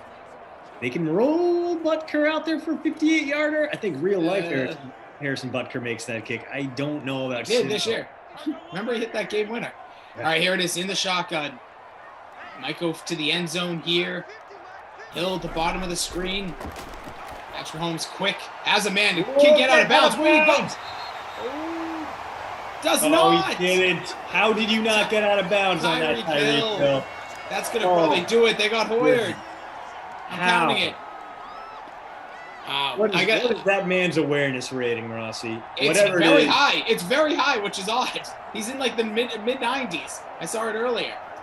Usually those are like the two things I check before games. But Christian, we're going to go to the half of 14-3. It's a CEH fest. He's got double touchdowns. I'm going to let you hit the stats real quick. Then actually, you know what? Let me do this first. Oh, okay. We're going to tell everybody about this big weekend, Christian. It's a big weekend. It's a big deal. I'm actually looking forward to hearing more about it. Yeah, so this weekend you got to make sure you join us for the big game in style. DraftKings is hosting a $250,000 tailgate weekend. I don't know about you, but I could use a little bit of that. The action-packed 48 hours begins with the big build-up and plenty of shots for you to win your share of that $250,000. And it all kicks off on Saturday. Here are some of the highlights, just some. And look, this is beefy. At 2 p.m. on Saturday, we have a Madden Sim with Tampa and Kansas City, the matchup of the big game with a $55K free-to-play showdown contest. Then there's a 4 p.m. live stream of the American Cornhole League Pro Singles Tournament. And then there's a $50K contest for that as well. So you can go into DraftKings right now and check that one out. On Sunday at 1 o'clock, we have a simulated what-if matchup with Buffalo, who we were just mentioning, and Green Bay, who crapped their pants, didn't make it. But you do have a $20K free-to-play showdown contest in there. And if you are hungry for more, which you know we all will be, we're serving up the big event for DraftKings as part of this weekend. It is the DraftKings Big Game Smackdown, featuring the best of the best, the number one ranked eater in the world, Joey Jaws Chestnut. And you can join. Yeah. Oh, dude. I can't wait to see what this guy does here. I'm not a huge fan of his hot dog eating style because I'm a Kobayashi guy, but with everything else, he's just insane to watch. But you can join a $100K free-to-play contest available now on DraftKings for this Major League Eating competition. This will include 8 different football watching classics, including pepperoni pizza, delicious, boneless wings, give me some, chili, yes please, a sub sandwich, I'll take 2, cheese balls, yeah, sure.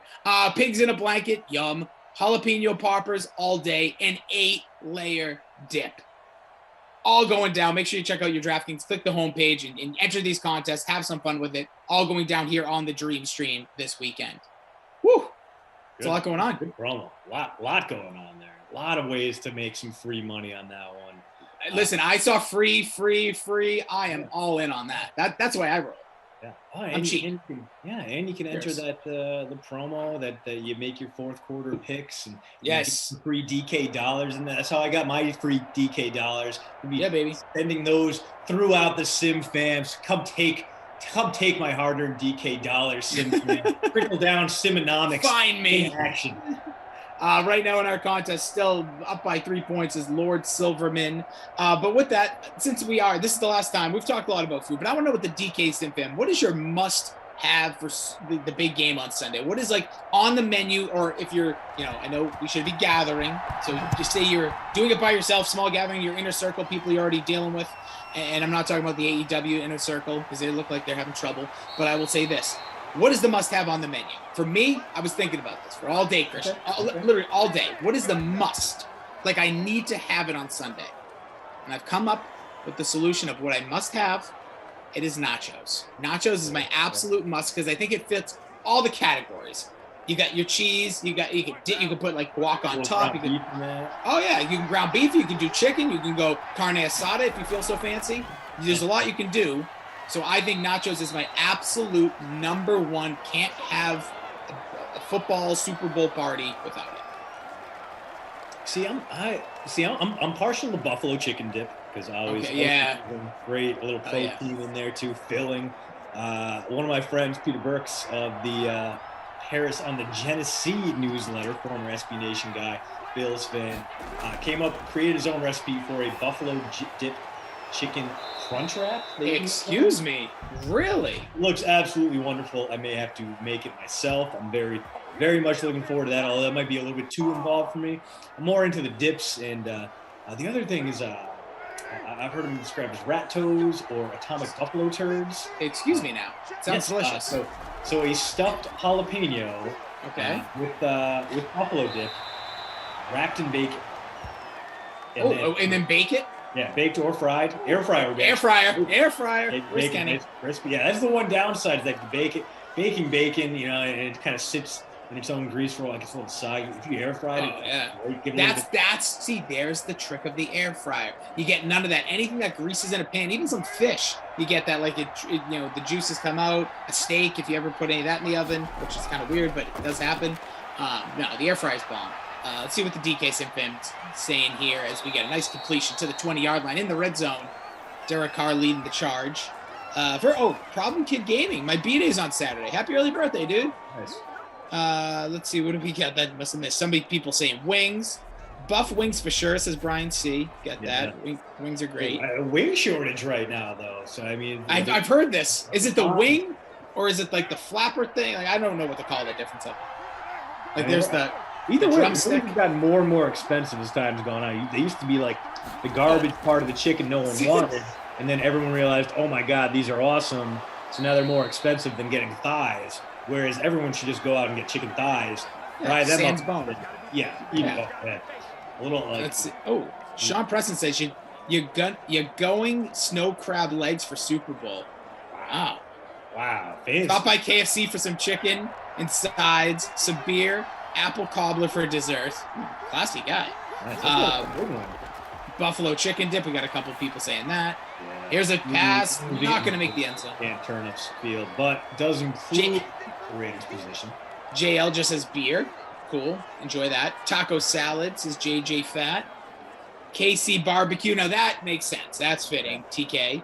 Air fried nachos. Carolina sauce on it though, that nice little vinegar based. See, that's my style. Carolina, that's the stuff right there. I'm with you on that. So let's see. Hold on. Second and goal. I apologize.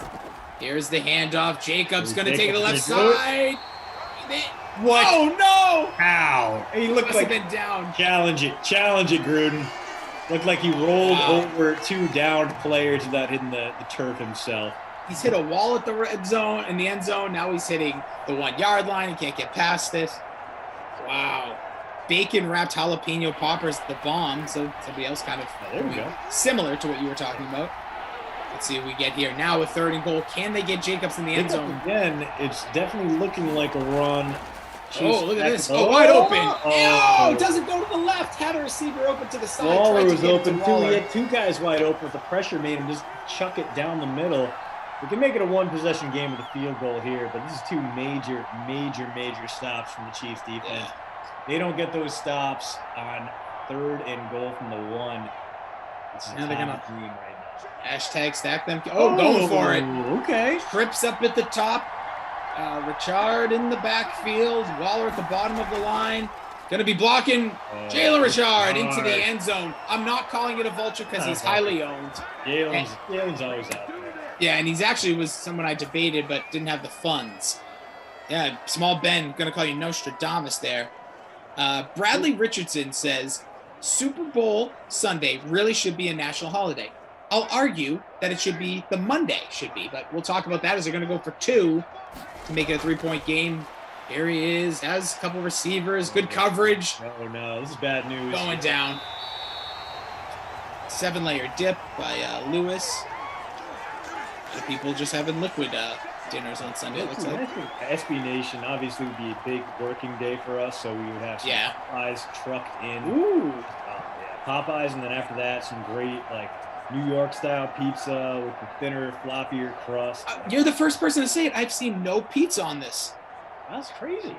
Yeah, I'm surprised that people aren't more behind the pizza because I just feel like that's on my short list. I'm not a huge pizza guy, but I just thought for sure, just with over 500 people, somebody would be like, yeah, pizza, I gotta have pizza. But maybe it's always just it's a staple all the time, maybe for people as well. Yeah, that's true. Where wings kind of seem special. Especially right now when things getting delivered is such an important aspect of getting food. So yeah, good point. I understand if the world is getting sick.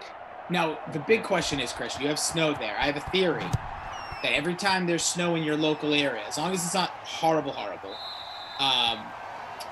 My question is, are you ordering Chinese food for dinner? I almost feel like every time there's snow, it's just like that's a default. Like, I don't want to cook or I don't want to get so let's call it Chinese. Dude, I got like a quart of homemade guacamole in my fridge right now. I got some pulled chicken, a little of that on toast with some freshly sliced tomatoes, a couple little sandwiches for dinner maybe. Sounds good to me. I always, because I was doing a sim with Kenny and it was snow with both of us earlier in the week and he ordered Chinese food. I said, there's my theory. Always playing. Because I'll tell you, Chinese food doesn't matter. 50 feet of snow, 1 inch of snow, they're there. They'll make it happen. A lot of people now saying, yeah, pizza not really a Super Bowl thing. Burnt on the outside pizza. Okay, hey, listen, you get your pizza. Wow, Mahomes ran right into the face of death as Max Crosby. Easiest sack he's going to get today. Didn't really have to do much. Didn't have to beat anyone off the line. Just had to stand there and make a proper form tackle. I'm sorry, he did get chipped by Ricky Seals-Jones. We tried. Yeah. Oh, Frederick says seafood gumbo. You down New Orleans? Ooh, man. Oh, you just set up the crock pot in front of the TV. You can keep ladling it in as you go. That sounds amazing. Mahomes, is he going to run for it? He's going to swing it. Got him, man. There's a flag on the play. He might be coming back for a hold. He wasn't past the line, so. NYC Two Bros Pizza is being renamed. He was definitely not. What? Hey, listen, I didn't have the line of scrimmage for him. Don't forget, he did get sacked, so I don't know the exact. Yeah, so maybe that's what I missed there. I saw the marker, which might have just been the original line. Yeah, Allie Smith says spicy garlic chicken and shrimp. Oh, jeez. That sounds just like a hell of a Sunday right there. You're not even watching the Super Bowl, Allie. What about you guys? Michael, Daniel, what are you guys going to be eating? Jim? I want to know our crew here. Because, by the way, I have not even said, I've been so disrespectful to our hard-working men and women. We've been all typed up with Super Bowl and food. But we got Daniel, our technical advisor. I'm dying to know what he's eating on Sunday. Same with Michael and his dogs and his wind chimes and his beautiful head. Get stopped. Kyle, Jim, drop it in our Zoom. I want to know what you guys, what's like the must-haves for Sunday? Jason Max says, it's definitely the pizza wings combo for me. But we might go with something odd like sushi this year since it's 2 of us and the pizza places will be crazy busy. That's a good call, Jason. I did sushi last year, actually. The one downside with Madison, Wisconsin, we have great food, but very few good wing places. That's interesting to me a little bit because you would think there's a hole in the market. Somebody's got to come in. It's a football town. There's an area. Like, come on. Yeah, you'd think, but no. It's like a gym. Let's have a whole bunch of mediocre wings out there. It's not like Philly where you can get great wings anywhere, or Boston. Like every other place, you have a wing place. Out here, wings are real glitchy. Finding a good Italian deli is real tough. Like a good Italian sandwich, like a nice sub is there's like one chain, local chain I kind of trust. We got Jim in our ops team. We're going to get stopped there at 4th and inch, see if they go for it. Pigs in a blanket for Jim. Kyle says Casey barbecue for sure. All right, look at these guys. Nice. They're in on the action. Michael might have... Daniel might have the best answer. He goes, I'm going to be eating M&M's. Nice. Chilling, just scarfing down some candy Advil. I love it. Kind of like regular M&M's, peanut butter, crispy, caramel, brownie batter. What kind of M&M's, Daniel? Be more specific. Do you know that? No. Basic. That's Daniel's style. By the way, do you know that there's been? I did a candy tier list a while ago on the Pop Culture Pile Driver. If you're looking for some random podcast to listen to, check out Pop Culture Pile Driver. 3 words. We count down the top 11 Super Bowl halftime shows this week. But we once did a candy tier list, and there was been over 1,000 different published or produced in their own individual packaging M&M flavors. 1,000. Like, I was so confused. I'm like, no, there hasn't. But then there's been raspberry at a time. There's been so many over the years, and there's another sack for this defense. A former Penn State star. Brainiac. Smart guy, as I said. There was something else I was just looking at here. Chili and Fritos is Nobby Roble. A little Frito pie action. Somebody was saying they're going to have some sort of, like, dessert. I forget what it was, like a banana split cake or something. I was like, oh, that looks good, too. Yeah, I like the shrimp cocktail and anything with barbecue sauce is herb. Yeah, I feel that. And I'm hopping into the Twitch chat to see what they're having. And Yeah, I what see are they about talking? Shake, but it's because they're talking about Shake Milton. Because it's all basketball talk over there. And Twitch, they get into it, man. Respect the hustle. Yeah, they never stop. Let's see what else we have here. Falafel, says Todd. Nice. I just like that he then says Super Bowl food, falafel, go Yankees, win that Stanley Cup. Peanut M&Ms are the Michael Jordan of candy. Oh, money! You would be surprised. We actually did have that in our GOAT category. It's one of the greatest candies of all time. Both M&Ms made it actually, but not. We only had those two on the list. Like we didn't have to me, peanut butter M&Ms is the most dangerous. I used to play a lot of Nintendo 64, drinking orange soda and just get a big bag of peanut butter M&Ms and hashtag this is why I'm fat. See, the peanut butter M&Ms, maybe not, but the peanut M&Ms, they're basically a health food. They got peanuts in them. Oh yeah, they're almost healthy fats. Healthy fats. CJ, speaking of healthy fats, CJ, yellow cheddar or white cheddar for your cheese curds? Well, if I'm getting the squeaky curds, like the fresh out of the bag one, I get the mixed pack. But like if I'm going fried curds, I prefer the white curds. I prefer the curds you can get in downtown Madison, the old-fashioned, the best curds in the game. Although the Craftsman tap out in Middleton, tremendous yellow cheddar curds. So for me, I can really go either way with them. And curds are curds. Even bad curds are still good curds. If you got a Culver's nearby, realize that is like a 30% curd at best, and they're still delicious because cheese curds, man, outstanding. Delicious. I've not had enough curds in my life, but your line, I'm going to put that on a bumper sticker. Curds is curds. Curds is curds. Curds is Culver's, you can get curds, and some A&Ws, like especially out in New England, closer you get to Canada. They got a few up there where you get a decent curd. Fast food curds, they're fine. It's like getting fast food mozzarella sticks. Sure. It's a trick. Oh, I will tell you this. I don't know if they're an IHOP. This is the oddest thing I will tell you.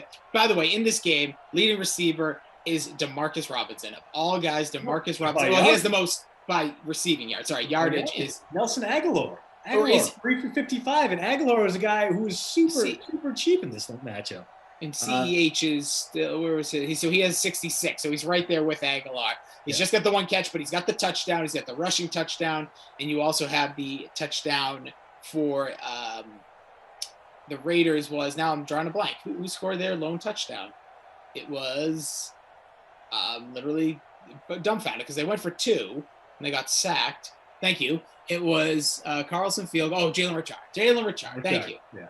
Sorry, brain fart thinking about cheese curds here. Let's see where our CJ, heads are at. absolutely correct. Would rather local bar curds before Culver's. Absolutely. If you have a local place that does curds, they are going to be better than any mass manufactured curds, especially here in Wisconsin, where all our local places, our bars, our grills, our slop shops are always awesome.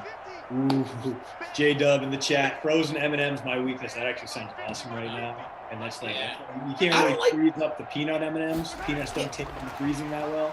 I don't think.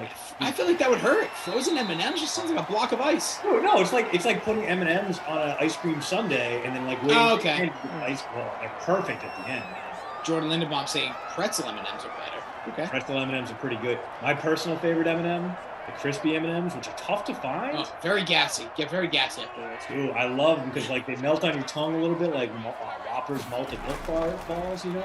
Mm-hmm. It's kind of I dig it. Crunch, then they dissolve. Big fan. Someone said they were going to 7-Eleven. I forget what they were getting, but it made me laugh. But now it's chat's on fire tonight. Yeah. Dig it. We also must say whatever you're doing, I just a plug. If you're not cooking at home or you don't have the patience, it might be a little crazy, but do support your local restaurants. It has been a heck of a tough time. So this is a great night. This is New Year's Eve. They had Christmas Eve.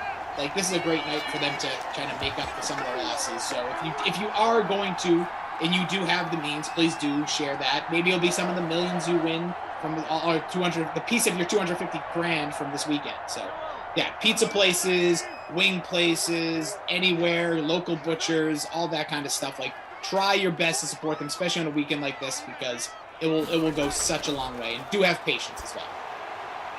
Yeah, absolutely. Great sentiment. And listen, I think we're all on the same page here. None of us want a world where our dinner options are between Chili's and Applebee's. No shade thrown to Chili's. That skillet queso is delightful, but like once a year is enough for Chili's. You have a lot of great places nearby. We all do, unless you live in Bridgeport, Connecticut, the festering suckhole of America. So you should enjoy. Go out, have a nice time. Go out, go enjoy your local places so that they can stay around and continue to be great. Punt goes in, the 19, so we'll give it a decent punt and get the 1 yard edge on it.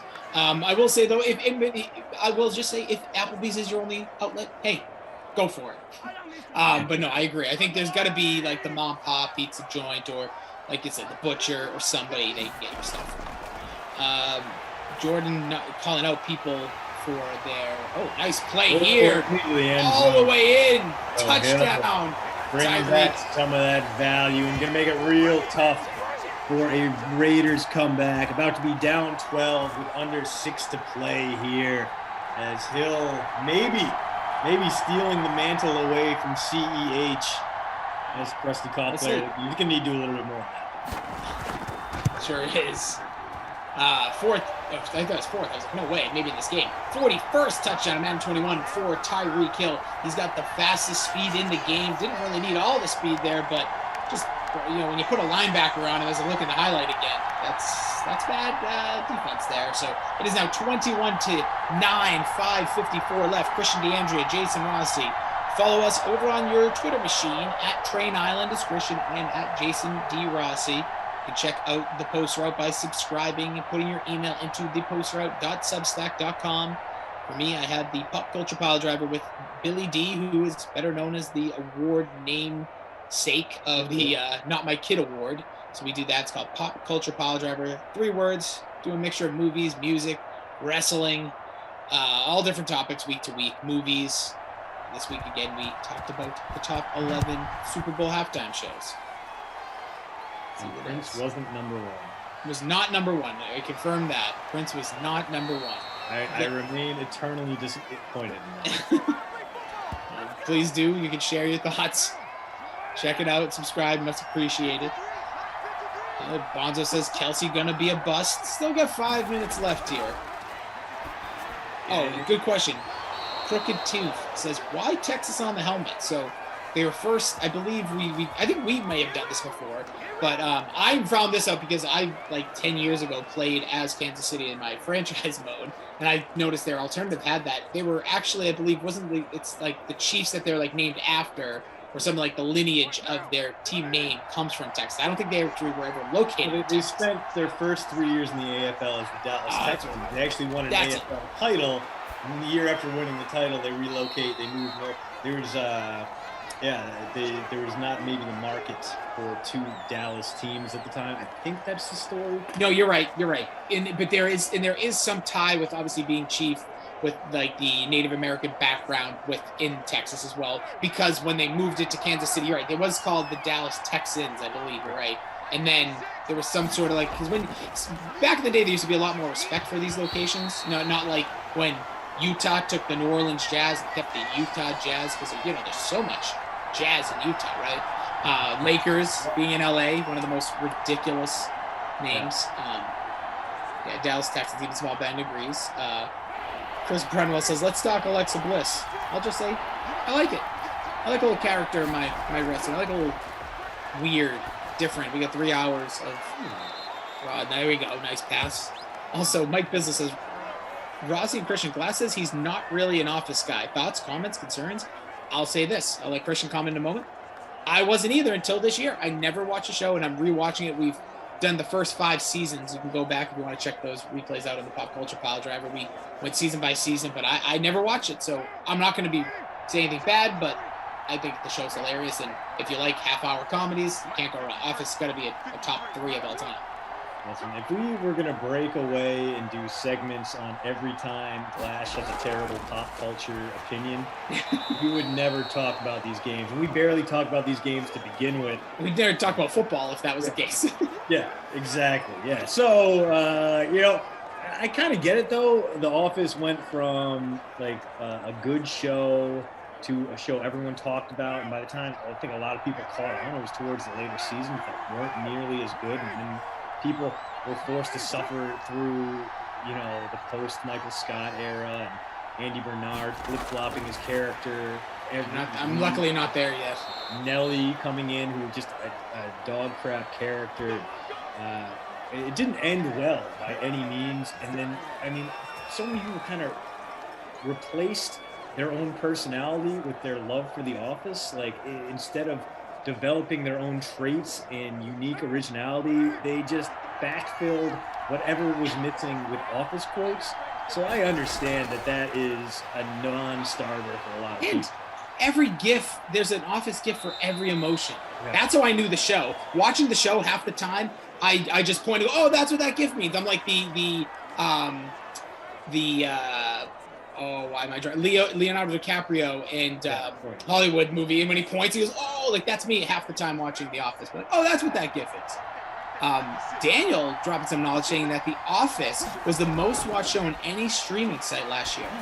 That's which is believable. It's just strictly an Office streaming device. I mean, they the entire plans right. It's not even subscribe to this, get ad free, and get access to all these shows. It's subscribe to this and get all these seasons of The Office. Subscribe to this tier and get all the seasons, all the deleted scenes. It is above and beyond. It is so much extra, and it's literally the 30 Rock joke where make it 1990 through science or magic, except it's make it The Office times again through science or magic, as Josh Jacobs once again a travesty. This is a travesty. I cannot believe he has been stopped at the third time of this game. He was stopped short before. Oh man. Let's see. Woo. All right, let's go here. Let's see at the 1 yard line. He's in the backfield again. Make it right. Give it to him. He gets the carry. He's going to break. He's got it. Finally. He's got it, everybody. Give it up to one of the best running backs in the game that literally no one talks about. Jacobs with the touchdown.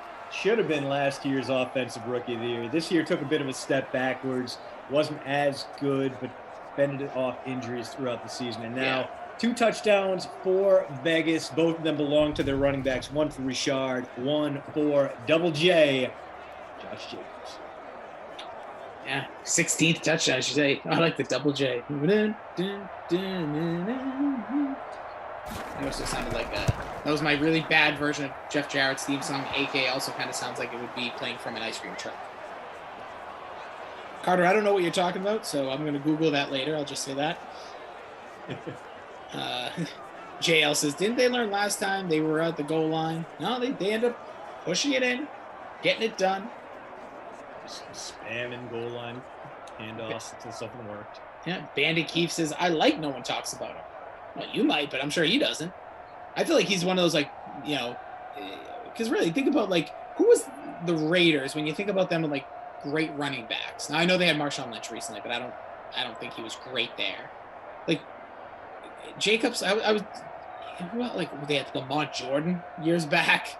Am I missing something? Like, is there somebody recently that has been really good for the Raiders and their running back? Like, I feel like the Raiders kind of stunk anyways, but I don't know. I feel like that's why I think he'll get more credit. Obviously, we all know, Jackson, but I feel like, am I missing people here, Christian? Obviously, I know you don't probably know every Raiders running back off the top of your head, but I feel like Napoleon Kaufman, obviously.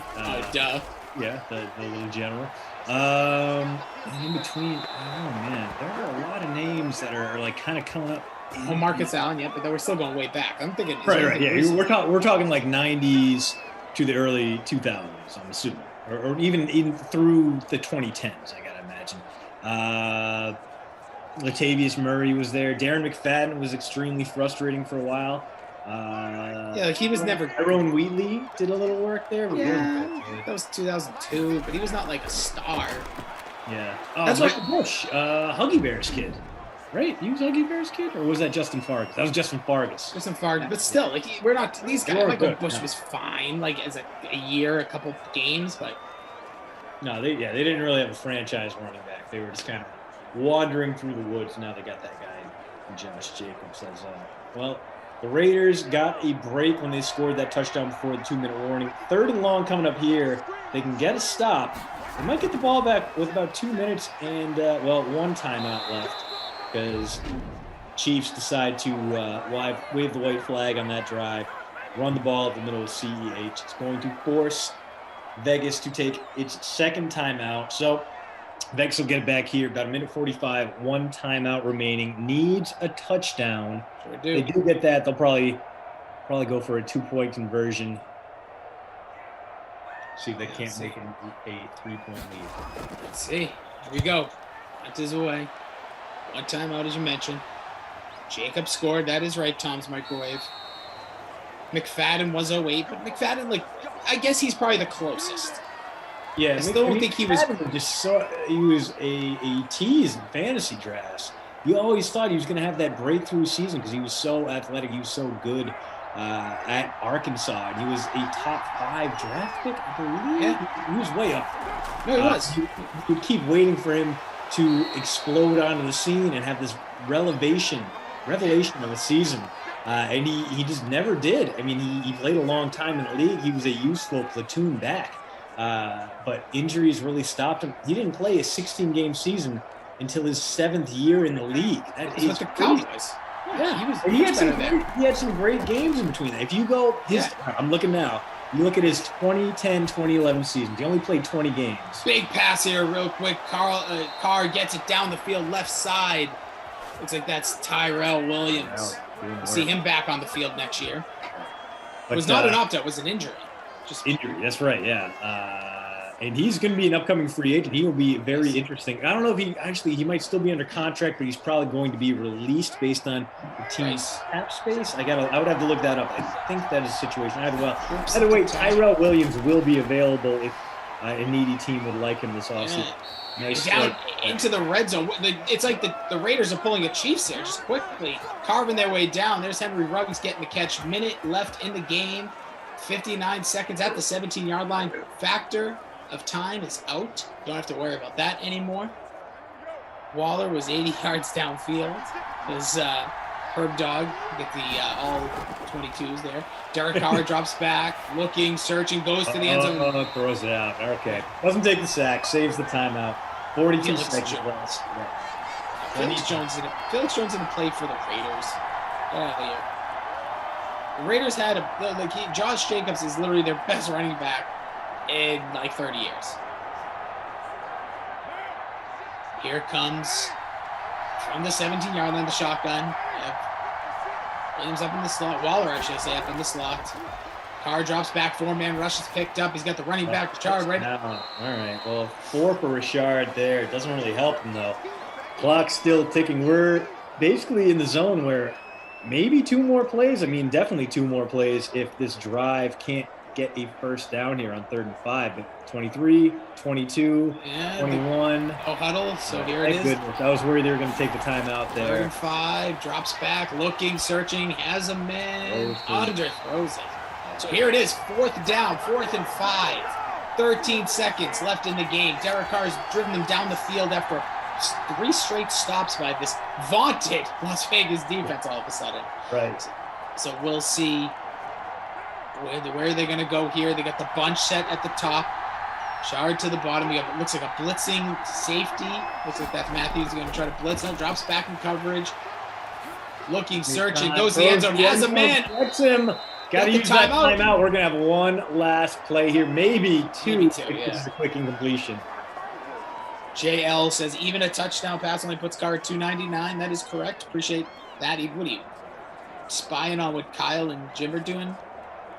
Appreciate those guys. Ops have been on fire. Daniel and Michael, our producer, have been great. Once this comes to an end, we'll quickly wrap up with you. We'll give you your players of the game. Are they going to go to Jacobs?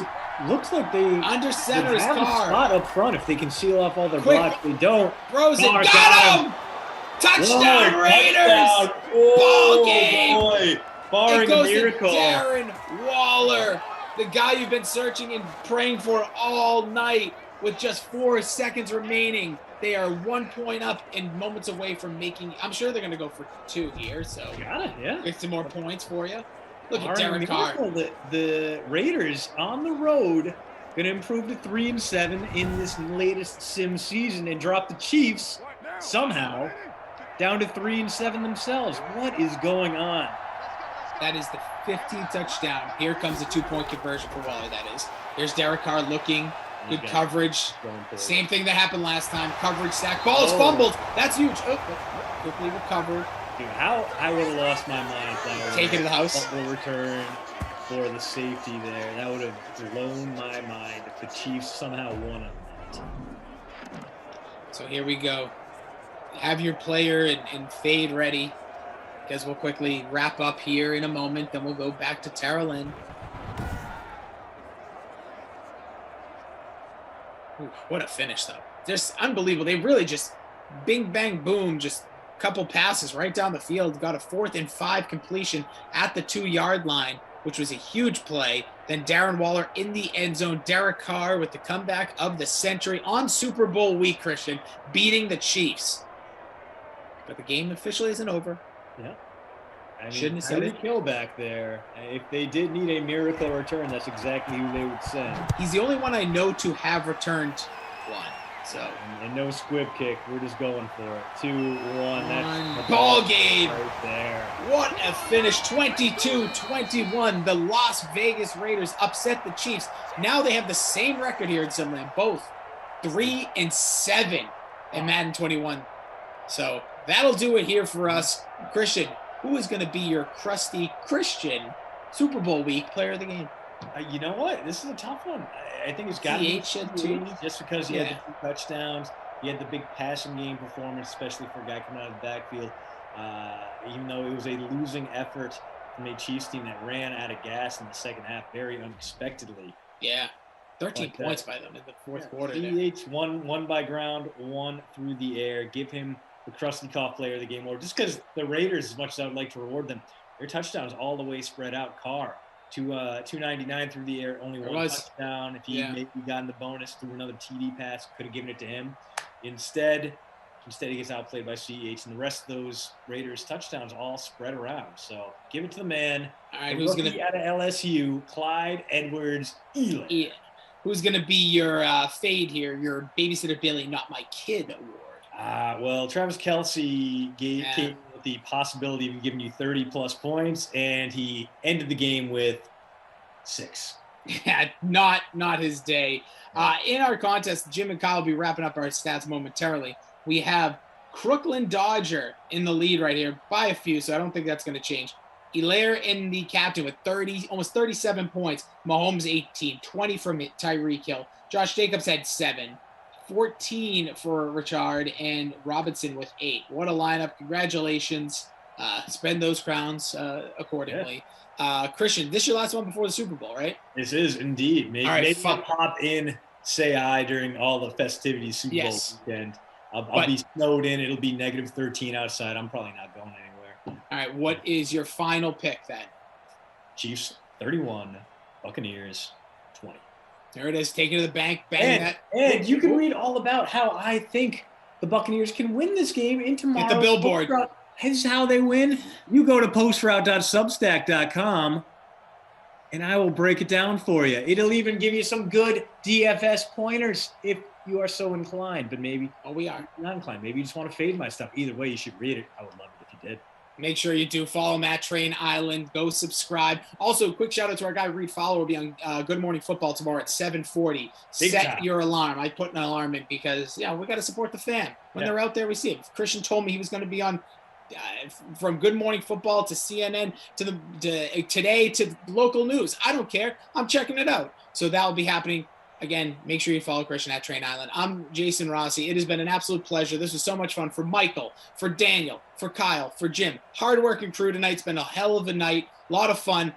Sim Fam, the night is just getting started, though. Glash and Cristal will have you coming up with Dolphins and Packers. But before we get there, we hand it off to the female GOAT. That sounds offensive, but that's like a compliment now, and I really don't understand it. But here is Tara Lynn. We'll see you guys soon. Let's go. Rossi making my night. Follow Christian. Follow Rossi. Yeah, Reed's on tomorrow too. How cool is that? But coming up at 8 p.m., we have an AFC versus NFC matchup. The Dolphins, they're visiting Lambeau Field. And I have a lot to say about Lambeau Field, but I won't talk about that right now. They're taking on the Packers. So that showdown is featured in the Madden Stream 1K Flea Flicker. It has a 1K prize pool with $150 going in first place, plus the free contest for that showdown. It has a $250 prize pool with $25 to first place. Head over to the DraftKings lobby to get those lineups in now. We are only a few days away from the big game between the Chiefs and the Bucks. All week we've been getting you ready, and we are not going to stop now. There are so many props for this matchup available on the DK Sportsbook, so we tried to sift through a couple of them for you. Here's Mr. Adam Kaufman with a few of our favorite analysts breaking down some of the more interesting player props for the Chiefs. Check it out. Big games right around the corner. Kansas City Chiefs, the defending champs against Tom Brady's Tampa Bay Buccaneers. Should be a good time. And let's break down some bets, some prop bets, courtesy of the DK Sportsbook with none other than Reed T. Fowler, Kenny Ducey, and Jeff Ulrich. I'm Adam Kaufman. Guys, let's begin on the KC side. And Kenny, I want to start with you because you're the one that often will just shout out Patrick Mahomes' inefficiencies in the postseason when it comes to individual statistics. What I'm talking about, sub 300 passing yards. The number 325.5. It is a massive total. You chasing the over, you going under? Yeah, no, you're absolutely right. You got me here. I'm going under. Look, Patrick Mahomes, he's played 7 postseason games. He's only gone over 300 yards twice. One of them was the infamous or the famous game, I guess, which depends which team you wanted to win, right? They were down 24-0 against the Texans. They had to throw. They couldn't afford to run, right? And that's where Patrick Mahomes ended up going for 321 yards. He didn't even hit 325. 325 was his playoff high. That was last week against the Buffalo secondary. That's really not very good. You have old man Josh Norman back there getting cooked by Tyreek Hill. Now, look, the same could happen on Sunday. The Buccaneers defense failed to cover Tyreek Hill. Patrick Mahomes went for over 400 yards, but this is a different Buccaneers team. This is a different Buccaneers defense than we're used to seeing. Their pass defense has looked much improved over the course of the postseason. I like Mahomes going under here. Again, this is just, I don't think the narrative really fits for him to have a monster game. That's just not what he's done in the postseason. He doesn't really attack on chunk plays a lot. I think that they'll get it ahead early and they'll try to run in the second half. I don't think the game script really fits a 400-yard game here for Mahomes. I know it's dangerous, but I like the under. It's really high total. Reed, do you like a playoff career high for Patrick Mahomes? No, I mean, this defense too, right in Tampa Bay, I think, they're getting healthy with Vita Vea back. I think that makes a difference. And the offensive line in Kansas City side too is quite depleted coming into the most important game this season. So when you factor those in, I'm in agreement with Kenny on the fact that Patrick Mahomes and the Kansas City Chiefs, we see how efficient they can be. But I really think it comes down to how many attempts do we see Patrick Mahomes throwing? If it's above 40, I think he gets this. We've seen that a couple of times or a handful of times this season from him. But the thing is with the Tampa Bay Buccaneers, they don't necessarily do that, right? They've allowed 4 quarterbacks to go over this. And one of those guys was Mahomes back in week 12. But that's the thing that I think that needs to happen, right? Is that he needs to have volume on his side, less. I can project less of that than Brady having that projected volume. So yeah, I'm with Kenny here. I think it's under, even though you don't like it, because Patrick Mahomes easily with this team and this offense could go over that. But the signs are pointing it to being under. Moose, clean sweep. Or you're going to go over? No, it's not a clean sweep. You're taking the under on Patrick Mahomes in the Super Bowl. Get out of here, you two.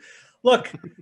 Tampa Bay, this is a different Tampa Bay secondary. Really? The Tampa Bay secondary, they gave up 346 yards and 3 touchdowns to Aaron Rodgers last week and only won the game because the Green Bay secondary was worse, and Matt LaFleur likes to kick field goals so much that he cares more about that than winning. So no, I'm not in belief that this is a different Tampa Bay secondary. And if you look at this game as well, the way it's probably going to go, KC had to pass late into the game the first time they played Tampa Bay. KC's defense allowed Tampa Bay to get some late passes and get some garbage time touchdowns. And again, you can't run the ball if you're ahead against Tampa because their D-line is too good. So I think it's going to lead to Patrick Mahomes just throwing the ball as an extension of the run game. And I think that's going to lead him to hit this over. It is a big number. I'll admit it. I agree. Look, he hasn't hit this number much in the playoffs, but those are products of circumstances. They're not playing. They weren't playing the Tampa Bay secondary there. They are playing them this week. Tampa's a huge funnel defense. Again, I think Mahomes is going to be the run game for them this week. So yes, I'm going to take the over here. Guys, you can bet most scrimmage yards for a player out there on the field. You have Tyreek Hill plus 220, Travis Kelce plus 225 on the DK Sportsbook. Reed, chase one, fade the other. Yeah, I was hoping you might have gone to Jeff on this one first, and I'm just going to disagree with whatever Jeff said or do the opposite. I'm going to chase Travis Kelce, which again, these both of these first two questions, Cobb, doesn't make you feel good to fade the the lower side of the extremely efficient players here. But look at what Travis Kelce has done, and a tight end getting more line of scrimmage or yards from the line of scrimmage from Tyreek Hill, who is the quote unquote Swiss Army knife of players and a once in like a historic type of player with his speed. Travis Kelce has seen double-digit targets in 6 straight games. Of those games, he's gone over 100 yards in 4. And I think in Week 16 against Atlanta, he had 98 yards. So we have to think, okay, Tyreek Hill has to get over 100 yards total, right? Because Travis Kelce doesn't do a lot of rushing.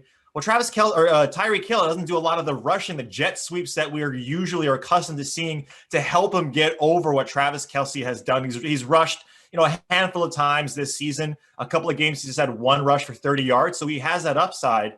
But boy, Travis Kelce has just been a guy who's extremely efficient.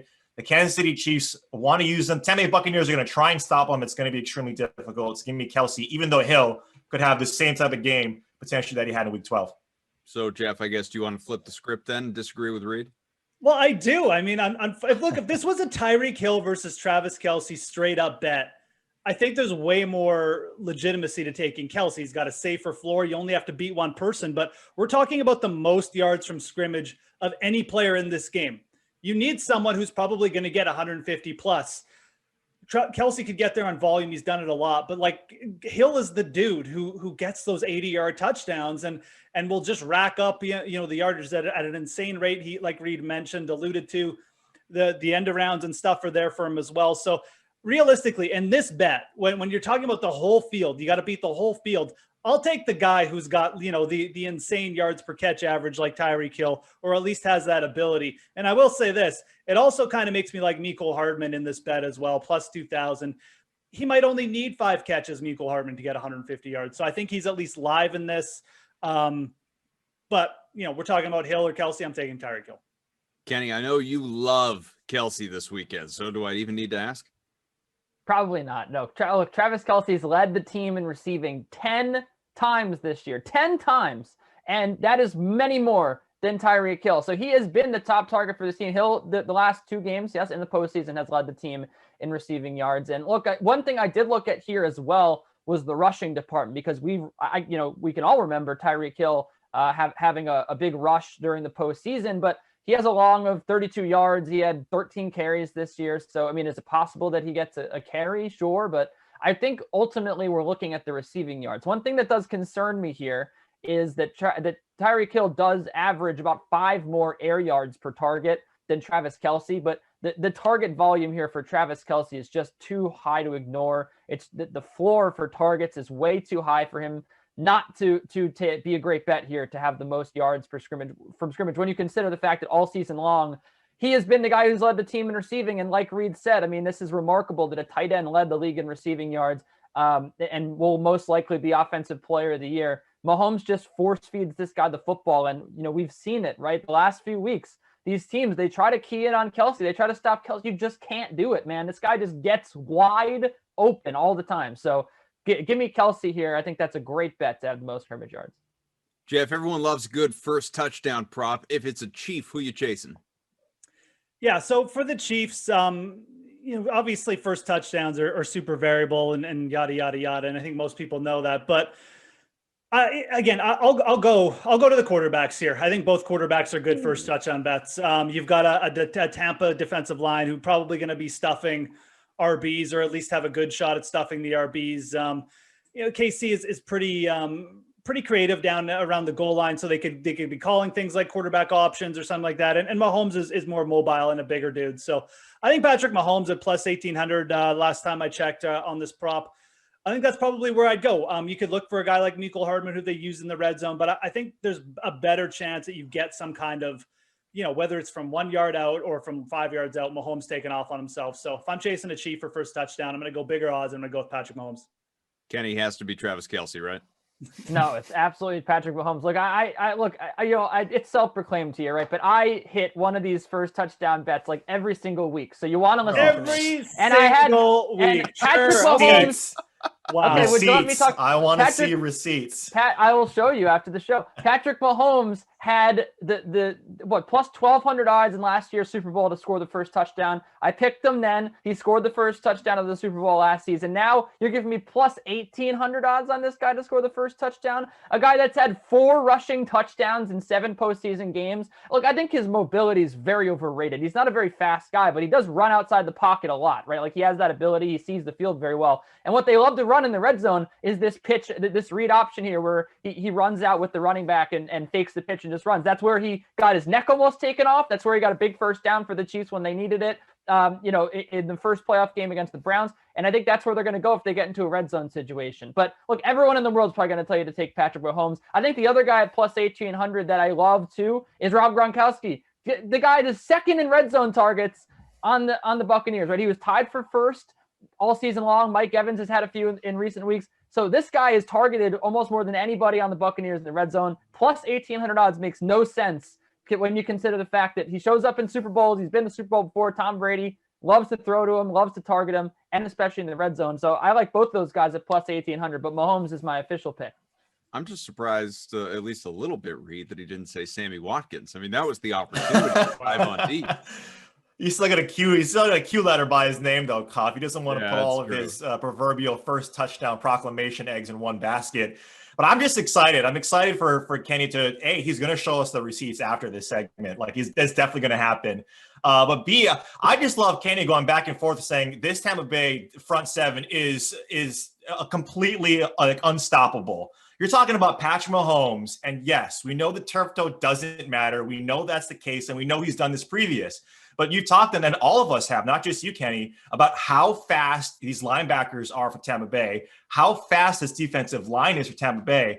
I highly, highly doubt that Patrick Mahomes is going to outrun one of these guys. Now, scheme-wise, and Bieniemy and Andy Reid, they're one of the best duos to do it. And so, sure, he would get the Peyton Manning bootleg where he's all by himself, but you need speed against this defense. And so Tyreek Hill, I think, is great at plus 650. Talking about trying to get out early for Kansas City and get that big shot down the field and start early. So you're forcing Brady to be put in a pocket situation so you can get pressure, the defense can in Kansas City on Brady, or Mecole Hardman. Talk about that last prop that we discussed. Mecole Hardman is a guy that is getting those jet sweeps. Talk about the defense or the offensive line for Kansas City being a little deficient and down a handful of guys. A guy like Mecole Hardman is someone that we saw get a first touchdown from Patrick Mahomes after he had that foible and that fumble against Buffalo. So I can see both of those guys. The receivers, I lean towards the receivers in this one as opposed to a guy like Patrick Mahomes, because it's going to have to be the perfect play, I think, against this defense if he wants the first touchdown. Hardman also, by the way, returns kicks. So you get that as well. You have an opportunity to score that way. You didn't mention, Kenny, very nice.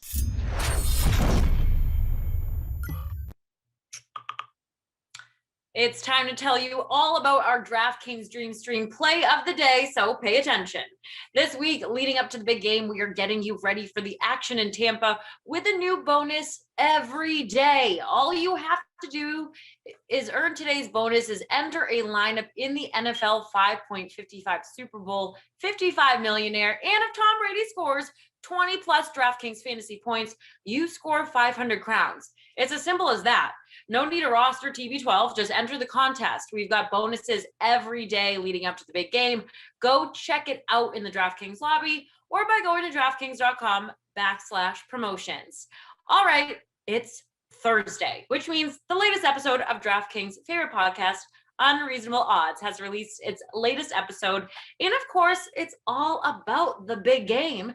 Julian Edlow and Steve Buchanan cover all of the odds, lines, and props in one convenient podcast. This week, they brought in special guest Ryan Hodge of Fantasy Labs to help their breakdowns. Take a look.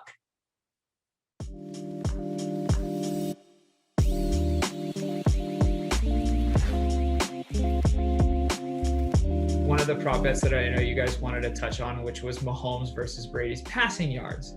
And so I'm going to allude to that a little bit. So sorry if I'm jumping the gun. Go for it. But if we do think that Mahomes gets over 2 touchdowns or over 1.5, so gets to 2 touchdowns in the first half, does that not tend to start to give us a little bit of a game script towards the end of the fourth quarter, 7-8 minutes left, where CEH is getting those rush attempts? Patrick Mahomes is throwing the ball less, so we have to dial back his overall, pass attempts. Chiefs are playing prevent, and now Brady is just throwing for 60, 70 yards on these drives, right? And maybe they kick a field goal and then an onside, whatever. I don't know, man. These outcomes are insane, but anyways, segue into that other prop bet.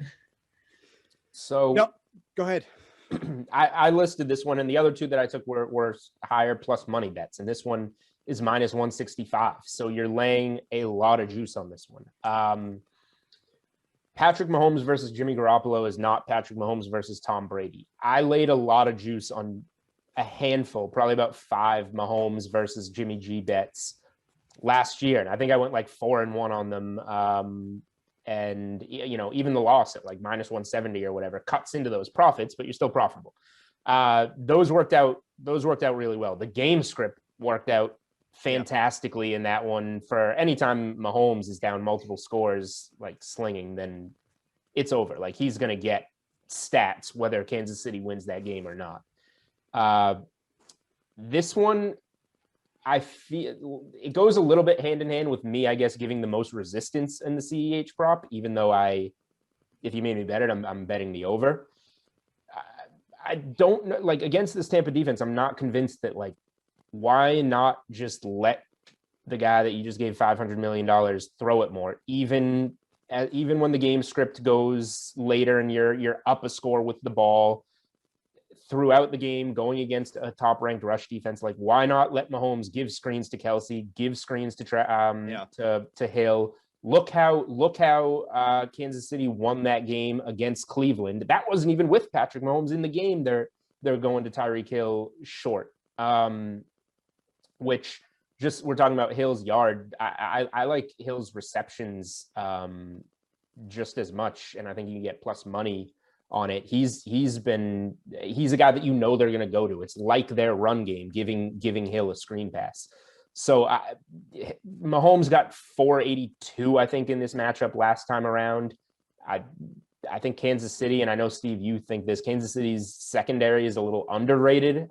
They've done a really good job recently, and Tampa's is ones you can poke holes in. So I'm just confident enough that Mahomes, even if Kansas City's a front runner, gets more yards, I think that Mahomes will do enough late based on the type of player he is and the matchup in the run game to keep that distance from Brady, even if Brady's putting up some numbers.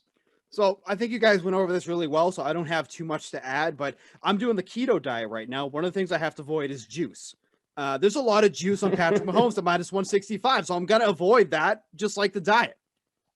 The problem is that, we're talking about 2 vastly different secondaries with the Chiefs and the Buccaneers, and that's kind of where I get, held up here. When these two went head to head this season, I tallied it up. When they played on the same weeks, active, whatnot, Mahomes won this bet 12 times, Brady won this 4. It was so unbelievably lopsided when these two were head to head during the regular season. But I would much rather take the Brady side just because a plus 130 against, probably one of the best quarterbacks with a plethora of weapons that he can throw to, playing in a game script where he's behind, that's probably where I would be siding on for that one. So, Mahomes is the answer, in my opinion, but that's why the line is set as it is. But I think if there's a more enticing play, the 130 for Brady is absolutely the play if you think the Chiefs are going to win this, like I think the Chiefs are going to win this. I think the Buccaneers cover, but I think the Chiefs win this game outright. So I would side with the Brady one. A tight window. Well, I don't think that there's no way this is a blowout. There's no way this is a blowout. I don't think that's happening at all. But I have, Buccaneers at 3.5. That's the magic number that I wanted to get it at. I have it at 3.5. It's back down to 3. But, Julian, we've talked about this numerous times. How bad have the Chiefs been against the spread, especially since that Week 8 matchup against the Jets? Mm-hmm. They're 2-10 or whatever, 2-9 in that span. It's been atrocious. They turned the Jets on last week, or whatever, 2 weeks ago. So that's just kind of where I'm at on that one.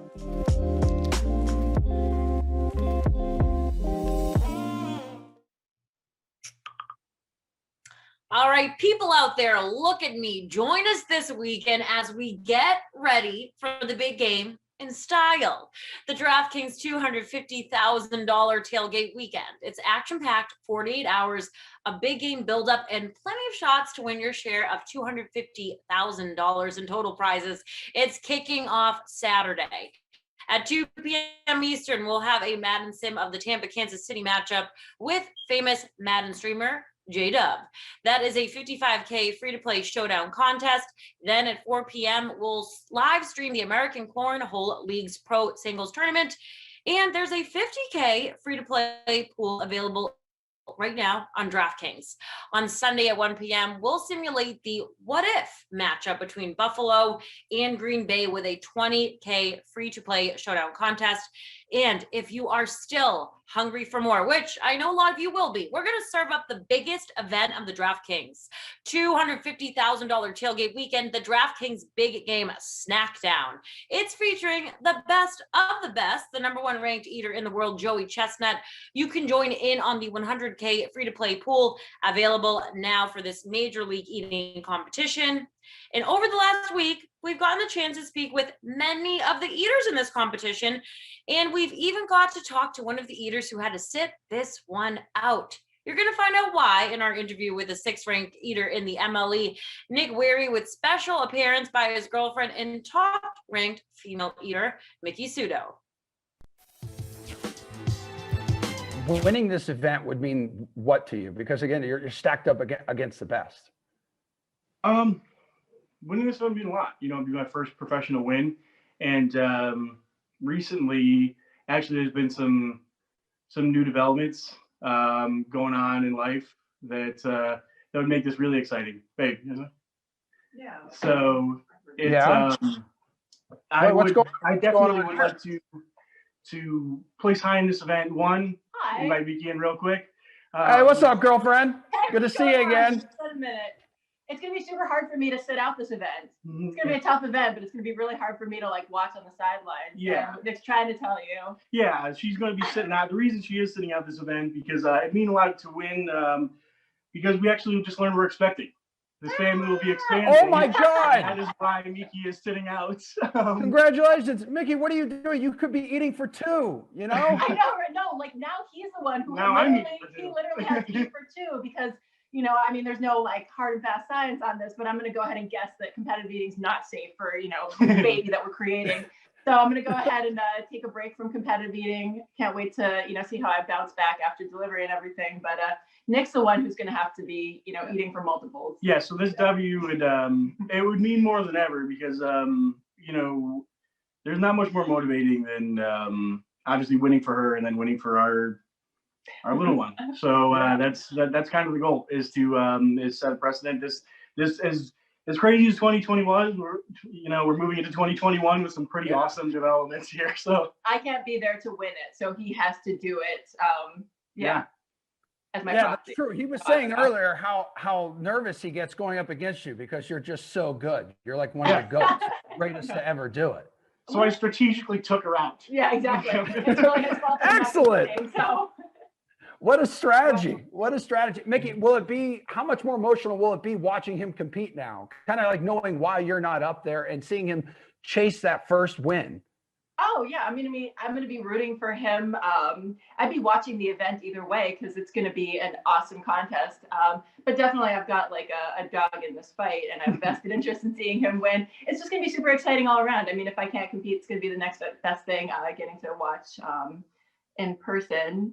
And and also that's another thing. I told him, like, not only am I happy that he's competing, he almost has to. So Yeah. whether that's this contest, upcoming contest, whereas some girlfriends might say, I want you here at my side or whatever. I want him. If one of us has to miss out on an event, that's, for a good reason, but there's no need for both of us to miss out. So I want him at the contest. I think that's what love is. Yeah. Is it true that you guys are naming your child after Joey Chestnut? No, absolutely not. No, that was... There were a few names that we had to take off the short list. Yeah, Nathan was probably one of them. Yeah, Nathan, Joey. There were a couple that just didn't make the cut. Those are the vetoes right off the bat on the left side of the whiteboard. Well, hey, while you two are here, though, can I get some Super Bowl picks from you? Oh man, that's like, who do you got? I'm actually a Green Bay Packers fan. Oh, so watching that sorry to bring this up. No. Watching that dumpster fire last Sunday was a little bit rough. But I'm probably going to take the Chiefs strictly because if they can get anything resembling pressure on Tom Brady, they probably win that game because Brady was only pressured twice in the whole game and he threw 3 picks. So you get pressure on Tom Brady, you probably win that game. It's hard to bet against Brady in February, or in the playoffs, but I would take the Chiefs in a kind of shootout. Now that we're, in Florida, for me, I'd like to see just Tampa erupt, when the Bucs take it home. So I don't know. We'll see. Mickey, has the weird craving started kicking in yet for food? No, I don't think so. I think for a while I was averse to my go-to like kale salad, but that's subsided. No, I have to say it hasn't been like the movies. Like I love pickles anyway and ice cream, so Right. not together. But yeah, no. She's craving like 250 chicken wings or 48 hot dogs. I was going to say, like, what are you going to do now when you have those cravings? Like, you have to have self-control, Mickey. Yeah, seriously. Yeah, it's gonna be tough. Unless the child's like, feed me more dill pickles, please. Well, congratulations, you two. What an absolute pleasant surprise. This is amazing. Like, we're so happy for you. And no pressure now, Nick. Yeah, right. Yeah, exactly. No pressure now. I'll just be shaking on that boat. My only hope is that maybe everyone gets a little bit seasick on the boat, and then I can kind of take advantage of that. But no, we'll see. I'm really, really psyched for umpteen reasons, definitely to compete coming up in the big game Sunday. Yeah, man. 2021 is already off to a killer start for you guys. So appreciate it, and congrats once again. Thank you.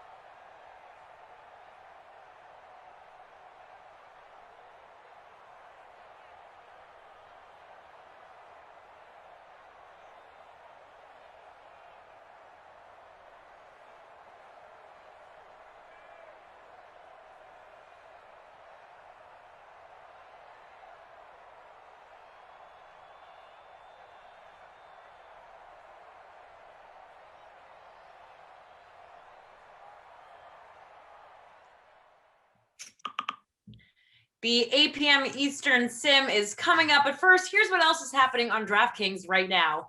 We've still got NBA and NHL contests available tonight, including a 2-game NBA night slate locking at 9 p.m. Eastern. You can still enter the NBA 150K fadeaway. That pays out $50K to first place for just a $15 entry. And then there's also an NHL slate locking in just a few minutes at 8 p.m.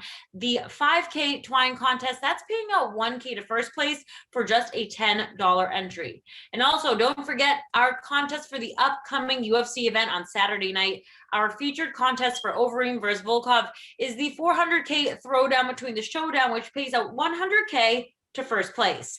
Plus, you can wager on all of these games over on the DraftKings Sportsbook, as well as PGA, college basketball, the big game, and so much more. All right, it's time to get to the Madden action, though. We've got the Dolphins and Packers facing off in prime time. Here are Mr. Brendan Glasheen and Brandon Cristal. Take it away, guys. All right, Tara Lynn, thank you so much. We've got the Packers and the Dolphins, as TA mentioned. Look, we've got a situation here where I'm just like, I want to load up on Green Bay. Devin Funchess, I'm all set. I'm all set because I think every time I play him, I know he's been this really amazing wide receiver 2 story here in Simland. I've had enough. Good story. You're over it? Kind of over it. So I'm going Rodgers. Give me Adams. Give me Jones. And then I'm going to put Matt Breida in the captain spot. I'll reveal the rest here before lineups lock. Who do you like in the captain spot? I think I may have followed your lead because I had Captain Funchess a couple of times. One time it paid off, and the other time, the game that we did the other day, it did not.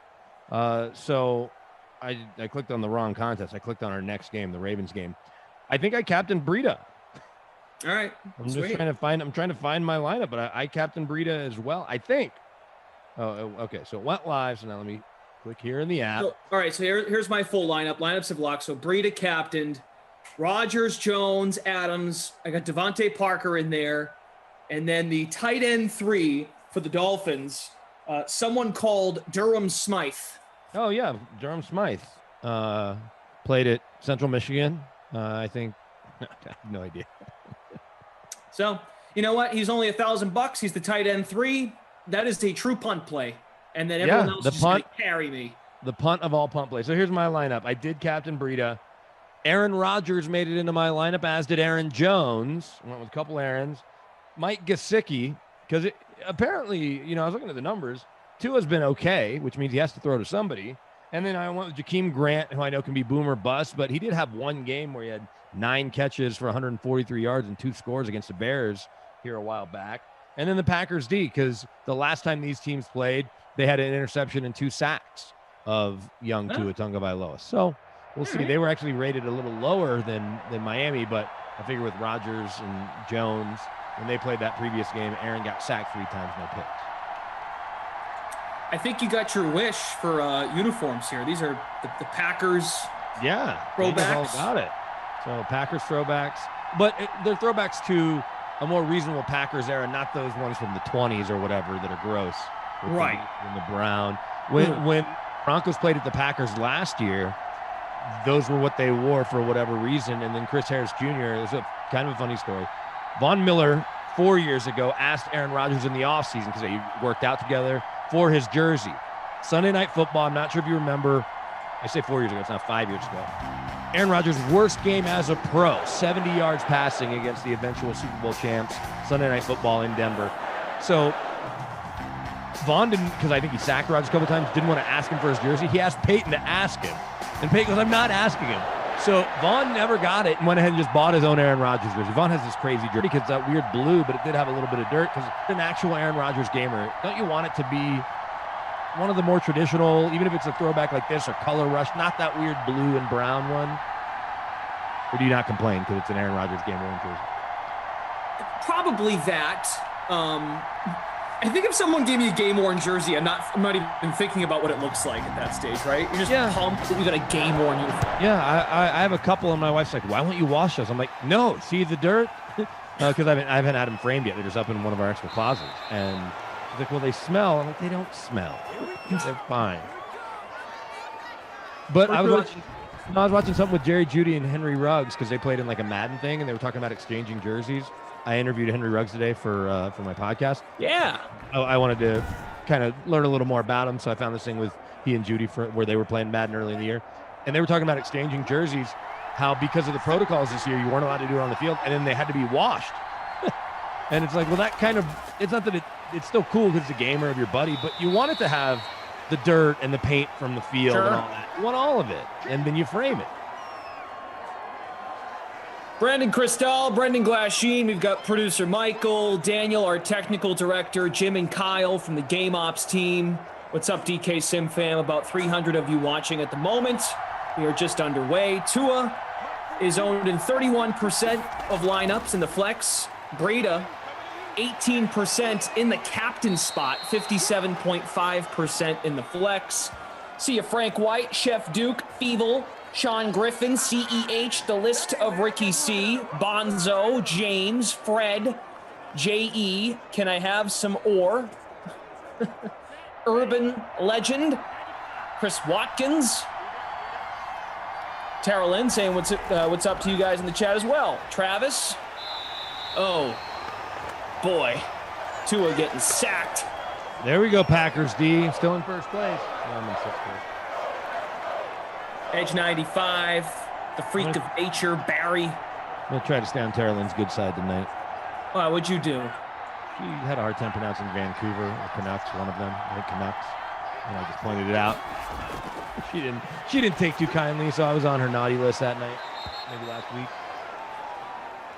Was it with you that I remembered, or not remembered, I was actually corrected how to pronounce Tua's last name? It's not Tagovailoa. No, it's Tagovailoa. There it is. There's a missing N that doesn't exist, but I was not the one who corrected you. I happily would in another scenario where you mispronounced it. No, you didn't. I mean, I guess you would have, but you didn't. Just call him Tua. Everyone knows who Tua is. If you can be a one-name guy, be a one-name guy.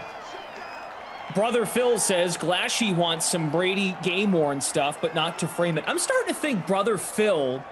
Not to frame it. What are you going to do, wear it? Brother Phil has an obsession with me being obsessed with Brady. Double obsession.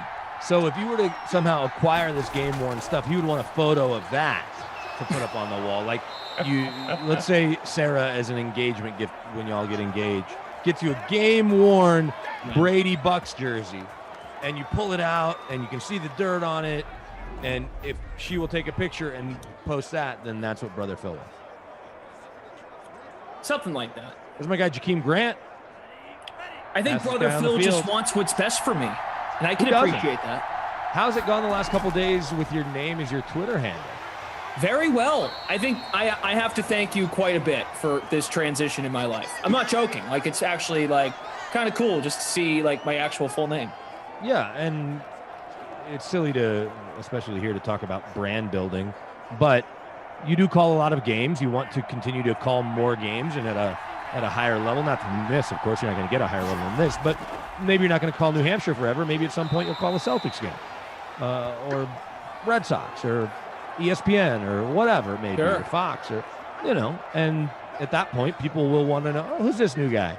Brendan Glasheen. Let me look him up on Twitter. Oh, there he is, right there. Yeah. And if your name was hard to spell, like I said, I would have told you to do something else. Are you my conscience? I doubt that. 3rd and 3 for Tua from the 17. Quick release. Batted down. That should have been a pick six. Come on. I do like these Packers throwbacks. What are those throwbacks to, like 80s, early 90s? Banded Caterpie 53 wants to talk more about the Madden Sim bus idea that we were talking a lot about last night. 70s. Okay, 70s. When the Packers were not good at all, right? The post-Lombardi Packers weren't very good. And through the 80s, they weren't that good until Brett Favre came along. When the Cincinnati Bengals knocked Don Majkowski out of a game, the rest, as they say, is history. Now you got Brett Favre giving some of the hottest takes you'll ever hear about Deshaun Watson. Chris B says BK is a man of the people, Glash. Could admire that, no doubt. Try to be. Urban legend, the Madden Sims have been a bright spot through the pandemic. I told a friend about him today that he was talking to me about some DraftKings stuff he was working on for the Super Bowl. And I was telling him, because he had texted me the other night when we were on, I go, I was doing these Madden streams for DraftKings. You should check them out. And so he went back and watched some of the YouTube. He goes, oh, that seems pretty cool. I was just kind of hanging out talking. I go, yeah, we're kind of calling a game and kind of doing a talk show and interacting with the folks. And he goes, can you win money? And I go, yeah, absolutely. And I showed him, how to get there in his app. And for all I know, he's watching now and participating. Awesome. Love that. I remember when we first started, I had buddies and family members participating. They had a blast. KAG says, hi, Glash. I bought a Tampa Bay or Tom Brady NFL jacket at auction for $15. It's worth $400 now. Amazing. Wow. Was it what kind of jacket are you talking about? I'm curious. Where do you come down on the leather jacket that either reps the Super Bowl, reps the team, or the one that they've done as both leather jackets and Letterman jackets, the one that has every team's logo? So you're like, hey, NFL, check me out. Or I've seen NBA ones. I'm not pro. I'm not pro of those. I'm not on board with them, but people have them. I guess I can't pick on the fashion too much. Here's some not breaking news, but it's becoming more people are picking up the idea that Peyton Manning is going to be announced as a Hall of Famer on Saturday. It's starting to trickle out. Oh, we were doing a lot of Hall of Fame talk here. Oh, yeah? You and I. Oh, yeah, that? sure. Right. And look, and now my prediction, Peyton Manning would be a first ballot Hall of Famer. Looks like it's coming true. Brandon Cristal had it first. Peyton Manning to the Hall of Fame. This is what we provide here on the Dream Stream. Breaking news, hot takes that come to fruition. But Woody Page put it out on Twitter today that he still holds the record for the shortest Hall of Fame nomination process. It was 3 seconds. He said, ladies and gentlemen, John Elway. And that was all he said. Because Mike Chappell's, he timed it out. Woody, for his tweet, said it was 18 seconds. And Mike Chappell threatened to drop his laptop. Because if I was holding the book instead of a laptop, I'd slam it down on the table, but I don't want to do that to my computer. So he made it longer. But ladies and gentlemen, John Elway's pretty good. Brett Favre's was, we present for presentation into the Hall of Fame. All right, he did take presentation twice for whatever into the Hall of Fame. Brett enshrinement. Brett Favre. That was like 11 seconds, I guess. Is that? Oh, Devontae Adams, 47-yard touchdown. Wow. I feel good about fading Funchess. Sure, but I did not play Adams. Did you play Adams? I played Adams. I did not. I played A. Jones. What bad defense. Devontae Adams, 55% in the flex for the free public showdown, 15% captain. Aaron Rodgers, 74% in the flex, 13% captain. While I was sitting in the doctor's office a little earlier, I felt that this lineup and I already have our next game ready to go too. I'm way ahead of it. Did you do it on your phone or your doctor's phone? No, I did it on my phone. I was sitting there forever for the doctor to come in. She's been locked out of her account for over a week.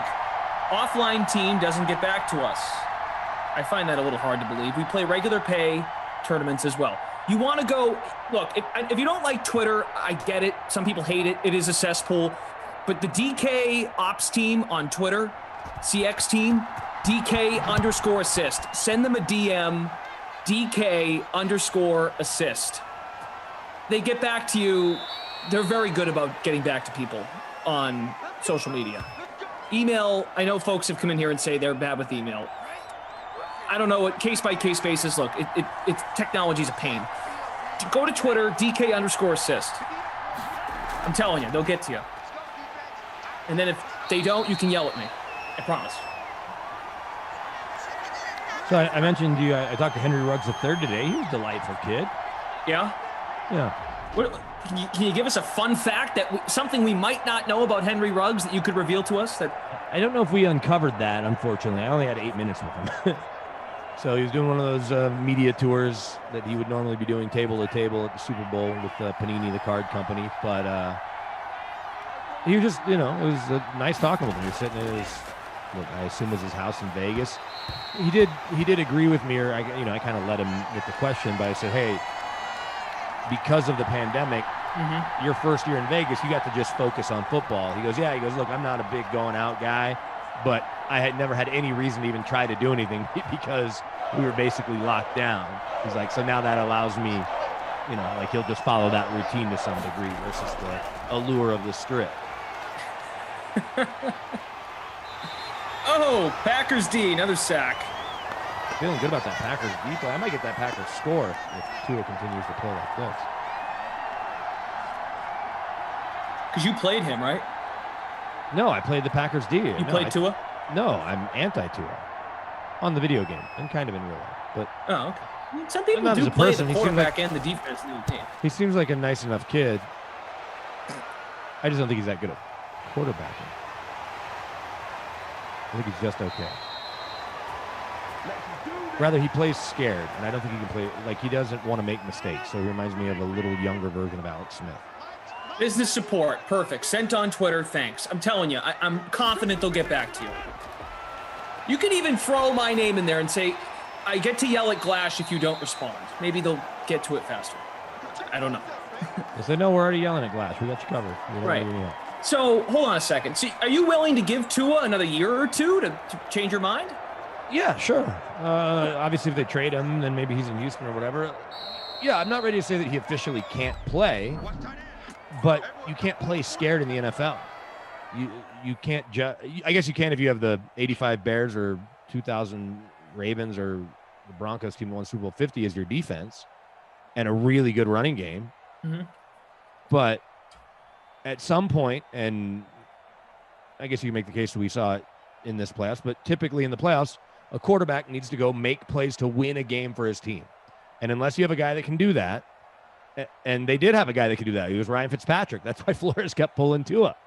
Was because he needed somebody that would make the throws down the field to go win the game.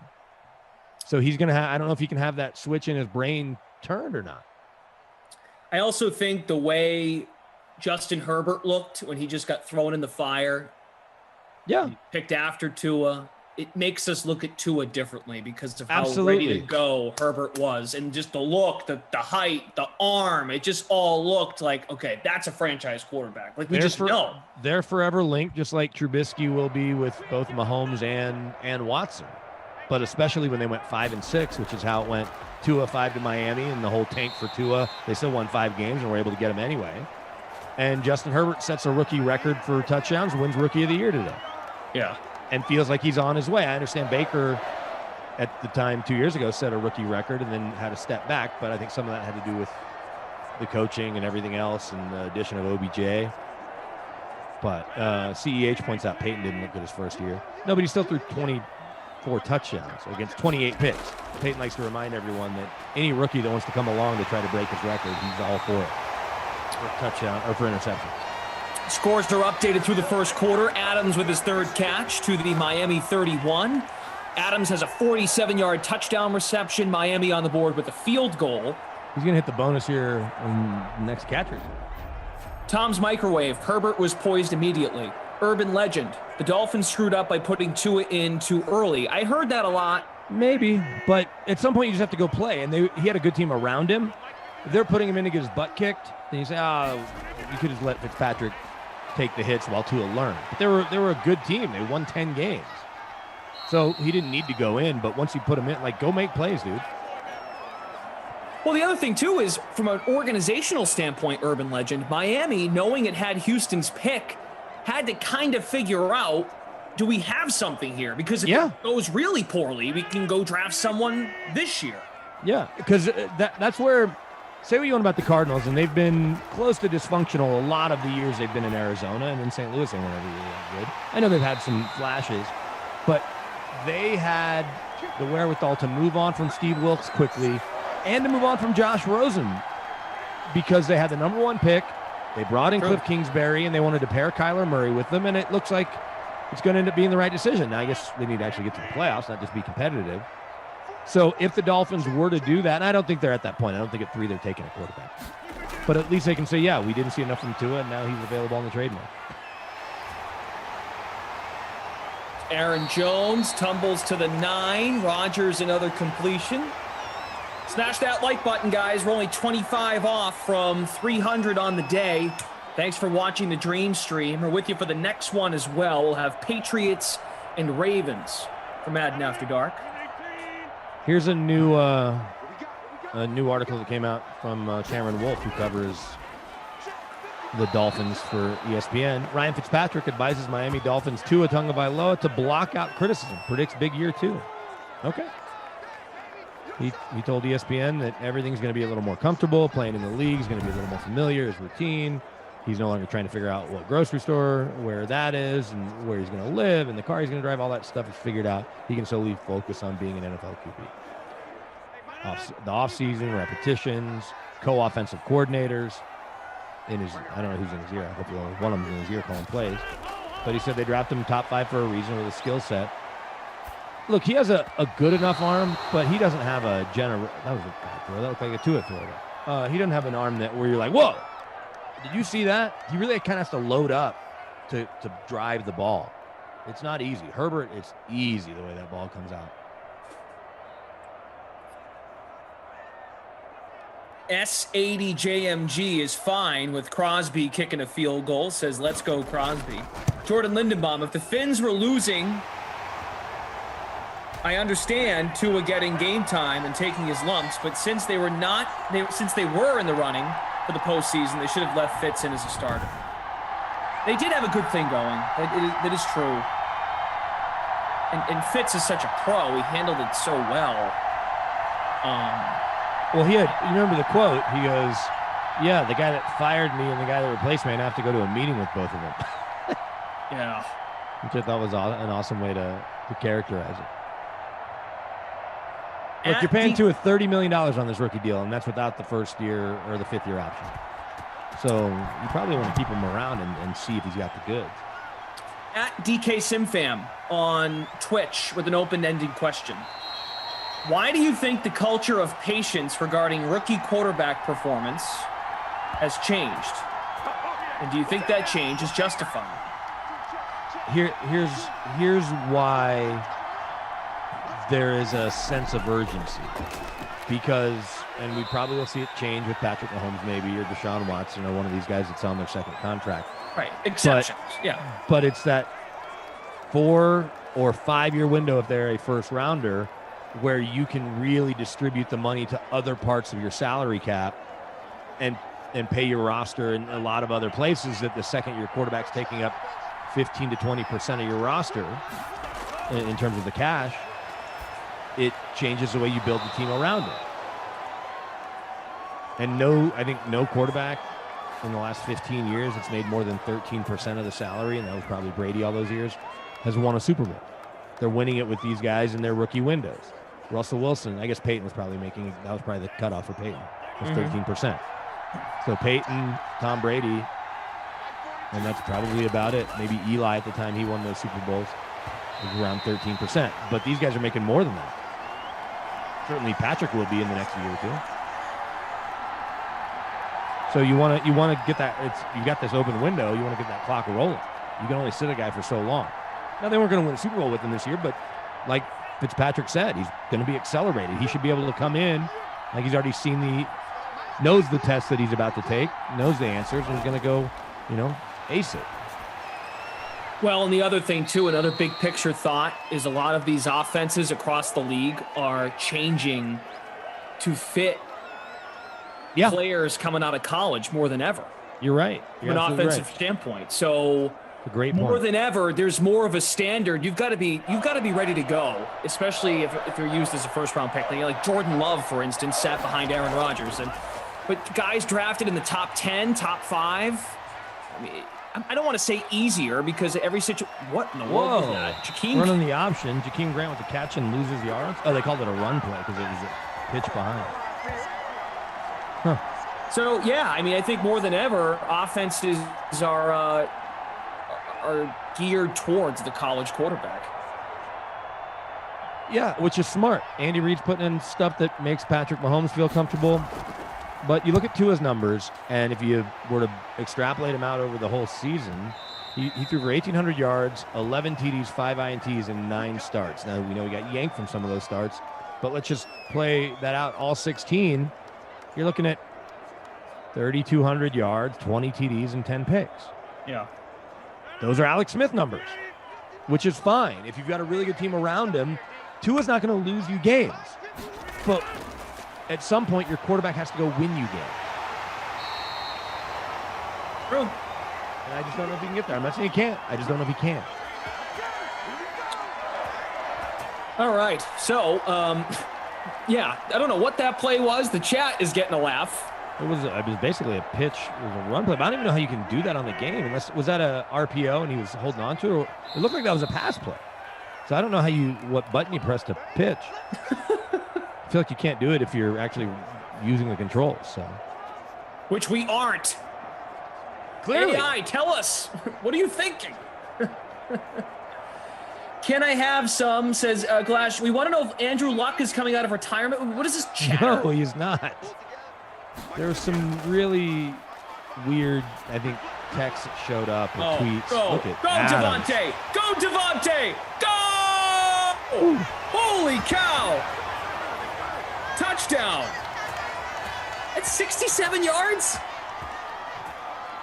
Man, I feel bad for not putting Devontae Adams in my lineup. Let's go. Roll back the tape to the pregame. Enough of Funchess.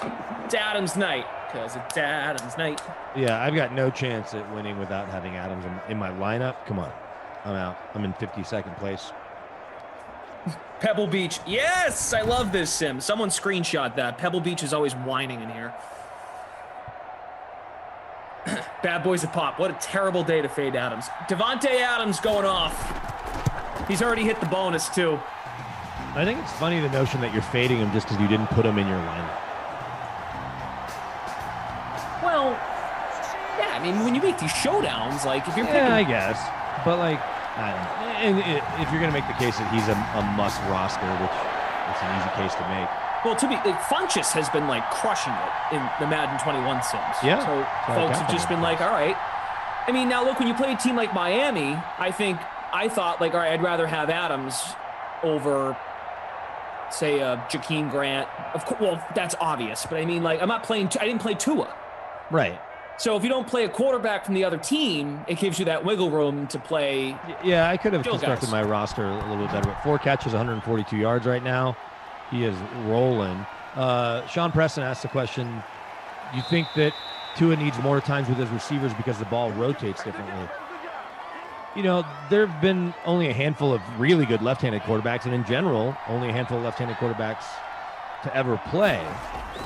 And the ball does spin the other way, but receivers catch the ball, and they learn. I think they can reverse the jugs machine. There's a difference. It'd be one thing if there were a bunch of drops. Drew Lock had that here. Jerry Jeudy was known for dropping the ball a lot more than people expected. A receiver that was touted as highly as he was to drop as many passes as he did as a rookie. There weren't a lot of drops in Miami that I'm aware of, right? It wasn't a huge issue. So look, I guess you can look at everything. He needs to take chances, though. I'd like to know how many passes he threw over 20 yards. Holy cow! This is from producer Michael.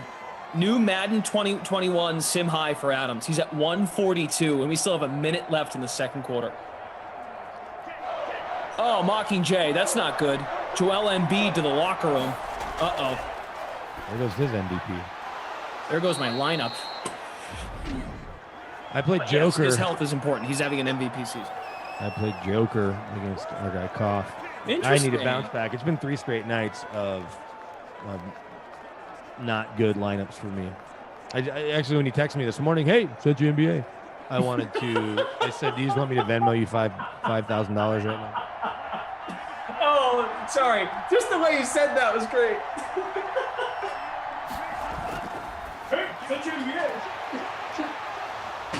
Sorry, I'm getting some more coffee. Oh, nice run there. Was that Parker? Sorry, go ahead. You had something to say. No, that was kind of it. I'm just trying to figure out. What about Venmo? No, I'm trying to figure out Tua's throws down. Okay, so this is a pretty advanced website. Playerprofiler.com. Never seen it. He was in the red zone 39 times, ranked 29th in the red zone. That's not great. Deep ball attempts.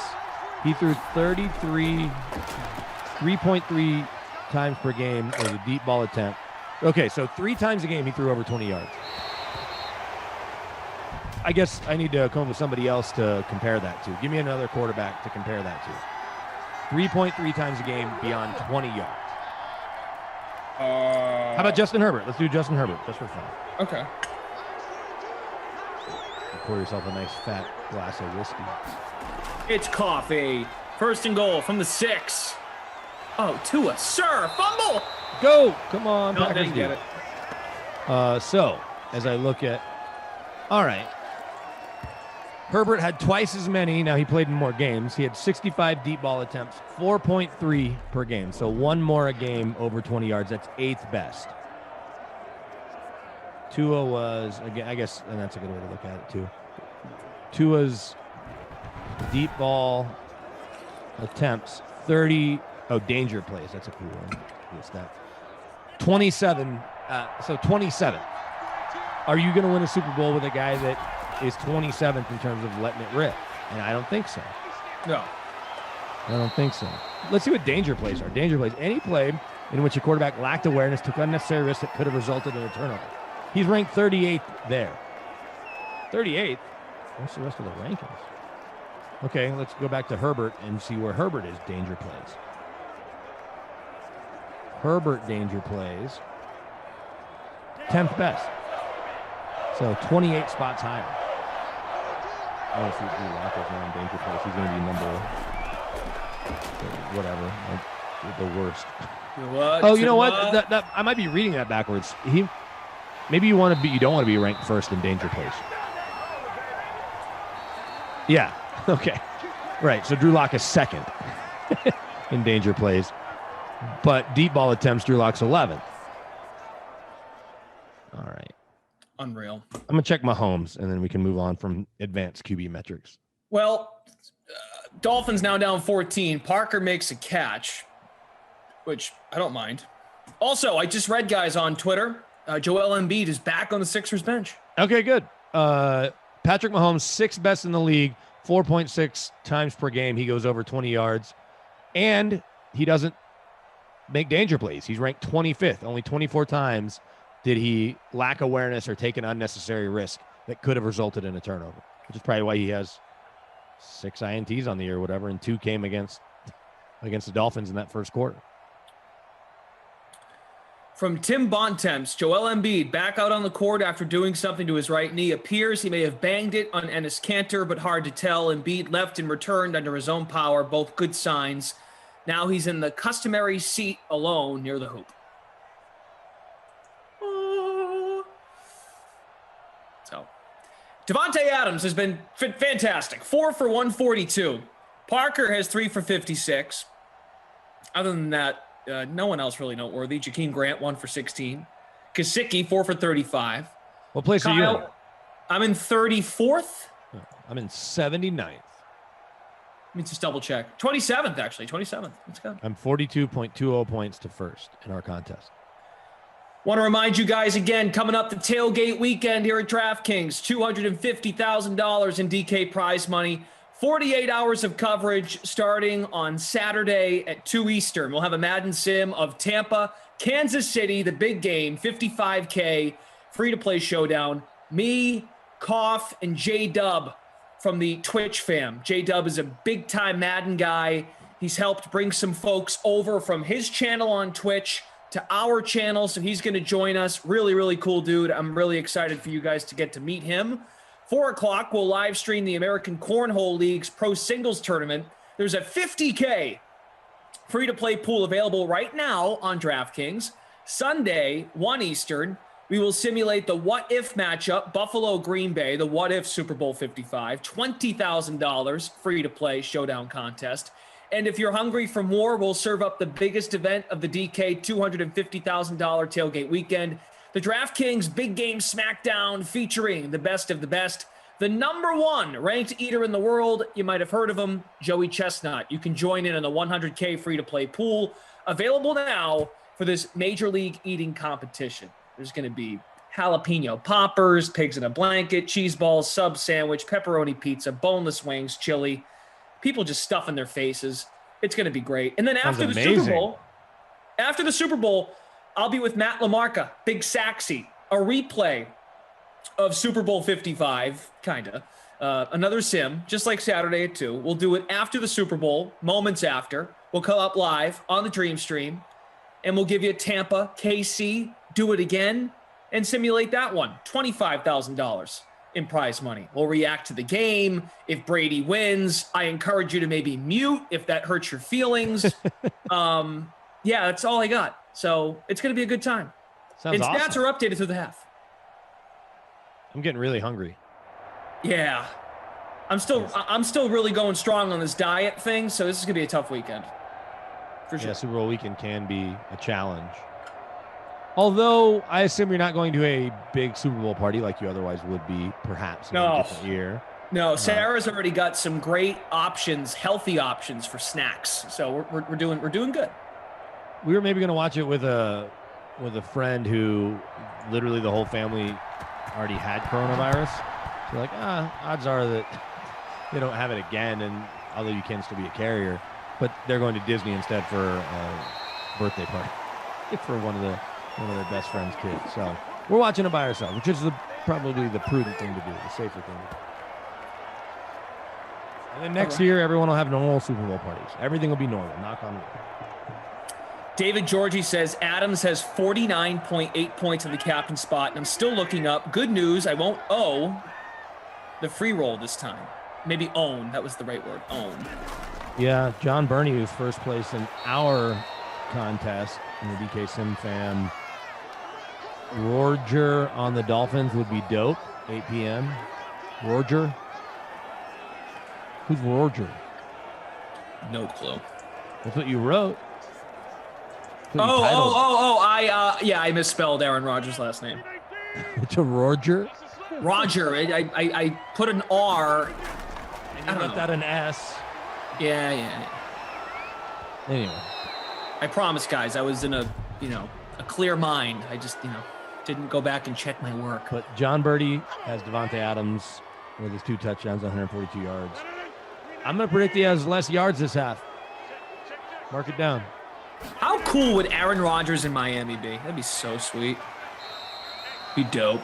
Who's he? He's throwing to Devontae Parker and Jakeem Grant, unless they use that number 3 pick on Devontae Smith.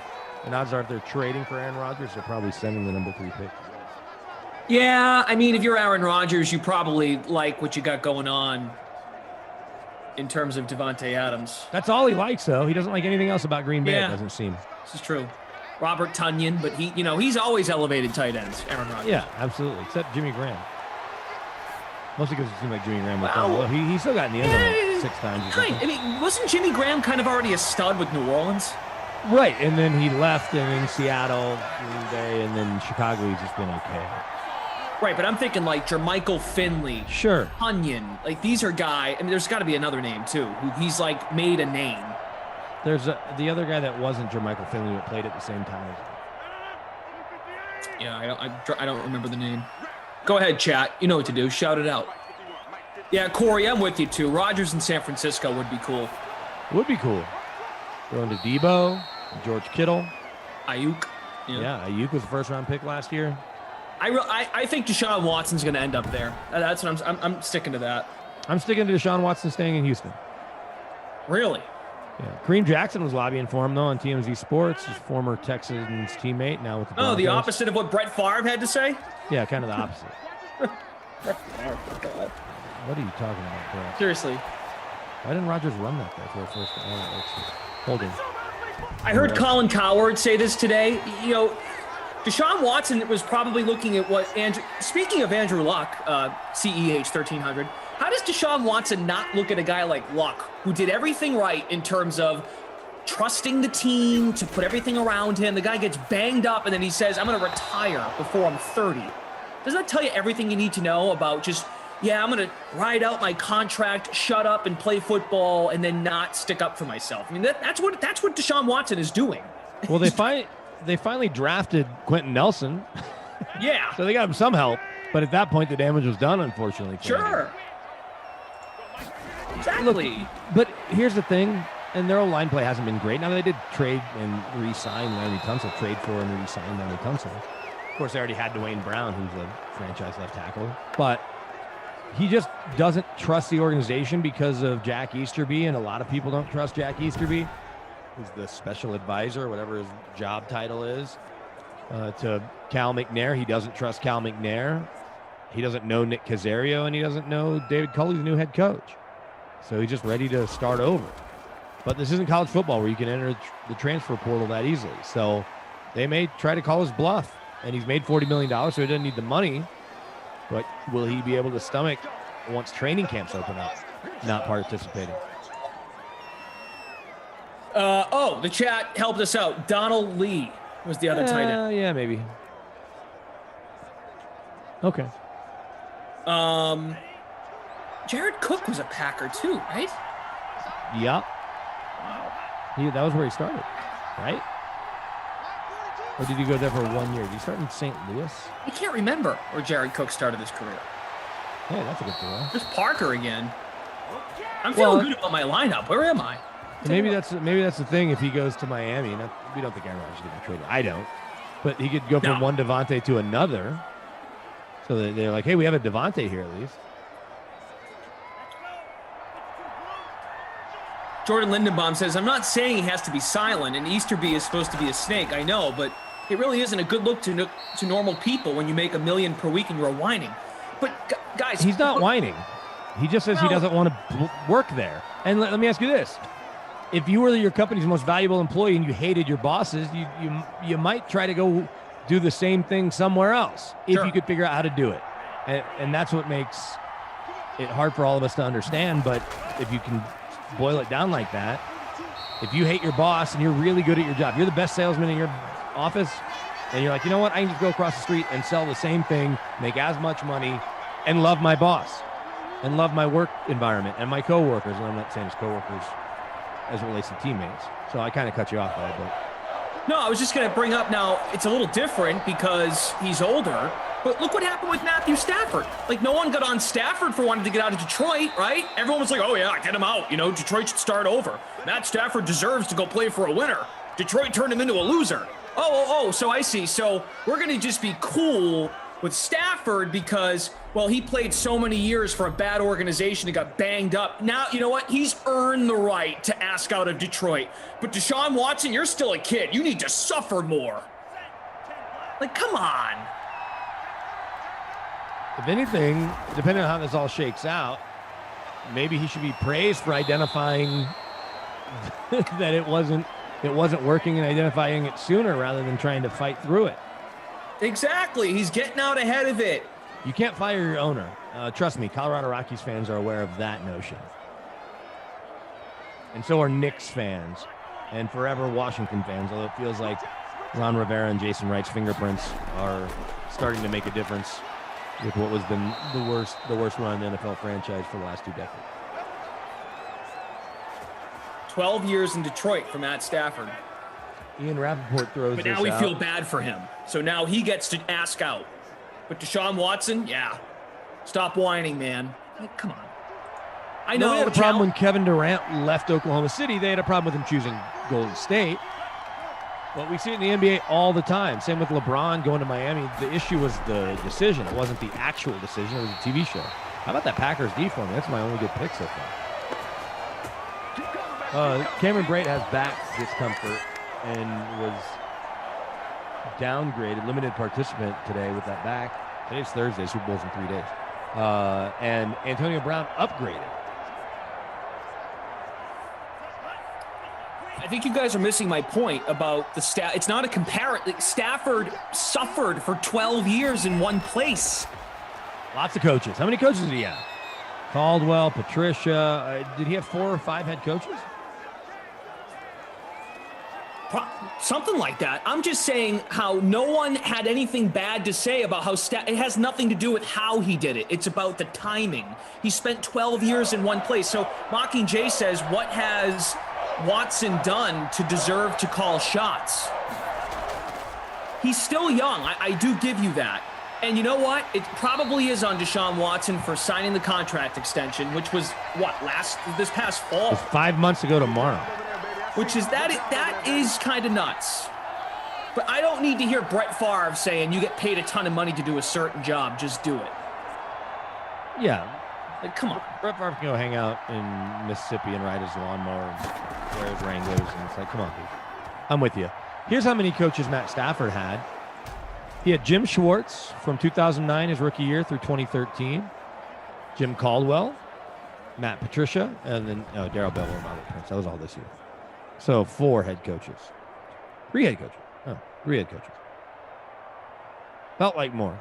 Because it does feel like the Lions have a new one every couple of years. Jordan, my overall point is Stafford played in one place for 12 years. How many years has Deshaun Watson been in the league? 3. 3. So it's 4. Yes, I'm comparing them. 4. I guess. Sorry. You know what I'm comparing? I'm comparing the reaction of people to the situation. I'm comparing the reactions. But just because the Texans shouldn't want to give up on Deshaun Watson, but they're letting the wrong people lead the charge, I think is what we can all agree on. Exactly. Yes, it would not be good business for them to move on from their franchise quarterback, who's somewhere in the top 5 of everyone's favorite quarterbacks in the league, give or take. When I say favorite, I'm talking about football people. And he led the NFL in passing yards, and he's the second highest rated passer in the history of the NFL behind only Patrick Mahomes.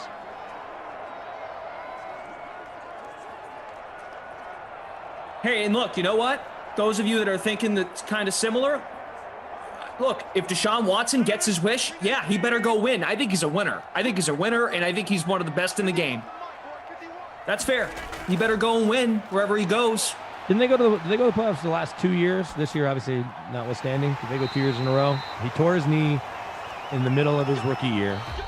Tore his ACL for the second time. And then I feel like they went to the playoffs at least, definitely once last year, but let's see. And remember, too, when Stafford's been in the league 12 years, things have changed. Like, social media is now a thing with these athletes. See the NBA. So you're telling me if Stafford wasn't drafted? Now, look, we can play the what-if game all we want. But if Stafford was drafted 3 years ago and he was in a bad situation, maybe if he could do it all over again, he'd be more vocal. 18, they went 11-5, first place in the AFC South. 19, 10-6, first place in the AFC South. What's interesting is that they were 9-7 and won the AFC South and then drafted Watson after winning the division because they weren't sold on, well, was that still Matt Schaub at that point? I can't remember who it was. Case Keenum? I don't know. It wasn't Case. They had Brian Hoyer at one point. Yeah, I'm just trying to think who the quarterback was that helped them win the division in 2016. And then they still go out and draft Watson at 10 or 12 or 11, whatever Watson went. 12? Yeah. Rel says Watson had the sorriest team around him last year, still led the NFL with a #1 quarterback rating in just about all categories. It's true. Yeah. Now, you can make the argument that a great quarterback should be able to give you 8 to 10 wins a year, right? That Peyton Manning did that every year, and Brady every year, and Rodgers every year. But at some point, the team around you, and they did, by the way, trade his best offensive weapon, really for no reason. Did they traded Hopkins for a second and a fourth? A second, a fourth, and David Johnson. Don't forget David Johnson. Well, David Johnson came back, but I'm saying they sent a second and a fourth. Oh, my God, that's right. They had Brock Osweiler, Clyde. Good point. Oh, right. David Johnson, God, second and a fourth. they paid Brock Osweiler. Oh. Yeah, they won. Okay, so that's right. They won that division in 2016 with Brock making $38 million guaranteed, which was $4 million more than the Broncos were going to offer him guaranteed. 4 years, 60 something, and 38 guaranteed. And then they basically paid the Browns to take him because he was like in a quarterback rotation. They realized he couldn't play.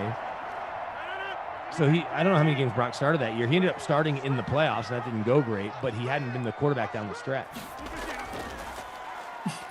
Winter Bold says, the Texans won a division with TJ Yates and Brock Osweiler. I wouldn't call them a dumpster fire.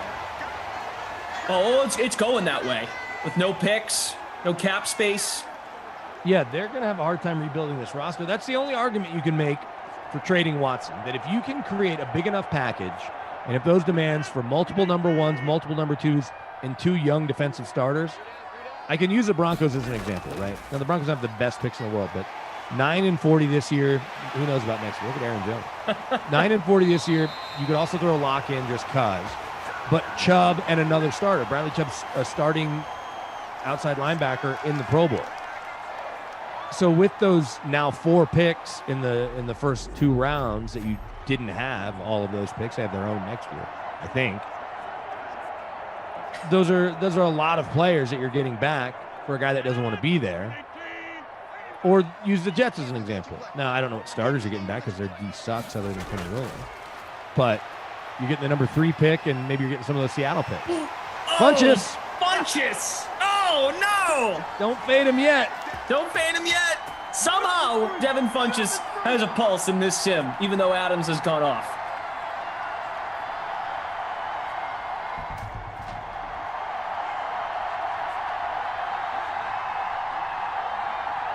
But that's how you can start to replenish a little bit. And you'll, depending on who you trade for, you'll save some money by trading Watson's big contract you just signed him to. Although you have some dead money this year, for sure.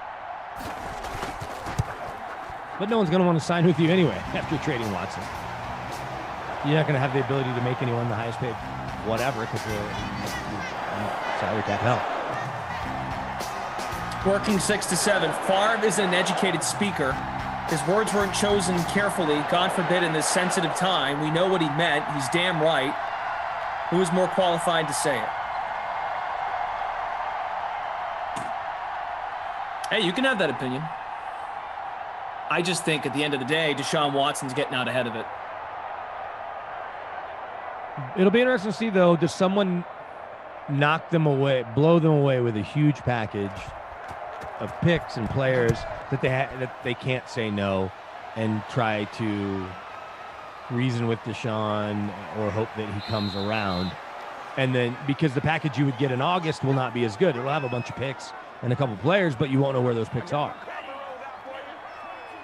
This year you control it, right? If you do it before the draft, you know, I'm getting 3, I'm getting 8, I'm getting whatever it is. Right, right. It has nothing to do with Watson's weapons. I'm with that too. It's the organizational philosophy, right, Jordan? I mean, they let go of Bill O'Brien early on. Look, what I do think about, where I do see the other side, and I think that what I do not like about this is the fact that he signed that extension. Like, if you knew it was bad, man, how much really changed in 5 months for you to know it was really bad? Well, we don't know what his relationship was with Bill O'Brien. And even though Bill O'Brien, there's plenty of stories about how difficult he is to work with, there's a chance because he was there since Watson got there that he and Watson got along okay. So while he's calling the shots and building the roster, maybe he figured out a way to justify the Hopkins trade to him. But then with O'Brien gone as well, and Jack Easterby winning that power struggle, and them telling Deshaun that he was going to have some input on who they hire, you know, at least be in the discussions, let them kind of a heads up on where the GM search is going, and certainly on the head coach, because he wanted Bieniemy to at least get a real look based on Patrick Mahomes' recommendation. And again, I want to remind you that Bieniemy is the guy in Patrick Mahomes' ear. He's the one that calls the plays into Mahomes. Even though Reed calls most of the plays, Bieniemy is the guy that has that relationship with Patrick. So he's coming with the highest recommendation possible, and they just give him that cursory interview after the fact. But when he signed that extension, Bill O'Brien was still in place. Sure. And he might have said, look, I can keep Cal McNair away from ruining this thing. And I think right when the pandemic kind of hit and all the shutdowns happened, that was when the news came out about the Hopkins trade. So at that point, too, this is where I'm seeing the other side. If you're Deshaun Watson, like, don't you start to scratch your head like, what the heck's going on here? I just think at any point, like, athletes they do have a right to stand up and say, like, all right, this is not right. I mean, give Deshaun Watson credit for that. Like, to your point, he was trying to remain faithful to what Bill O'Brien was putting in place. And he's out. And then even like JJ Watt, who's been, I don't know how I feel about him as a player. I think he's a little overrated, but he's a great pro. It seems like a great guy. He's putting his arm around him at the end of the season, like, we should have been better for you, man. Like, even JJ Watt admitted, like, we were not good enough. And this guy was excellent for us all season for a 4-win team. JJ Watt could be next, by the way. I need to check his contract situation, but they might just flat out cut him. And you know what? At the end of the day here, this might sound crazy too. The Texans might be better off, like just moving on, even if he isn't. I mean, well, if he was happy, you want to hold on to a talent like him. But at this stage, like, just don't let this thing continue. We see this all the time. Well, that's the thing is you're hamstringing. The GM will get through it. He's one of the highest paid GMs in football. That's part of the reason he took the job. It's a 6-year deal. So Kazaria's not going anywhere. David Culley's waited his whole life for this. He's going to come in and try to establish some culture that will certainly be a different feel in that building from what Bill O'Brien did, right? Their personalities could not be more different. So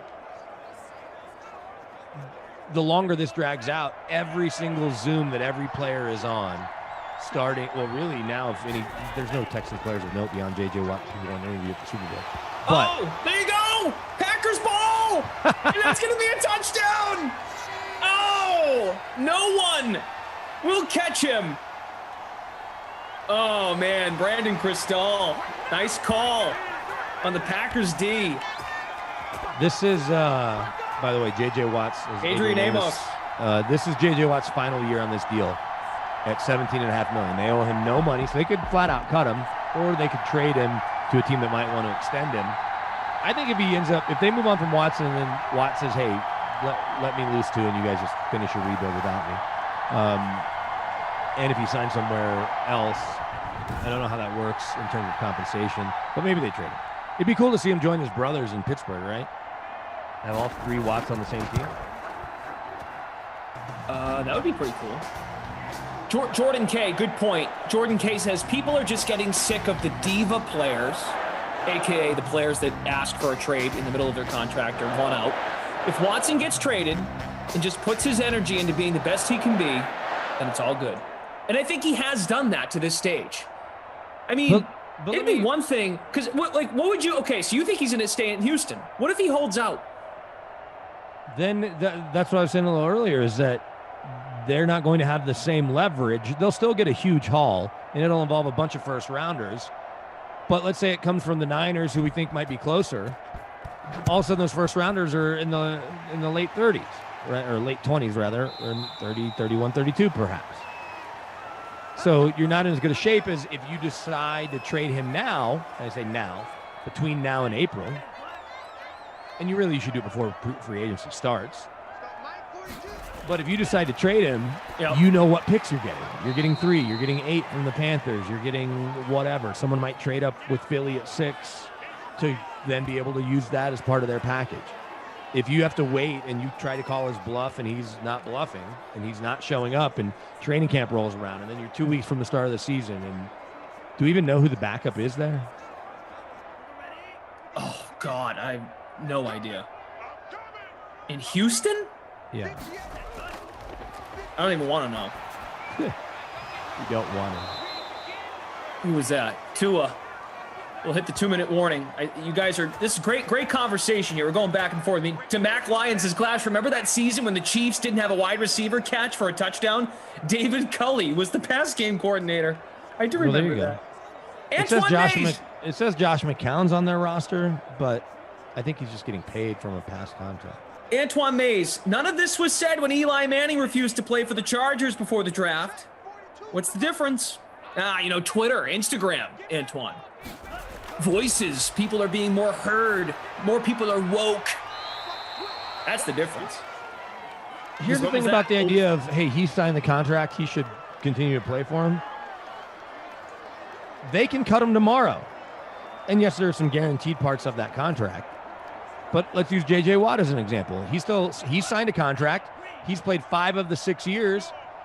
The contract he signed, they still owe him $17.5 million. Mm-hmm. They can cut J.J. tomorrow. If he goes and says, you know what, I want to be traded, is he a jerk? But if they cut him, you say, oh, that's just football, he's getting old.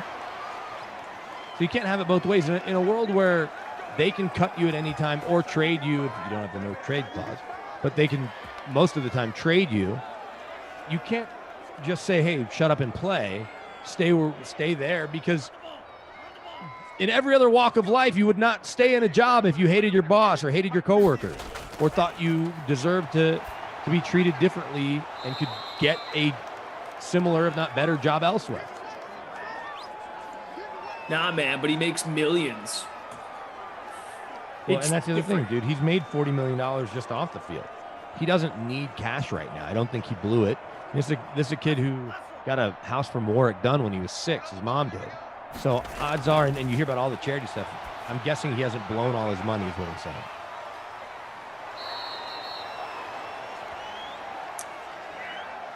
I say 40 million. I don't even know what he got as a signing bonus. He may have more than that. Can all be reworked. No, but I'm talking about money he's been given.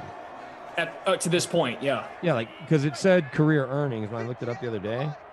It's $40 million, but that might just be his season by season. Let me just see real quick. Here's the first name you search. Spotrac, Spot Wrap. So it says career earnings, $40 million. Okay, he got his signing bonus this year, $27 million in the middle of the year. So he's made $35 million in a signing bonus. He's made $40 million, which is what I said. So that includes the signing bonus. It's $40 million, and by the way, he didn't have to pay state income tax in Texas. So he's in better shape than a lot of other quarterbacks that are having to pay huge state income taxes. Working 6 to 7. Maybe he was just an older man who played the same sport, same position, who took a lot of pride in the sport, and also held teams hostage when he pretended to be retired. Oh, I added that part. Working 6 to 7. You leave out the detail that Brett Favre faked retirement 80,000 times. Yeah, there's a lot of pride in that.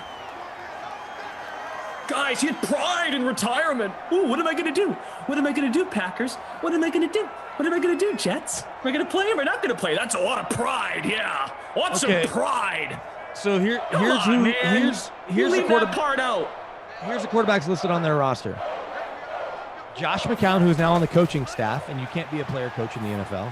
The Broncos found that out this year when they had no quarterbacks available. They were trying to get their quality control guy on the roster. And A.J. McCarron, national champ. We all know about his wife, thanks to Brent Musburger and the SI swimsuit issue. But that's it. And you don't have any money to sign anyone else. So if you want to call Deshaun's bluff, A.J. McCarron's going to get you through your training camp and no one else. A rookie, I guess. There's Gesicki. I got him on my roster. Maybe I'm in okay shape. I'm in top 30. I'm in 69th place. Yeah, I would love a Breida. Oh, that was Gesicki. Well, will they go for 2? Go for 2. Oh, I should have played Gesicki over Parker. Yeah. Hey, and all this, by the way, Brett Favre, phenomenal player. This has nothing to do with his product on the field. Okay. You know, I did fade in this, by the way, MVS. I knew that he was not going to do what he did the other day. Pebble Beach helps nobody. Thank you very much. Gesicki, says James. We are Penn State.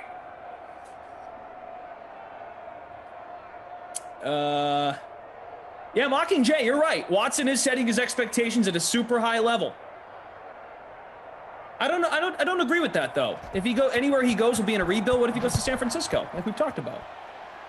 It's tricky because if he goes to a place like the Jets, their roster's already terrible, and he will be traded for the thing that can help them change that the quickest, and that's all those draft picks. But if he goes to Miami, who has the Texans pick already, but they could trade the 3rd and whatever their pick is in the teens, and then all of a sudden he's still around a team that has the 2 highest paid corners in football. You've got Mike Gesicki in place. You're not sending back those corners. They probably don't qualify as young defensive starters that they want back, and they couldn't really afford them. Yeah. Well, and you know something? I think I kind of get what he means. Like, the minute he goes somewhere, it wouldn't be a rebuild, but there will be urgency to win because whatever team's getting you, they're giving up a lot of assets, so you're in a win-now mode. You are, but you're also going to be limited by the roster. There's a chance that he's going, depending on where he ends up, from a team that doesn't have a complete roster to another team with a shaky roster. Niners are different. The Bears are probably different. I could argue that the Broncos with Sutton and Judy and Fant, and if Gordon and Lindsey stay and their reworked O-line, that the Broncos would be better than people think. Now they play in a division with 2 pretty good young quarterbacks. Guy can't stay away, huh? Adam Kaufman. Go Pack, go! Go Pack, go! Wait, so he's Go still a Pack, Packers fan even in the sim world, sim land here, because he liked him in the playoffs? No. He's not actively rooting for the Packers. That's just his bandwagon team, the team that won 13 games, the one seed After in the Washington, NFC. after Washington, because it was such After a great Washington, story. you know, because he's Koff saw Heineke coming from, you know, left field. Just poor guy. Can't wait though when Tom wins on Sunday. All the tweets from Koff. Oh, Tom Brady, what amazing things he's done over his career. Hashtag Go Bucks. Hi, Adam.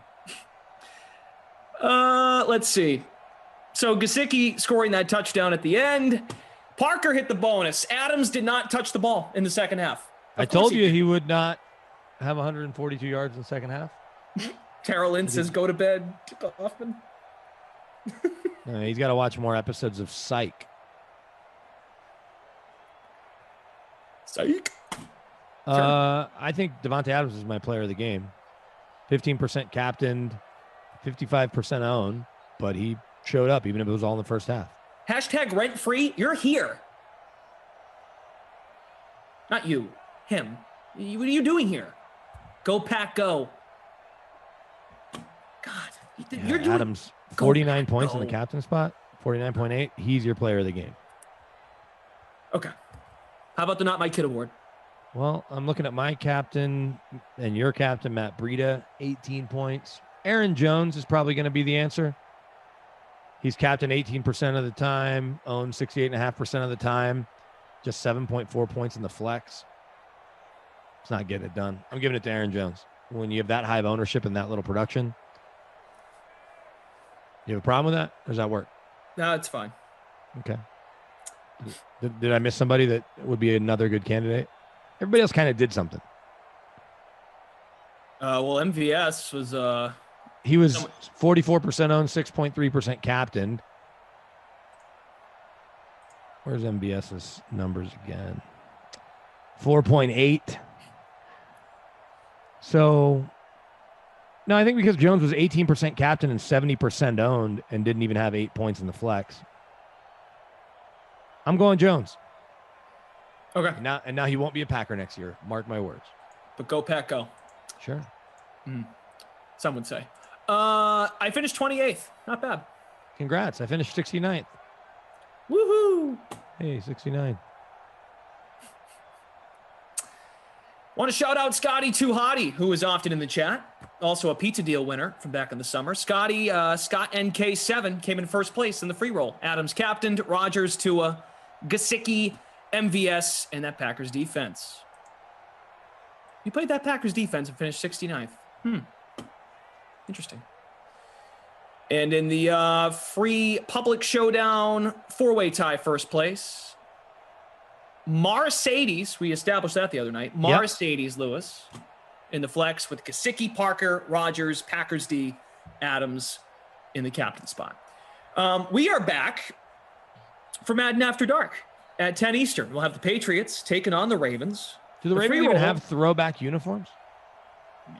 Throwback Thursday, I'm down. I mean, I think no. I'm just trying to think. Like their uniforms haven't really changed, but I guess maybe the bird looked a little different on the helmet. Daniel confirms, yes. Okay. 90s Pats. No, we're not going with the red Pats. Come on, 90s Pats blows. The free roll is titled. Daniel's so easily convinced. Okay, red Pats, great. Free roll is titled in the DK SimFam Friends League. Yeah, McDaniels would have drafted Lamar because he liked him. It's true, but didn't have his chance because Bill said no. All right, guys. Thank you. Good stuff. Good back and forth on the Deshaun Watson thing. Somehow we got into that. We got into a lot. That was good.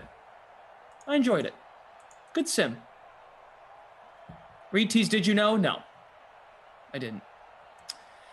Shout out to Kyle and Jim from the Game Ops team. Producer Michael and Daniel on the ones and twos, getting those uniforms ready. Kyle and Jim will be updating those scores. So hang tight if you are missing something or if you don't see something, they will be right on it. So as we've been doing all week, hyping up the big game, trade rumors, about Deshaun Watson. I kind of just want something to happen. You know something? This is going to probably break early next week. It's probably better that way. Once the Super Bowl kind of, simmers down, we get some fresh news to carry us into next week. Maybe. So we will get into whatever the heck you guys want to talk about. Joel Embiid and his health. I don't know. NBA lineups. We'll do whatever. In the meantime, though, here is Terrell and A-Stack to inform all of you about what else is going on at DraftKings and the DK Sportsbook. All right, thanks, Glash. I wanted to call Glash a bozo so bad, probably like 100 times tonight, like I usually do, but he gave such a nice shout out to all women in sports yesterday because it was our day. So thank you, Glash, and thank you, Brandon Cristal, for that great sim. So I'm going to lay off the bozo for tonight, people, but I'm not making any promises for tomorrow. Madden After Dark is coming up at 10 p.m. Eastern with the Pats at the Ravens with Brendan and Brandon. Brendan. Okay, that showdown is featured in the Madden Stream 3K Flea Flicker. It has a 3K prize pool with 1K to first place, plus the free contest for that showdown. It has a $250 prize pool with $25 to first place. Head over to the DraftKings lobby to get those lineups in right now. All right, earlier in the night, we broke down some prop bets. You checked it out on the Chiefs side with our guys Reed, Jeff, and Kenny. But now it's time to take the props on the Bucs side of the ball. Here they are once again making their way back with Adam Kaufman. On the Bucs side, let's take a look at some of the props there. You got Tom Brady plus 125 to not score, but pass for 2.5 touchdowns. That's the line. You chasing the over, or you going under? I'm going under here just because, look, first of all, Leonard Fournette has been one of the biggest revelations of the postseason for Tampa Bay. I think they're going to use him a lot in this game. And Kansas City, they're probably a little bit stronger against the pass than against the run. They're not a very strong defense. But look, all that said, right, they're only allowing 2.4 touchdowns per game this year, which is right around the middle of the league at 14th. So the numbers would tell you that, sure, I mean, if you play the averages, it's going to be very difficult for Brady to get 3 touchdowns. I also look at the fact that, obviously, it's different week to week, but, Tyrann Mathieu back there, I mean, Frank Clark, like these guys have established themselves as legitimate stars on defense. And I just think this is going to be a little bit tougher of a matchup for Tom Brady. So I don't really see like a huge game like last week's showing itself again. The Packers passing defense is, Jair Alexander makes it look really good, but it's really not good. So I would side towards the under here just because I think that Tampa Bay is probably going to lean on the run a little bit more. Reed, how do you feel? Yeah, I'm going over. If you look at the Bucs as an offense, they've scored 3 or more touchdowns every week since week 9. And Brady, he's thrown at least 3 touchdowns in, I think, a little over 40% of the games this season. And it's unbelievable. When you take a look at truly like his touchdown numbers and what he's done this season, it's really remarkable what he's doing. Now, he's the greatest to do it. I don't have to tell you that, Koff, or any of us who watch football, that he's one of the best to do it. But since week 6, he's only had 1 game versus New Orleans. I think that was week 9, where he didn't throw at least 2 touchdowns. So I'm getting I obviously with the hook and that half touchdown, I need 3. I just take a look at this over under this game. We're all talking about it being high scoring. Patrick Mahomes going over 325 yards. Yeah, I like the over here. You do need to tell us because Jeff here does not think Tom Brady's the best, but that's a conversation. Oh, I know. That's why I said it. That's why I said it. Moose? All right. Well, I'm going to go under. Kansas City pass defense is really good. Like they're good. They've only allowed 2 or over 3 or more passing touchdowns, 5 times this year. They've got great lockdown corners on the outside. This is tough. This is going to be a tough matchup for Mike Evans. I know everyone's used to seeing him just go out there and come down with some insane catches the past few weeks, but I just do not see that occurring. I think that if Tampa Bay is going to get multiple touchdowns in this game, at least one of them is going to come on the ground. And it's not terrible odds you're getting here to take a 3 touchdown performance, but at the same time, it's just not the right kind of matchup where I want to bet on a 3 touchdown performance from a quarterback, even one that does, is in a fairly pass heavy offense. I think you're better off taking the under here or just staying away from this bet. 77.5 receiving yards. That is the line for Chris Godwin. Reed, you going over or under? I'm going under. Look, AB looks like he's getting healthier, right? The practice reports have him trending towards playing, but always make sure, because if he's out, I think there's a decent shot that this is going to be pretty close. But to what Jeff was saying, the pass defense has been playing well. Kansas City, second lowest catch rate allowed and 7th lowest yards per target this season. And when you take a look at the last 18 games, including the playoffs here, like they've only allowed a little over 12 wide receivers, I believe like 13, to reach 72 yards against them. And so when you take a look at the volume right now from what it says, Chris Godwin as a prop itself, now I like Brady to have over 3 touchdowns and this be high scoring, but I think that goes a little bit towards guys like Gronk and guys over the middle, Mike Evans. I just take a look at this and say that I think that's a little too high. And Chris Godwin, he's sitting right around that 4 to 5 catch mark right now. So I'm going to say under. You sticking kind of close to it too here, Jeff? Yeah, I'm gonna lean under. I mean, I think if Godwin gets to the over on this prop, it's probably going to be really close. And I don't want something that doesn't really have a great chance of like smashing this prop out of the water. I mean, if you're kind of on the fence here and you say, well, his ceiling might only just be a little bit more than this, I don't know how you don't lean under here. Again, we're talking about a Kansas City defense who, allowed the second fewest yards to opposing wide receivers as well, on top of all the good stats that Fowler Focus Football over there just gave you. Javarius Sneed is a really good slot corner. He's got good athleticism. He's going to be able to keep up with a guy like Chris Godwin. Godwin had a great NFC Championship, made a couple circus catches. The matchup here is tougher. I don't want to throw luck out there as something, but like you've got to get lucky on some of those deep balls. And do you really want to rely on that for an over? I think this prop is a little bit too big, quite frankly. I think it's kind of preying on the fact that everyone's expecting a big offensive explosion game. And I think the under is actually the better side there for Godwin's total this week. Kenny, this is where you're supposed to tell me if the line was 125.5, you'd go over. No, I think we're all in agreement here. I'm going under on Chris Godwin as well. He's only hit this total 8 out of the 20 games that Tampa Bay's played, which is not very good.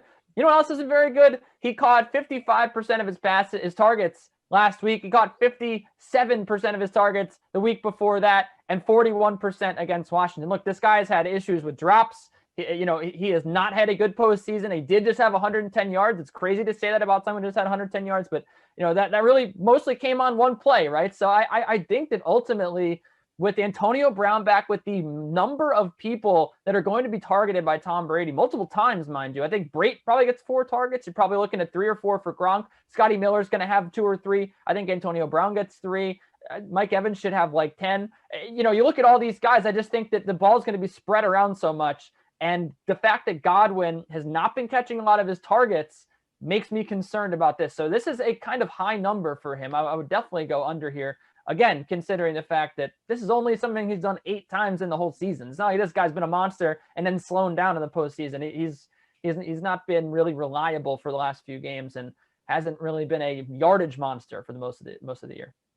First touchdown prop for the Buccaneers, folks. We already did Kansas City, and for that matter, Kenny right here was so excited earlier to tell us about Rob Gronkowski. I'm going to let you do it again.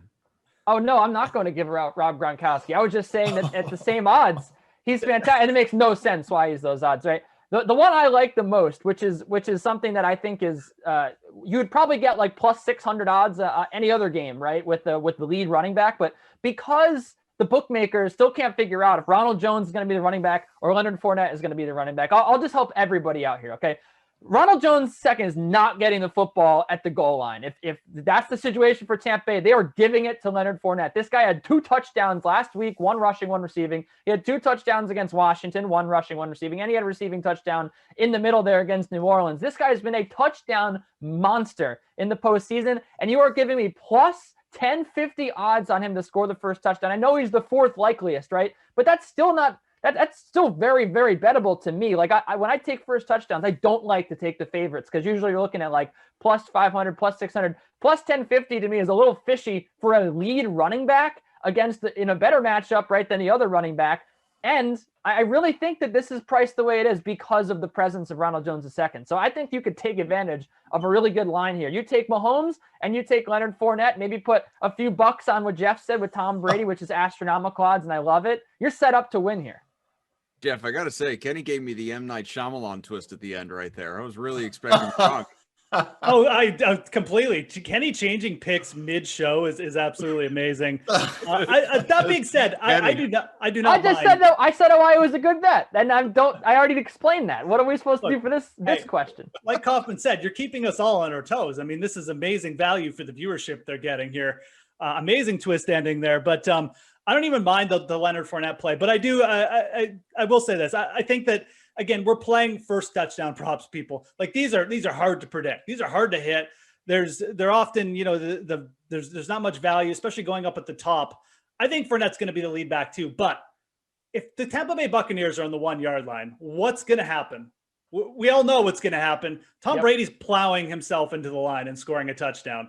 So I think Tom Brady at plus 3,500 is where you go. You got to invest way less too to get a nice return here. Obviously, he's plus 3,500. So if you want a basket of first touchdown scorers on Tampa, go Tom Brady at plus 3,500 and throw Scotty Miller a few bucks on him too, because we've seen him capable of getting those long touchdowns. He'll probably be out there on the field a little bit with Antonio Brown at 100%. So Brady, Scotty Miller, that's my basket of Tampa Bay first touchdown guys, both plus 3,500. Reed, take us home, buddy. Yeah. Again, I'm like Kenny just giving us 3 or 4 first touchdowns, so he's covering his bases. That's how you I do like it. it, Kenny. That's great. You can. We're all going to get on Sunday. We're all going to get tweets that say, like, "Look, I was right. I called one of my 14 first touchdown calls was right." But no, all kidding aside, I like all those guys. I think they're well within play, well within reason. Mike Evans plus 900. Two of the last 3 first touchdowns in the playoffs have gone to him. The other Antonio Brown. So I think Brady is looking at his receivers for that first touchdown. I can't believe the Cam Brate disrespect. All right, Reed, Jeff, Kenny, thanks, guys.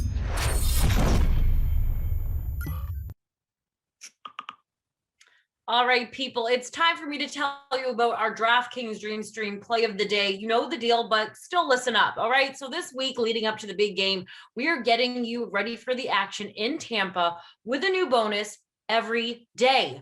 All you have to do today is earn today's bonus, is enter a lineup in the NFL 5.55 million Super Bowl 55 millionaire. And if Tom Brady scores 20 plus DraftKings fantasy points, you score 500 crowns. It's as simple as that. No need to roster TB12. Just enter the contest. We've got bonuses every day leading up to the big game. Go check it out in the DraftKings lobby or by going to DraftKings.com/promotions. All right. So we're getting closer to Madden After Dark here on the DraftKings Dream Stream. But in the meantime, it's time to keep the big game breakdowns coming right along. Let's keep it moving. The guys from Action Network's The Favorites podcast, they took a look at some of their favorite props for Sunday's game. So let's take a look.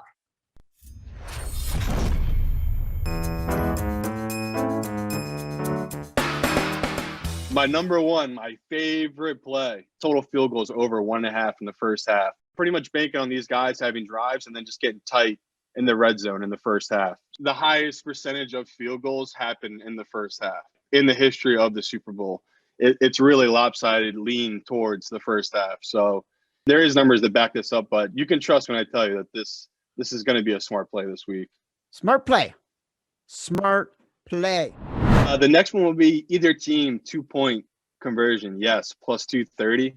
Just a great value on a number that we both know with these teams, their head coaches love to go for 2. With 2 risky coaches in a game that is all about taking high-risk plays to try to win a winners-take-all game, if any team gets down by a weird number, we're pretty much guaranteed to get a 2-point play attempt at any point in this game. So if you're willing to bet these weird props I'm giving out today, this is one of these higher ones up there. I love either team to score 2 points.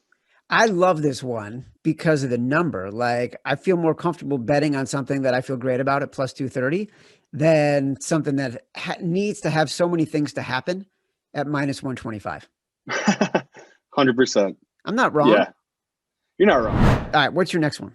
Sadly for Chad, he won't love it because it's minus 114, but longest TD plus 45.5 over yards, minus 114. I just think, again, we talk about these 2 offenses. They're very aggressive against defenses that are pretty aggressive. I know we saw Tyreek Hill have a historical day the last time these teams played.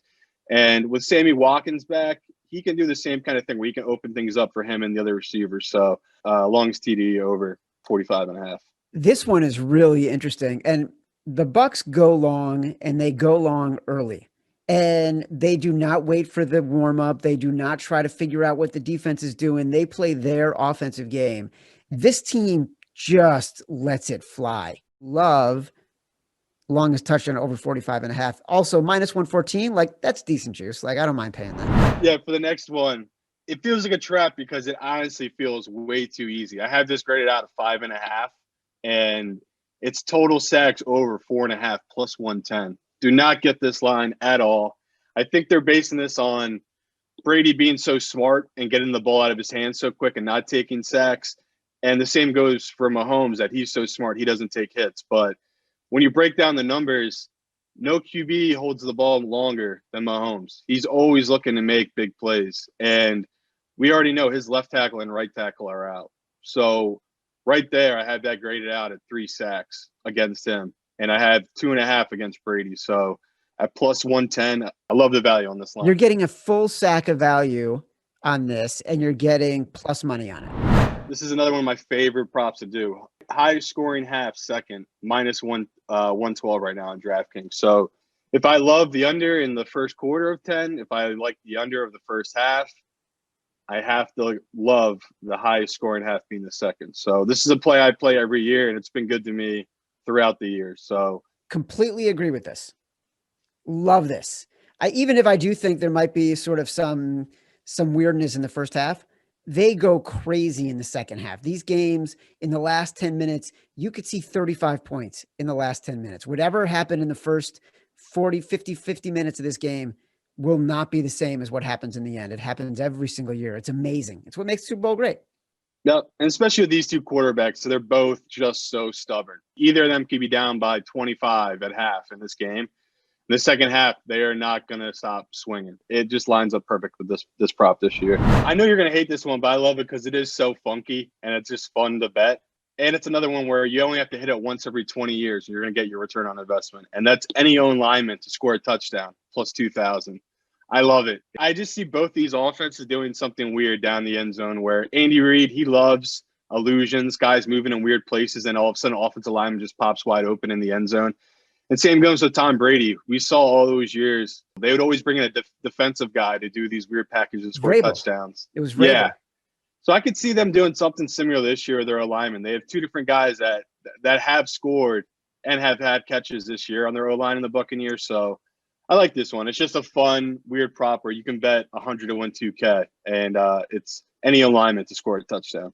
I love this one. It's stupid fun. Every time they get close to the goal line, you're going to hope for this. No, offensive lineman. You don't overinvest. You just have a little bit of fun because the payout is so high, and just enjoy.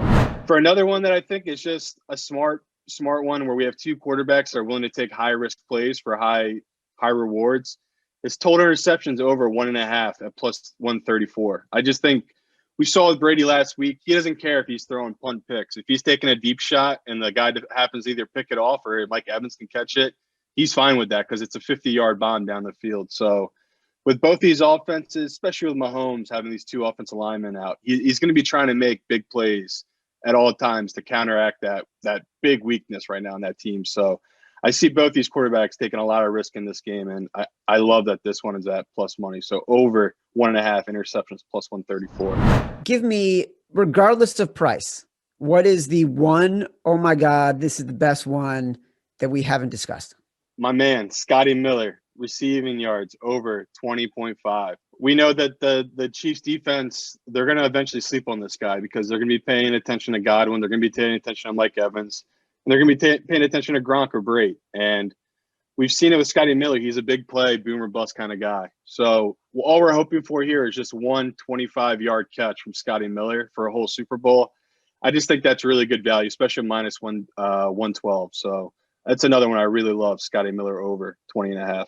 That one I like a lot. That one I can get behind. It's something I can root for the entire game. I'll get excited when Scotty Miller comes onto the field. Like, this is one where I know I got a shot.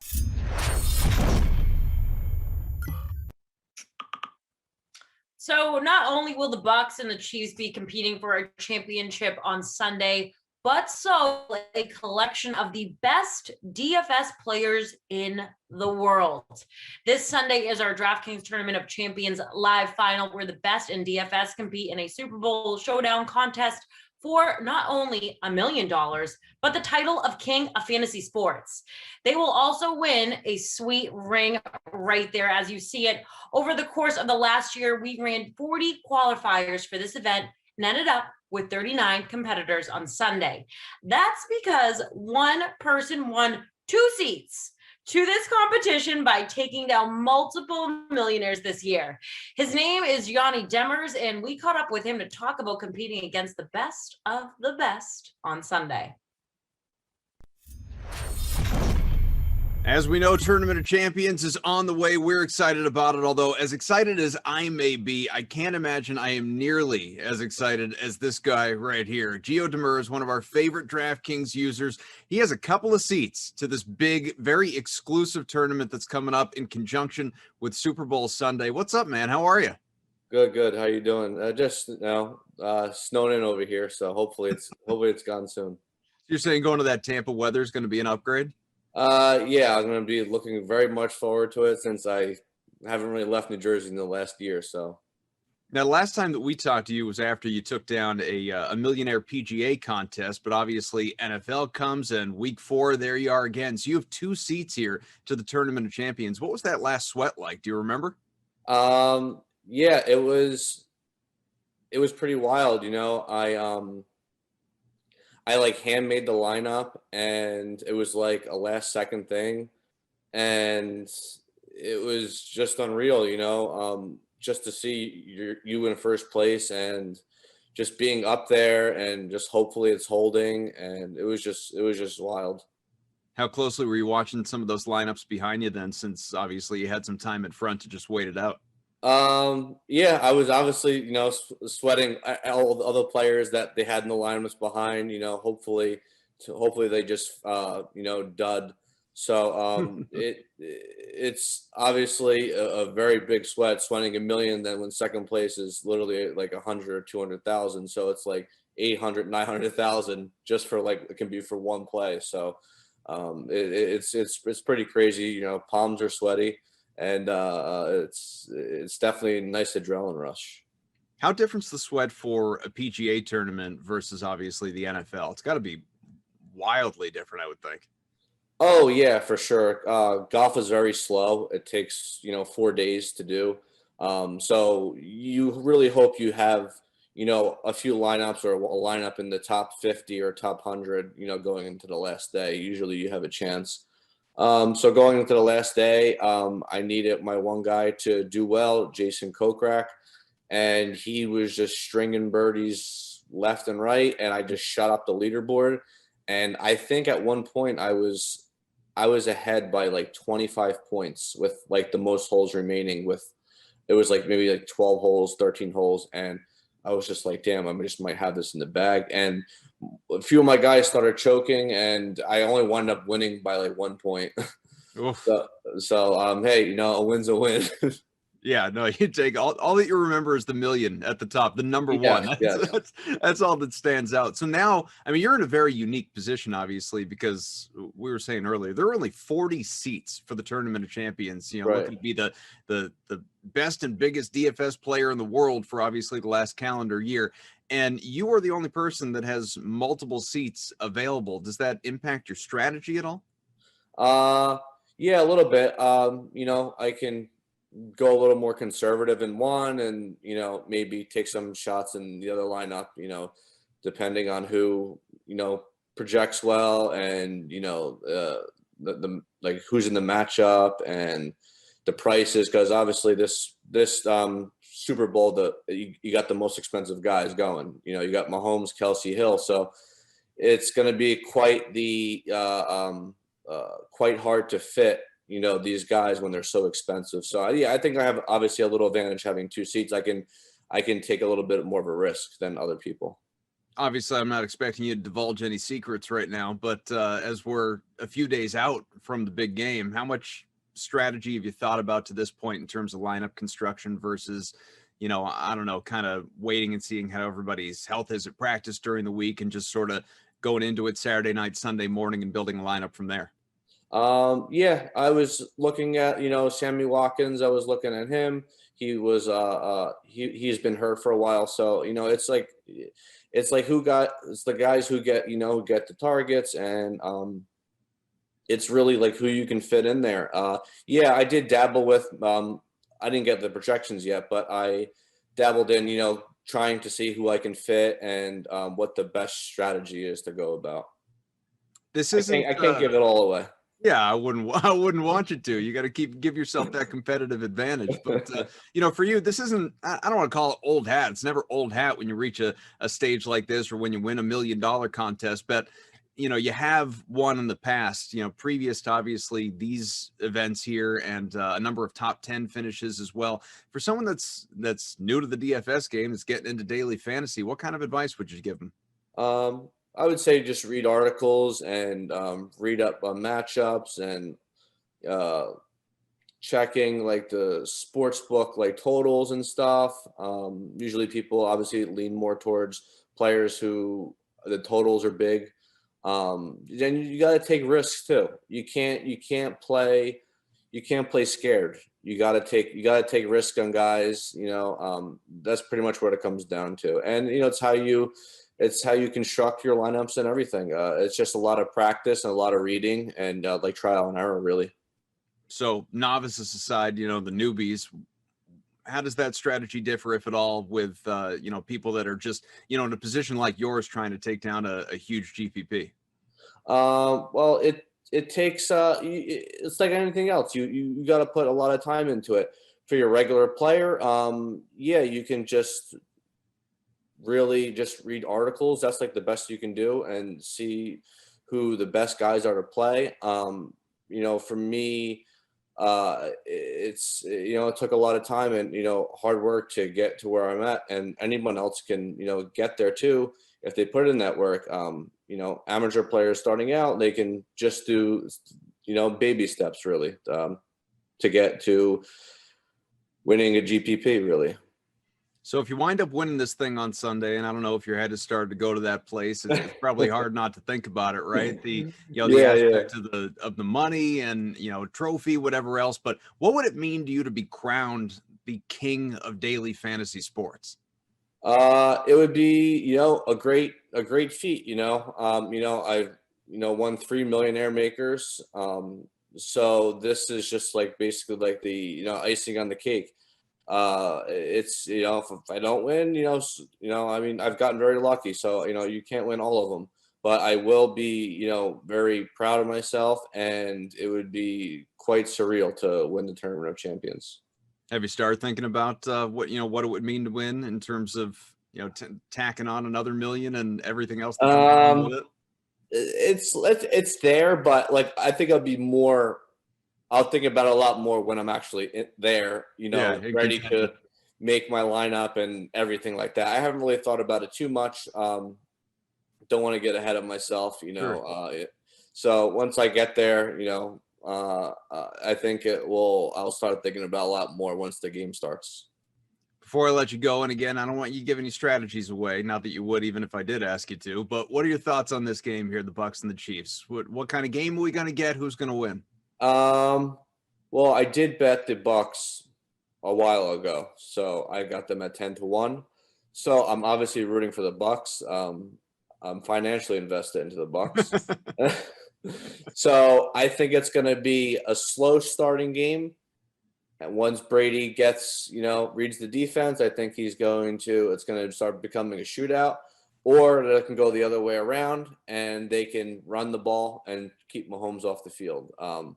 But I'm hoping the Bucs win this one. All right, Gio, pleasure, man. Best of luck, obviously. Enjoy yourself in Tampa. Enjoy the game. It's going to be a wild experience for you. And hopefully we'll be talking again afterwards with the king of daily fantasy sports. Awesome. Thanks so much.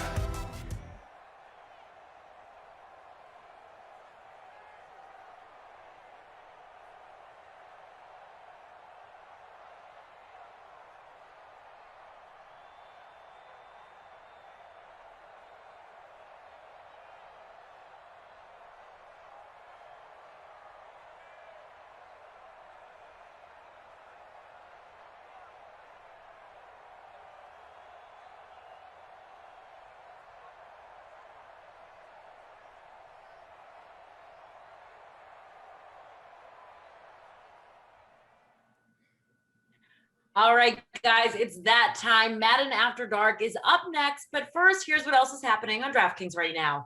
We have a full weekend of DraftKings greatness planned. I've been talking about it since yesterday, all night tonight. We planned it just for you guys of the DraftKings $250,000 tailgate weekend. Check out the DraftKings lobby right now or later or tomorrow for a number of huge Madden contests, including Saturday's Madden Stream 55K free big game preview. That's a free contest with a $5,000 grand prize. We'll have plenty of more great contest events all weekend long for you. Stay tuned to the stream for more info on all of that. Okay, everybody, it's time for me though to say goodnight. I know, so sad because I'm leaving you with a Nope, I'm not going to say bozo. I already said I'm not going to do it for Glash tonight, but we still have one more sim to go. So here is Mr. Brennan Glass Sheen and Brandon Cristal for the call of the Patriots and Ravens on Madden After Dark. Enjoy the game. Wow, really dodged a bullet there. But I have a feeling it's only going to last one night. Just one. Only one. Wouldn't have it any other way, to be quite honest. So, Terrell Lynn, thank you.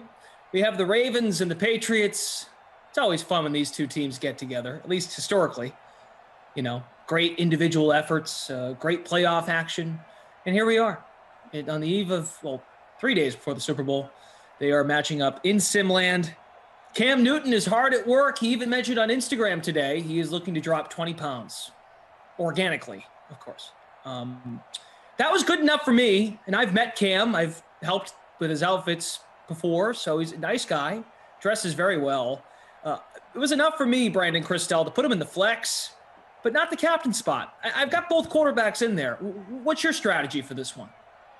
Always avoid Cam. I always avoid Cam. Sorry, I'm just looking at the last few things. I just don't think he does much, and I'm kind of anti-Cam. I mean, yeah, I know he can run a little bit, but in general, I stay away from Cam. And so I did not captain him. I paid up for Lamar Jackson. Woo! Jackson, because I want to be there when he goes for another 300 rushing yard day. Yeah, he can do that. And because the rest of the roster after that, it's kind of all the same, right?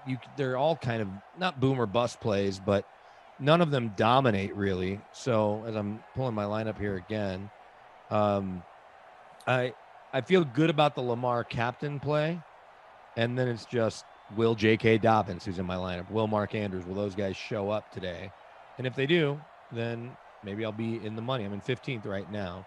But that's just because I have the Ravens D as well as James White and Sony Michel. So paid up for both those Patriots running backs. We'll see if that ends up coming to bite me in the you-know-what. But that's how my lineup looks. Okay. All right. Lineups have locked. We're going to be out in virtual Baltimore any moment from now. So I've got Devin Asiasi in the captain spot. Lamar, Cam. I paid up for Sony Michel. I really miss the cheap Sony Michel, but you know what? He's near and dear. I did not play Mark Ingram, so maybe that will come back and bite me because I've been a big Mark Ingram supporter here on these streams. I did play the other tight end, the one for Baltimore, Mark Andrews, and his backup, Nick Boyle. And that's how I spent all my money. Yeah, I think I saw Nick Boyle have a catch once. Yeah, it's pretty much what he's good for. Wouldn't mind a vulture. Yeah, Runner Travis says, yeah, but this isn't real life. Cam goes X Games mode. Yeah, sometimes. I'm with you. Like, I can kind of get behind that. He doesn't run as often. That's actually just a comparison from Madden 20 to Madden 21. These mobile quarterbacks, they just don't get active. They don't churn their legs as they do, except Lamar, Deshaun Watson, Russell Wilson, but like Dak doesn't do it as often. Cam. So take that for what it's worth. It does feel like the last two games I've had that Deshaun Watson, he's gone over 100 both games. I might be wrong. He definitely did once, but he might have twice. No, that's true. There's a couple. Like, so Lamar, Watson, like I said, Wilson's another one. There's someone else too. Maybe not. Maybe that's it. That's probably the big three in terms of running quarterbacks in these sims that I can think of. Donna says, just found you guys on Tuesday. I wish I could have found you guys earlier. Donna, stay a while. We're going nowhere. Even after the Super Bowl, after the season's over. The Dream Stream, Madden Sims, not going anywhere. So please, Stay. We're just getting started. For you, Donna. For you. Let's see. We'll open up the contest. How many entries? 185 for the free roll. Love to see it. Where'd you finish? You finished, what, 69th last sim? 69. I was in the, I think I was in like the top 25 based on the final calculations. So, terrific. Well, here we go. Patriots in those bright red throwbacks, just to satisfy the heart of Brandon Christel. Timothy says Sims, baby. Obi-Wan, it's over, Anakin. I have the high ground. Mike AF, thank you. Josh Allen. I knew I was missing one. Josh Allen's another one. Terrific. Kyler Murray, okay, another good one. Yep, so I probably missed a couple, for sure. Those are good ones. Vid always says I should have dropped Brown for Asiasi. Devin Asiasi, the day we moved to the new game back in September to Madden 21, that guy just tore it apart. And here we go. Here is the Lamar Jackson ownership in the free public showdown. 93% flexed, 58.6% in the captain spot. That might be more of a reflection of people's lack of trust in the Patriots in Simland, which I can't hate on. No, there's empirical data there. Hello to Luke Murphy, Chris B, David Stover says, let's go Lamar, keep me in the green. Blake Knight, Baltimore is going to take up the whole first quarter with this drive. Bruiser B says, Glass, you're looking pretty thin. You may want to have a cheat day on Sunday. Yeah, go. You got to have a cheat day for the Super Bowl. How many LBs have you dropped? I haven't weighed myself or anything. I'm not really interested in the weight. I feel really good right now. I'm 4.5 weeks into this thing. What are you doing to your diet? What did you cut out? Are you doing a diet with a name? Are you just eating sensibly and working out? Eating way more sensibly, more than ever in my life. I am portioning my food. I never did it as a kid, never did it as a young adult, and here I am, still a young adult. I told myself I need to start eating like an adult. Portioning your food, what does that look like? Are you walking away from the table hungry, or are you eating just enough and cutting yourself off? The latter, yes. So now I'm doing the 21-day fix, but times 3. We've got these little containers that measures everything. See, I'm the kind of guy that I'll just stuff my face until I'm full. I have never had a problem working out and stuff. Right. But just like eating better, I have never ate that poorly. Just like, right, I have not had any alcohol. That is true. I have not had any alcohol. So if you cut out alcohol, that'll certainly help. But you cut out fast food and stuff that's heavy, empty carbs.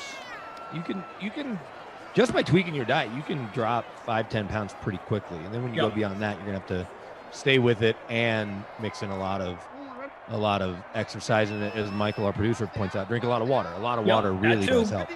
Right? Tom Brady drinks so much water he doesn't get sunburns. Is that how it goes? Whoa! Oh. Whoa, well, Lamar, a lot to take him down. He ends up hitting the backfield and losing yards. But before that, looked like he was about to pull an Eli Manning and throw it off somebody's helmet. Watch Cam go nuts because I wanted no part of him. Yeah, Cam, go get him. Although this Ravens D is not too shabby, even though the Patriots D scores more points. All right, guys, we're almost at 300 likes, so on your way in, smash that like button. Edge 95, definitely want to hear more about your diet, guys. I know. He asked, so I told him. Look, that's what I'm here for. I get that most people could just do better, but you want to hear what people are doing. Obviously, I think the DK Sim fam has a lot of love for you, even if they give you a hard time. And you've made this conscious effort to eat like an adult, be healthier. You're losing waist size in your pants, at least according to your Twitter, those pictures you're putting up. And you're feeling better. That's the biggest thing. Yeah. Who don't want to feel better? It's like I said, and we'll end it here. Just, whoa, boy. Nice big run here from Michelle. 19 yards. Just trying to put myself in a position where I can even when on a day or two that I might go off the rails, I know how to get back on the wagon. Is Edge 95 says, here goes another 10 minutes. All right, that's it. We're moving on. I promise. All right. Cam Newton looks really good in the Patriots uniform. I got to say, I was pumped when he had that game against Seattle week 2. I'm like, wow, he even looks good in the Cam uniform. And yes, Congo Cab, I read it too. Cam might be coming back. Oy. Sony Michel, only 22% in the flex, so folks are not paying up. I kind of understand. Tara says, I heard discussions of trading Belichick for a quarterback. Would you do it? That to me sounds like talk radio fodder. I don't think Bill Belichick deserves to be on the hot seat going into this coming season. But if the Patriots can just develop a plan at the position. But who are you trading it? Who are you trading him for to make that actually happen? Right now, all 32 teams have coaches. But if he were available, there's plenty of teams that would say, hey, sorry, see you later, David Culley or whomever. There's James White, his second carry. Look at that. Already 3.5 minutes left in the first. We're moving right along here. Mike Bizzle wants to know if I've beaten Koff in NBA Jam yet. In fact, I texted him this morning almost immediately after he was trying to take my money in DraftKings NBA tonight. I go, hey, when are we going to play NBA Jam? And maybe I'll start making him play me for money on that. And then I know I'll be out. That pass is complete. Way to tumble over the linebacker. Julian Edelman, give him the first down to the Baltimore 38. Jeremy Small says, throw the ball. Well, they did it there. Mike Ament Glash is a Colts fan from the 70s. The old school Pats unis are sweet. Well, you're welcome.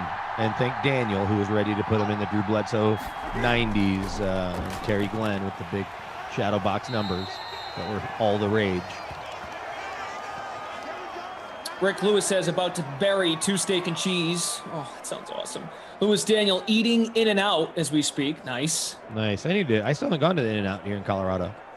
Between the amount of time you have to put in and 60 employees at the one in Denver getting COVID and 20 at the one in Colorado Springs getting COVID, I'm like, you know what? I'm good right now. 2nd and 6 from the 34. Play action. Oh, that's a sack for my Ravens D. Patrick Queen on the linebacker blitz. Up over 300 likes. Love to see it. Let's set 400 as a goal by the end of the night. Want to say hi to the Twitch fam. Shout out to Jim and Kyle from the Game Ops team.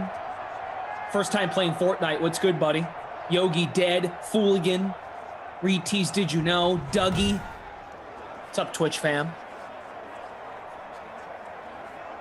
Must says, Glash, so who could have taken New England to the playoffs this year? Like if they had the current construction, there's probably 6 to 7 guys, probably the top 7 guys in the league that could have maybe taken this team to the playoffs. But Cam was so wretched that, I don't know, maybe even a top 20 quarterback could have maybe taken New England to the playoffs. But it was bad. Still don't have anybody to throw to, and in close games, you're going to need someone to make plays. Edelman was never healthy, so he would have been at least on that list. But your pass catchers aren't good. The running backs, there's a lot of them. And then the defense, when 8 guys opt out, you still have the McCourties and Chase Winovich, but it's not a great roster with all the opt-outs and no Tom Brady. Yeah, no, it's true. Obi-Wan needs Jokic to go off. So I'm playing Koff. I know everyone wants to hear about this too. So Koff's done for the night. He's killing me right now. So he's beating me by 65 points, but I have LeBron tonight against Denver. He's beating me by 100 and I don't know, whatever 282 minus 88 is.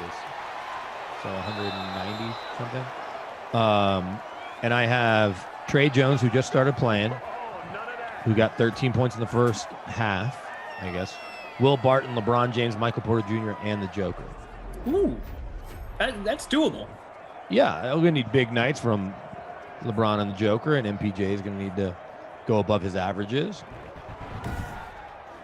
But the Nuggets have now been off since Sunday after their game Monday was postponed right before tip-off, as we chronicled very well on Tuesday. Could use a pick six here for my Ravens D play. Cam Newton, 53% owned. He fires and completes for a touchdown. Who is it? Asiasi! Man, I was looking at Asiasi too. Devin Asiasi, touchdown. Let's go. 36% in the flex, 3% captain. Baltimore had the ball first, and wow, the first quarter is over. That flew. That flew. Hugh Banks says Belichick threatened his offensive line that they would be in the unemployment line if they didn't block for Brady. Major difference. Well, I think Tom Brady knew how to get rid of the ball early. I use Nate Solder as the best example. Yeah. Nate Solder was a really good tackle with Tom Brady. He gets the highest contract in the history of football, goes to New York, Eli at the end of his rope, a young Daniel Jones, and he looks like just a guy. So Lamar Jackson has not even tossed a pass yet. No. Cam 4 for 4. Sony Michel 3 for 32. White 3 carries, 18 yards. Lamar 3 for 8. And Asiasi just caught the touchdown. Runner Travis, there you go. Oh my God, he went X Games mode. Let's see if he can do it for the next 24 minutes of action here. Edelman 3 for 31. Sean Preston, watch it.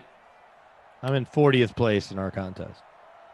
Where am I at? I got to be doing pretty decent. 26th. Defenses are still a factor, right? So Yeah, well, my Ravens D has a sack, and they just give up a touchdown. So. They're getting, they have 11 points. Oh, because it's saying 0 points against. Yeah, so I'm going to go down. Cola Wills says, wait, what's the word for tonight when I need my guy to score in the red zone? I just dropped to 119 after that touchdown went through.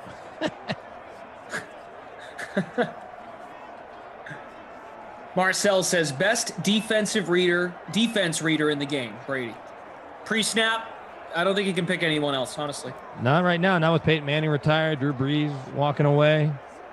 Those are the only guys that would even be in the conversation. I bet Rodgers can read a defense pretty well pre-snap too, though. Patrick, give Patrick Mahomes a couple more years too, and he'll He's get getting even better there. at that. He's getting there. I just remember him telling LeBron and those guys on LeBron's barbershop show that he's like, I'm just now learning how to read defenses. Like, well, that's kind of scary.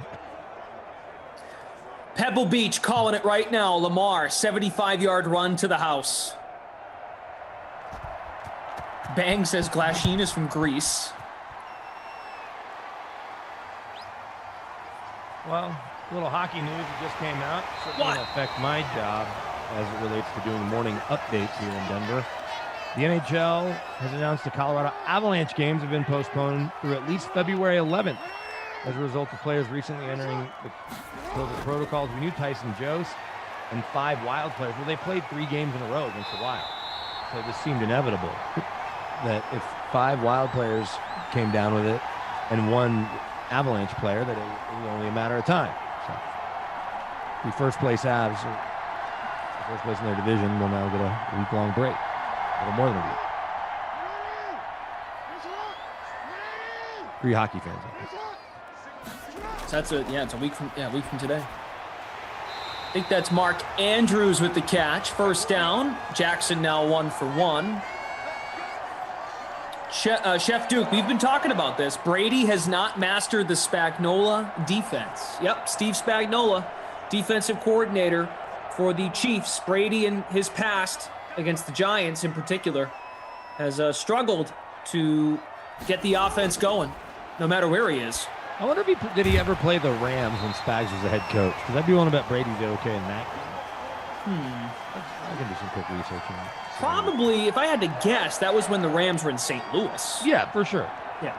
Because Jeff Fisher obviously took him to L.A.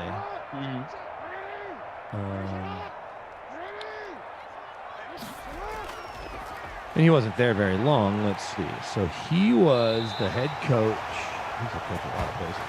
He was the head coach of the St. Louis Rams from 2009 to 2011.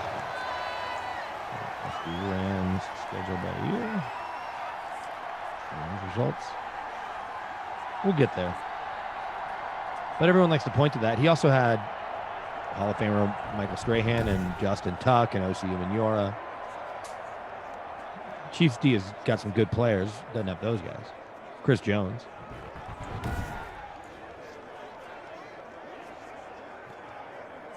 Yeah, Dougie, or NHL postponing. Disappointing. Yep. Sure is. So what did I say, 2013? Or 2009 to 2011? Lamar with the fake handoff, QB option, almost in the red zone. A gain of 10. Jackson now 34 rushing yards. Good to have you guys here for Madden After Dark on a Thursday. Brandon, are you back tomorrow? Yeah, got 2 more tomorrow night. Excellent. And then I'm off through the weekend until next week, obviously. I'll be off tomorrow, but then back on Saturday when we have our big tailgate weekend. All right, with college basketball scheduling got all messed up, so I'm actually doing a game tomorrow at 3, New Hampshire Okay. and Lowell. Okay. Yeah, that keeps happening out here with these Pac-12 games where the CU Buffs are playing at like noon. They played at noon, they played at 3, they played at 4. The afternoon weekday games are awesome for special people as well that like to gamble. So Steve Spagnuolo, who was a head coach in St. Louis for 3 seasons, and I'm sure he didn't finish out that 3rd season. The way the rotation worked, he did not get the Patriots in those 3 years.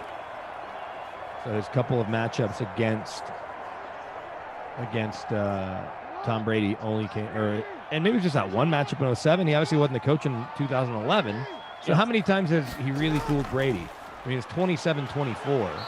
It wasn't like the score was 27-0 when these teams met in week 10 or 11, whatever that was. Right, that's true. And did Brady throw 5 picks? Like, what were Brady's numbers in that game? Yeah, what's the sample size? Like, how many games has it been? Right. If you're just talking about the 2007 Super Bowl, he had his number. But by 2011, he was getting fired as the coach of the Rams that season. Right. Yeah, exactly, Marcel. Beat up Brady was with the Giants. We know that. We're just wondering, outside of those Giants games, like what else? I mean, how many games are we talking? 3rd and 4. Did he get the first? No. 4th and 1. Have you ever been told that your voice sounds like Hunter Thompson? Yours? Yours. No. Admittedly, I read Hunter Thompson a lot more than I ever heard his voice. But I thought his was a lot raspier. He certainly drank and smoked a lot more than I did. 27-24. Can I get the... Get the box score. Week 12 is when they got together. I want to shout out Mike Ahmed. Just got an email from Mike about kicking field goals and Emerson's butt on Saturday morning. So in that game, Tom Brady, 345 yards, 3 TDs, 2 INTs. He was sacked. Defense. 1 sack. So Spagnuolo really had his number, sacking him once. The 2 picks do count, and giving up 345 yards and 3 touchdowns. I understand that 17 of those points came in the second half, and the Chiefs were up 20-7 at halftime, but I'm not sure Spagnuolo had his number that day.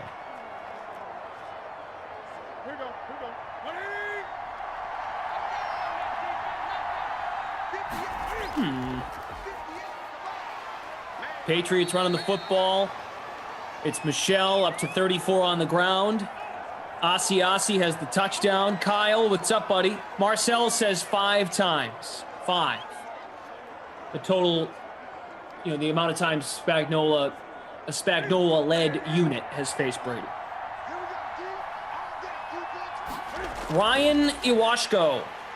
Hey, Glash, I sent the DraftKings team an email about an issue I had. They replied saying, sorry for the wait, we've credited you $3 DK, but I didn't get my original email answered or the DK dollars. I would send him another one and say exactly what you just said.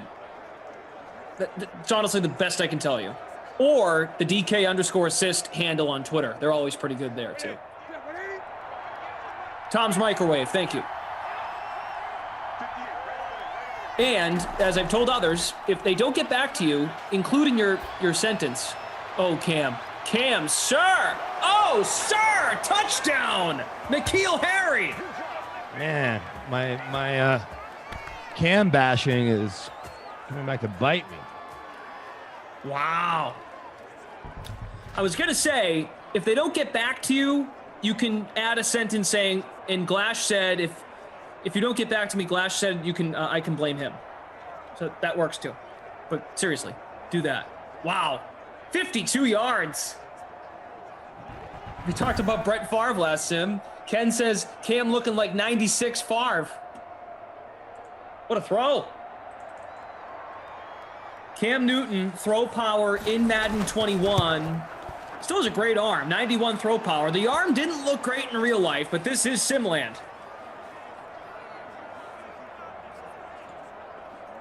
Wow. Brooklyn BS, that's Obi-Wan. He's in second in the free roll.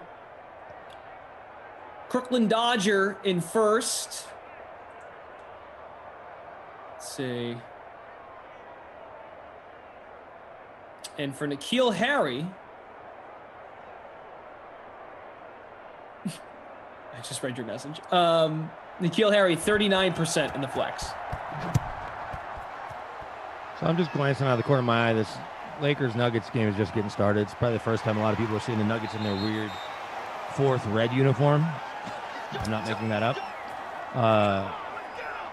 And Marc Gasol, this was, I forget that he's a Laker. Remember, he was traded for his brother to Memphis and then became a Memphis legend because the Lakers had his rights. But he had grown up in Memphis, sort of, like, or went to high school there because the family moved from Spain. I wonder if this, especially if he wins a championship, but, like, if it'll feel finally a Laker after 15 years or whatever it is. The magic of the Lakers. He saw his brother win those championships with Kobe. He was relegated to Memphis and then obviously won with Toronto. Look at Lamar just shaking off tackles to gain 1 yard. It's like Barry Sanders, a lot of razzle-dazzle for 1 yard. So I've done the math here quick. So if LeBron gets me 60, I beat Koff. Okay. That's so doable. Well, I'm going to need 60 from him and another 60 from Joker, as well as 20 or 30 from Barton and MPJ. You're down how many to him right now? 110? No, like 190. Oh, something like that. Well, I don't know. It depends on what my man Tyus Jones is doing. He had 13 in the first half, so I need another 13 from him to give me to 26. Maybe even more in the second half. It'd be great. Jackson in the pistol from its own 31. That'll work. That'll work. Who we got? Snead. Billy Snead. At fourth.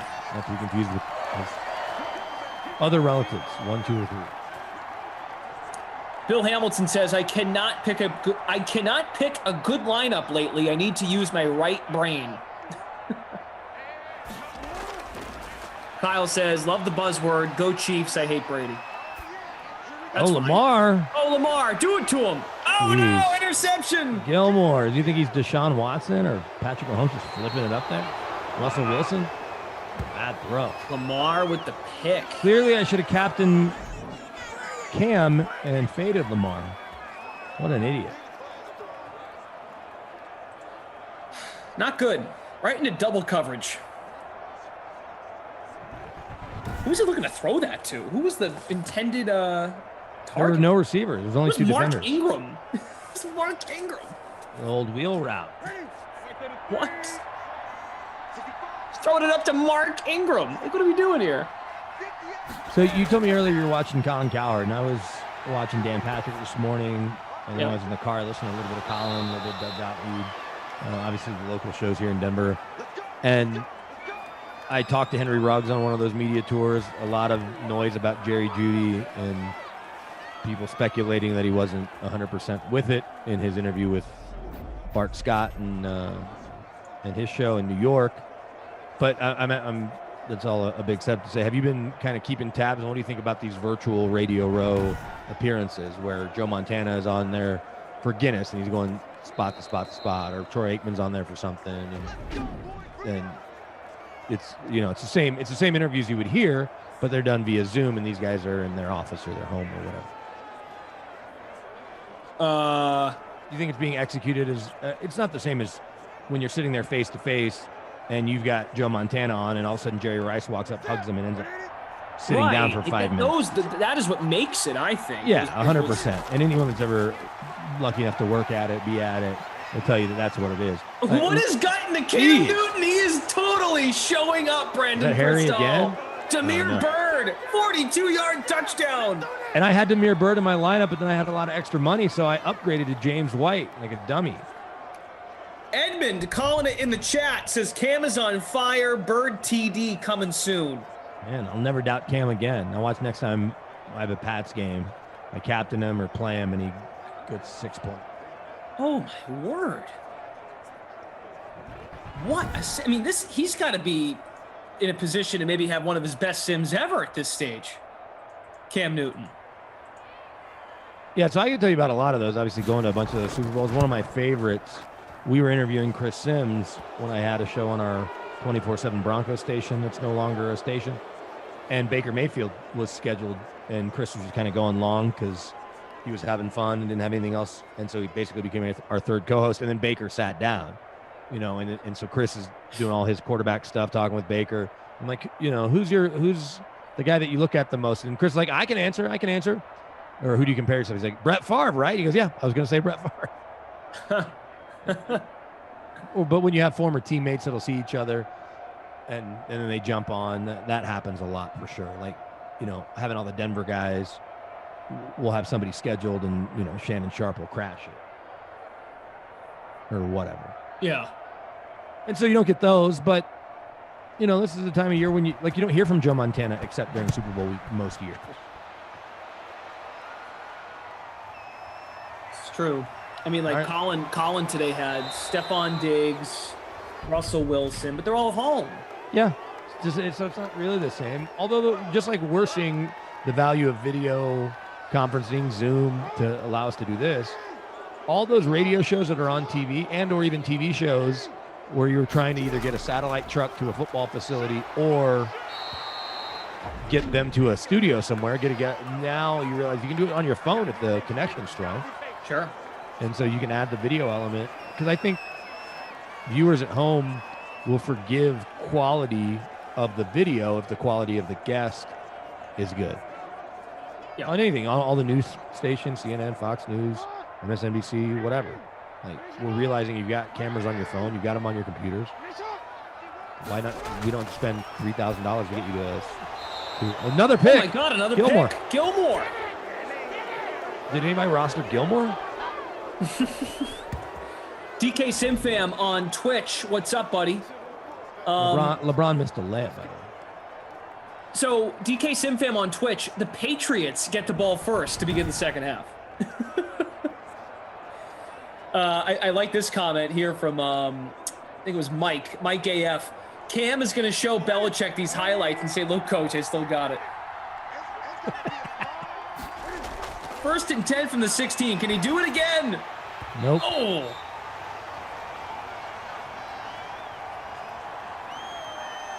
Yeah, I think this is fair to say. Madden 21 wise, this is the best Cam Newton has looked. I'm looking at his game logs right now. He's never hit 30 DK points. I think he could do it in this one. He's hit 26. Talking flex points, of course. Hit 30, he's going to do on this throw. Yeah, come on. Who's that? White, he's in my lineup. Yeah. Kyle shares that he got a 94 in his psychology exam. That boy, Kyle. Stay in school. Don't go into broadcasting. Kidding. Well, if you want to. It's fun. All right. 3rd and 2. Hey, don't go into broadcasting if you like money. If you don't care about money, then it's a great gig. Cam. He's going to tuck it and run. He's in. Touchdown. Holy cow. Cam Newton is crushing it. Runner Travis said it in the pregame show. Don't forget how I told you about Cam X Games mode. Runner Travis has been on it from the start. Runner Travis is Clash. Don't take credit for me helping you. Okay, all right. Pump the brakes. Wow, 27-3. Now, if you've got New England, if you got Michelle and White, maybe they'll just keep running the ball at this stage. This is nuts. And the Patriots do get the ball first to begin the second half. I forgot to tell you, LeBron missed a point-blank layup, but he did just get a rebound, so it's helping you get to 60. He's at 16 points right now. I'm getting there. I'm only down 40 to Koff. He's done. And I've got LeBron. He almost had an assist to Marc Gasol in the corner, but Gasol decided not to shoot it. Oh, it wouldn't be a sim. You know, we just can't admire someone doing a really good job in Simland, having one of the best sims of their DraftKings Madden Sim career without Matthew Uriah Mitchell saying, looks like DraftKings changed stuff up. Of course, you know, that's going to happen. If I thought that would have happened, I would have played Cam. I'm in 182nd place. So I didn't get that email. Mike AF, does Baltimore trade for Cam now? He's showing Lamar how it's done. He's like, this is what a run-first QB does. Oh, Heisman winner. Well, if now on the flip side here, if you rostered Ravens pass catchers, like that's a good thing. Maybe. You have to throw it to him, though. There you go. But if you don't have Cam Newton, which I do not, I'll be lucky if I get north of 100. Cam Newton has 26.28 points. Jim and Kyle doing a great job updating the scores. Cam's sim high, looking at game logs, 26.54. He's going to break his own career best in the first half. Unreal. Unreal.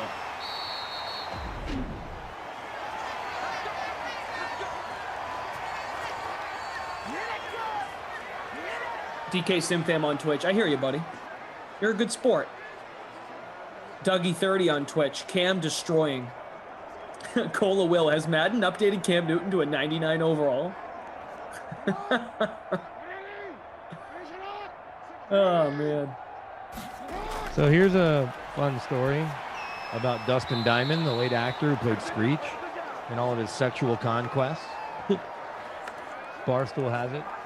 Says he hooked up with over 2,000 women and that he said, quote, Disneyland was the best place to pick up chicks. I'll let you do more digging on that if you want, but the headline caught my eye. I thought it was amazing. They're going to they're going to kick a field goal? A 65-yarder for Tucker. What? He's got the leg. Oh! What? A little low, a little short. Why are they kicking that? 65-yarder because they got Justin Tucker, the best kicker in come football. on. Look at that. It was right on line, just a little short. I don't have a problem with that kick. I do. Come on, you're down by 25. Well, I want to get some points on the board. Oh, I hope Cam throws a bomb here. That'd be a troll run job. play. House call. No. Call timeout. Love it. Love it. Jason Rossi in the chat, stacked them kickers. I can't believe they just kicked that. I'm like, wait a second, they're punting, right? No, they what? Watch it be a pass interference call and a free field goal here. They're huddling for a long time, and he's in the gun. Rossi says deserves the points for the attempt. Come on, Cam, chuck it to the end zone. Boring. Boo. Well, that'll do it for the first half. Oh my God. Wow. Cam Newton breaking his own DraftKings Madden Sim career high in one half. Almost there. 26.28 points. And that's without ops getting to look at the stats here and updating things. Wow. Crazy. I'm now in 184th place. James Robertson, the Pats are stat padding. So Cam Newton, 9 of 10, 187, 3 touchdowns. Lamar Jackson, 5 for 8, 64 yards. 2 picks. My captain Lamar is not helping me out. 8 rushes, 41 yards. yeah, Hasn't 41 fumbled. yards. There you go. Sony Michel, 6 for 40. Ingram, 4 for 12. White, 3 for 18. Dobbins, 1 for 5. Cam ran one in. 3 touchdown passes and a rushing touchdown in the first half.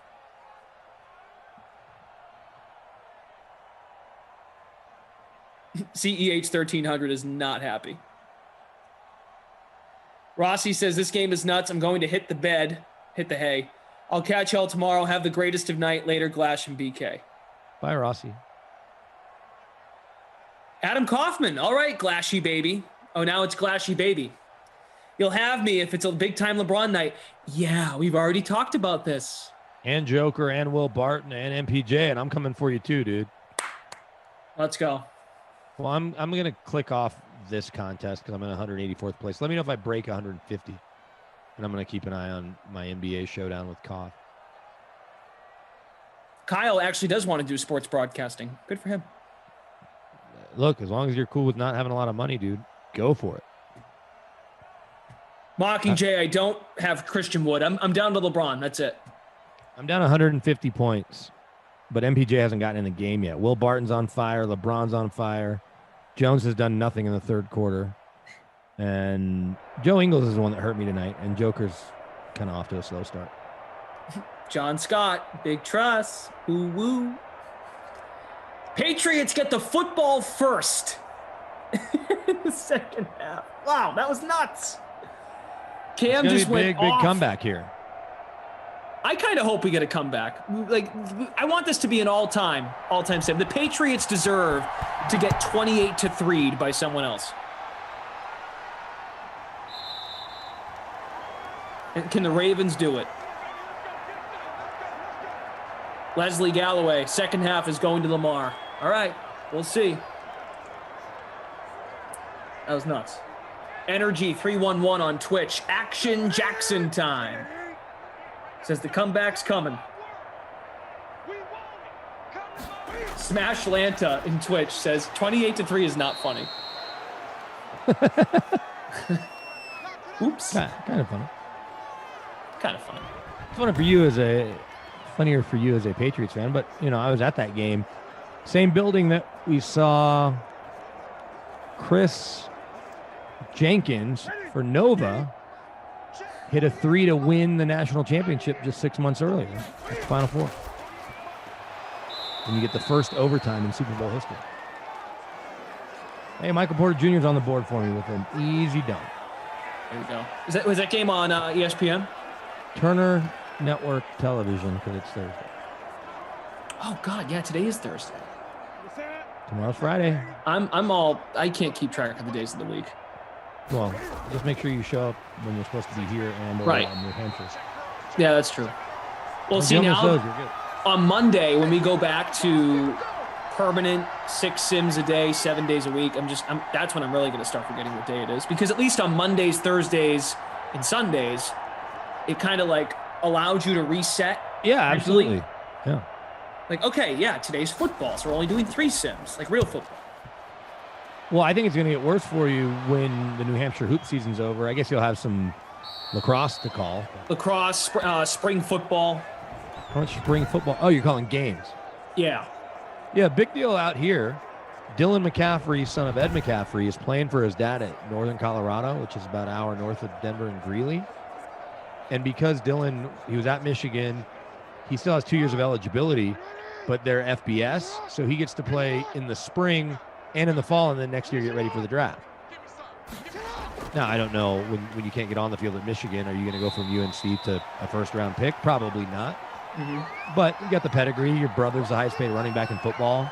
You were a top recruit coming out in high school. You got the size. Your dad's Ed McCaffrey. It's just interesting because I don't even think about a lot of these FBS games other than knowing Ivy League will be on. But I'll be watching them on Saturdays when they're on TV. I'll be watching them. Especially with no combine or other real spring football. I don't know what that'll look like at the Power 5 school. All Dobbins. right, the comeback starting.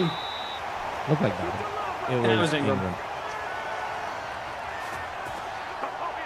Smash that like button, guys. Good to have you here for Madden After Dark. 430 of you on YouTube. Brandon Cristal, producer Michael, Daniel, our technical director, Jim and Kyle from the Game Ops team. Yeah, let's keep running the ball. Establish the run, down by 25.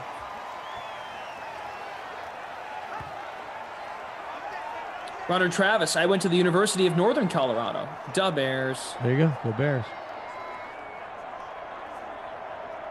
So no one that thinks Ed McCaffrey's going to try to be there very long. He was a high school coach, though, only for like a year or two, and then got this job. We know he's quickly going to try to jump to a bigger program.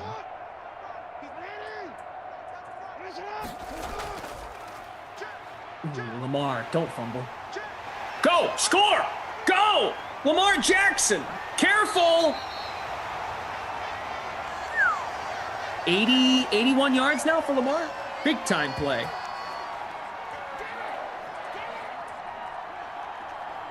Have you had a chance to watch the younger McCaffrey in person? In high school, I think I saw one of his championship games. You know, they went to this School of Valor Christian that was a new school, and so the oldest brother, Max, and Christian, who's second oldest, won like, especially Christian won, I think, 4 championships in 4 years, but they kept going up a class. So like they were 1A, then they were 2A, then they were 3A, 4A, and eventually 5A. And so Dylan, you know, Dylan could swing it. He was certainly the best quarterback in Colorado, but this isn't California or Texas. It's not, or Florida. It's not hard to, I'm not saying there aren't some good quarterbacks that have come from here at the high school level that have now jumped to college, but there's not a pipeline of Colorado quarterbacks that we forgot to tell you about. Lamar takes, oh, sir. I want to shout you out here because Timothy in the chat says, Brandon K, listen every day. Mile High Denver. Love it. Love 303. Appreciate that. I don't know what he's listening to. Hopefully my podcast. Maybe your sports updates. Maybe just the updates. Gonna have Henry Ruggs III and Reed Fowler on tomorrow. Oh, you're gonna have Reed on. Awesome. And that is a touchdown. B. Dobbins, but it's Dobbins. My captain to one of my best players now. There you go. Favorite player, probably inside of 150. All right. So this is not me bragging, but it's going to come off as that. This is the first Super Bowl that I'm watching at home in the last, I've gone to 5 straight. I'm really looking forward to watching the commercials. Not that you don't get to see them the next day, USA Today or Yahoo or whoever will tell you, hey, here are the 10 best commercials. But it's not the same as catching them in real time and reacting to them as they happen. There's a good Bud Light one where they're bringing back all the old Bud Light characters. Have you seen the commercial for that, or the preview for that? I have, yep. Yeah, so that'll be good. There's some, I think there's some good stuff with Peyton. There's one with a bunch of former like MVPs that Joe Montana and Troy Aikman are in that Troy was talking about today. Joe Montana's in a separate Guinness commercial. I'm sure there'll be some thank you frontline worker commercials that somebody will buy that'll, I'm sure, look good. You know what I came across was the there was a Doritos one with Mila Kunis and Ashton Kutcher. Okay, are they like at home eating Doritos? And Shaggy singing the "Wasn't Me" song. Okay. Oh, was it because somebody ate someone else's Doritos? Yeah, exactly. You actually nailed it. So I don't know how I think I was actually probably trying to pop on The Sims, and it just showed up in my YouTube feed on my phone. So I watched it. And I love Mila Kunis. I have like a crush on her. Outside of Sarah, of course. Yeah, of course. Well, she's married and you're spoken for as well, so odds are you're not getting together anytime soon. So Funny story. I actually admitted on these Sims, I don't remember what month, but it was during the summer. I had no idea Mila was married to Ashton Kutcher. I didn't even know that. They have like 2 kids, dude. They've been married for a long time. I know. Sarah said the same thing. She's like, how did you not know that? Do you live under a rock? I'm like, no, sorry. Maybe I was so obsessed with Mila. Not obsessed enough that you didn't realize she married Ashton Kutcher. Well, maybe I just wanted to leave that part out of my brain. Oh, there's Sony Michel, 59 yards. He is 41 away from the bonus. Maybe my roster's not going to be so atrocious, especially if Lamar can connect with Dobbins or Andrews for another score. Sarah's Craft Corner. What's up? Love that username. Good to have you. Scoots1888 in first place in the public showdown. Madden Crazy is in first place, tied with LD Get Some and DB1117.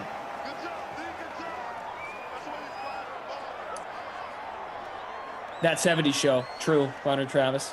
Now, they weren't together at all then, and Ashton Kutcher eventually would marry Demi Moore. Like, I've heard Mila Kunis talk about it in interviews that it wouldn't have lasted if they would have gotten together then. Them finding each other in their 30s has worked out much better. Bad boys have popped. Get out of here. That's awesome. Always Blaze. Appreciate you. Runner Travis. Was Ashton previously married before Mila? Yeah, Demi Moore. Oh.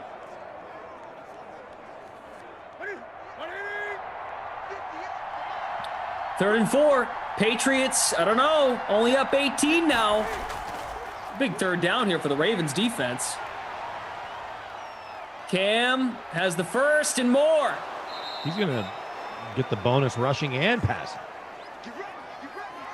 24 rushing yards. So He's only Cam Newton 76 has set away. he has set a new career high in Simland. Single game best. Once that updates. Unreal. Unreal. So if you do flip on the Nuggets and Lakers, this is going to be a confusing thing to watch if you can't tell who the players are at first, like if LeBron or AD are sitting. Because the Lakers are wearing those blue city uniforms that are kind of inspired by the Minneapolis Lakers.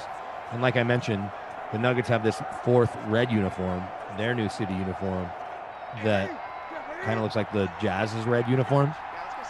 So it just doesn't make any sense because the Nuggets, you know, other than having red in the rainbow back in the 80s, have never really had red in their uniform. Ooh, stick.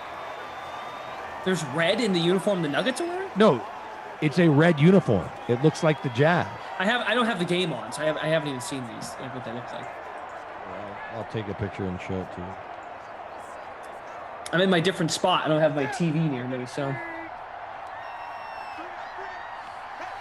Yeah, put it in the Slack. Take a look. Okay, do that too. Let me, go ahead. Oh. Right, so it's confusing because the Lakers are wearing blue, something they don't normally wear, and the Nuggets are wearing red, and they look like the Jazz. But why? There's a lot of people that do not like the switch to the red this year because it just doesn't make sense. It was one thing to kind of change from the lighter blue and yellow and white to darker blue in recent years. But to go to just throw in a fourth red uniform, I think they figure people will buy it because they're a good team right now. Mike Amen says, how about the Colorado Mines uniforms?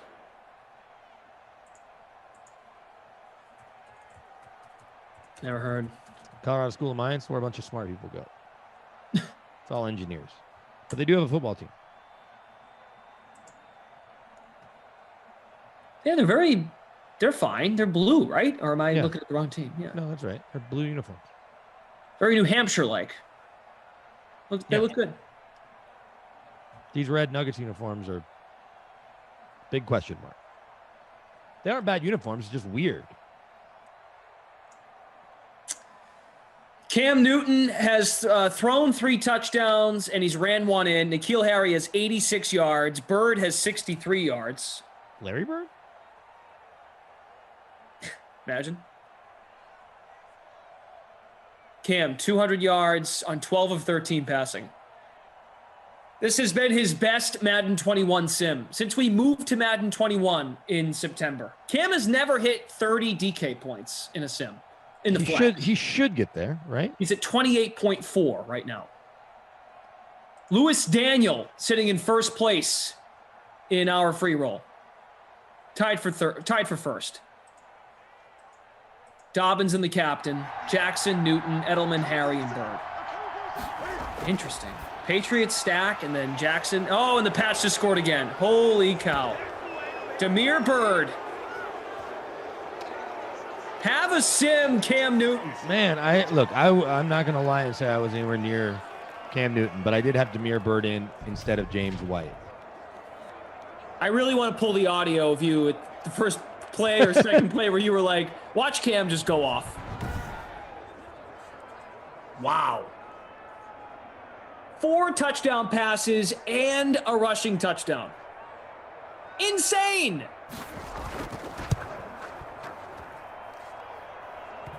Well, pretty darn good, and that puts him over 30. Did you see any of the stuff Roger Goodell said today?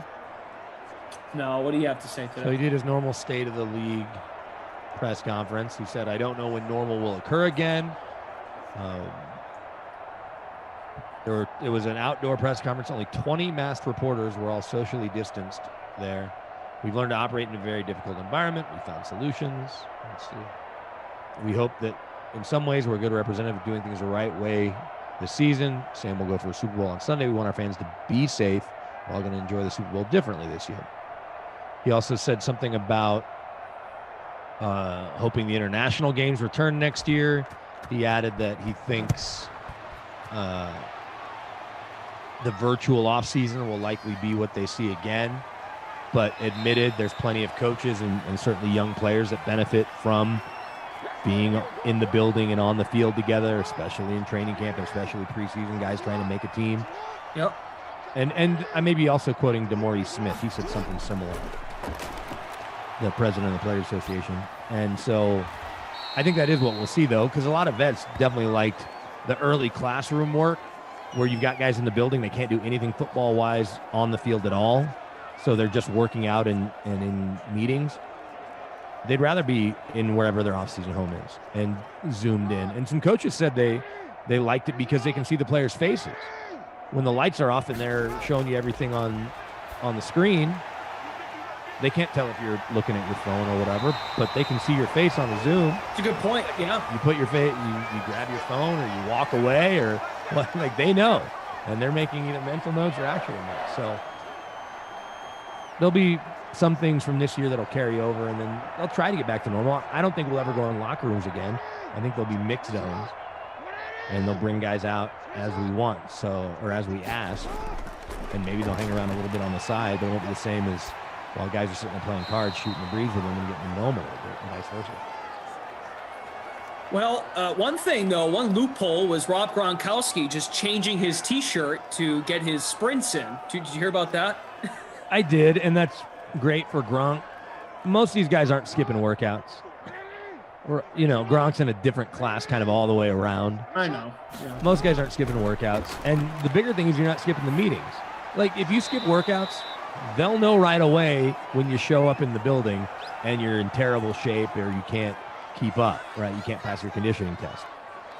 But they need you to be in the classroom so that when they need to apply it on the field, implement it on the field, they saw you there. They know that you at least pretended to learn it and took the tests. Because they do give these guys tests on the playbook throughout the offseason.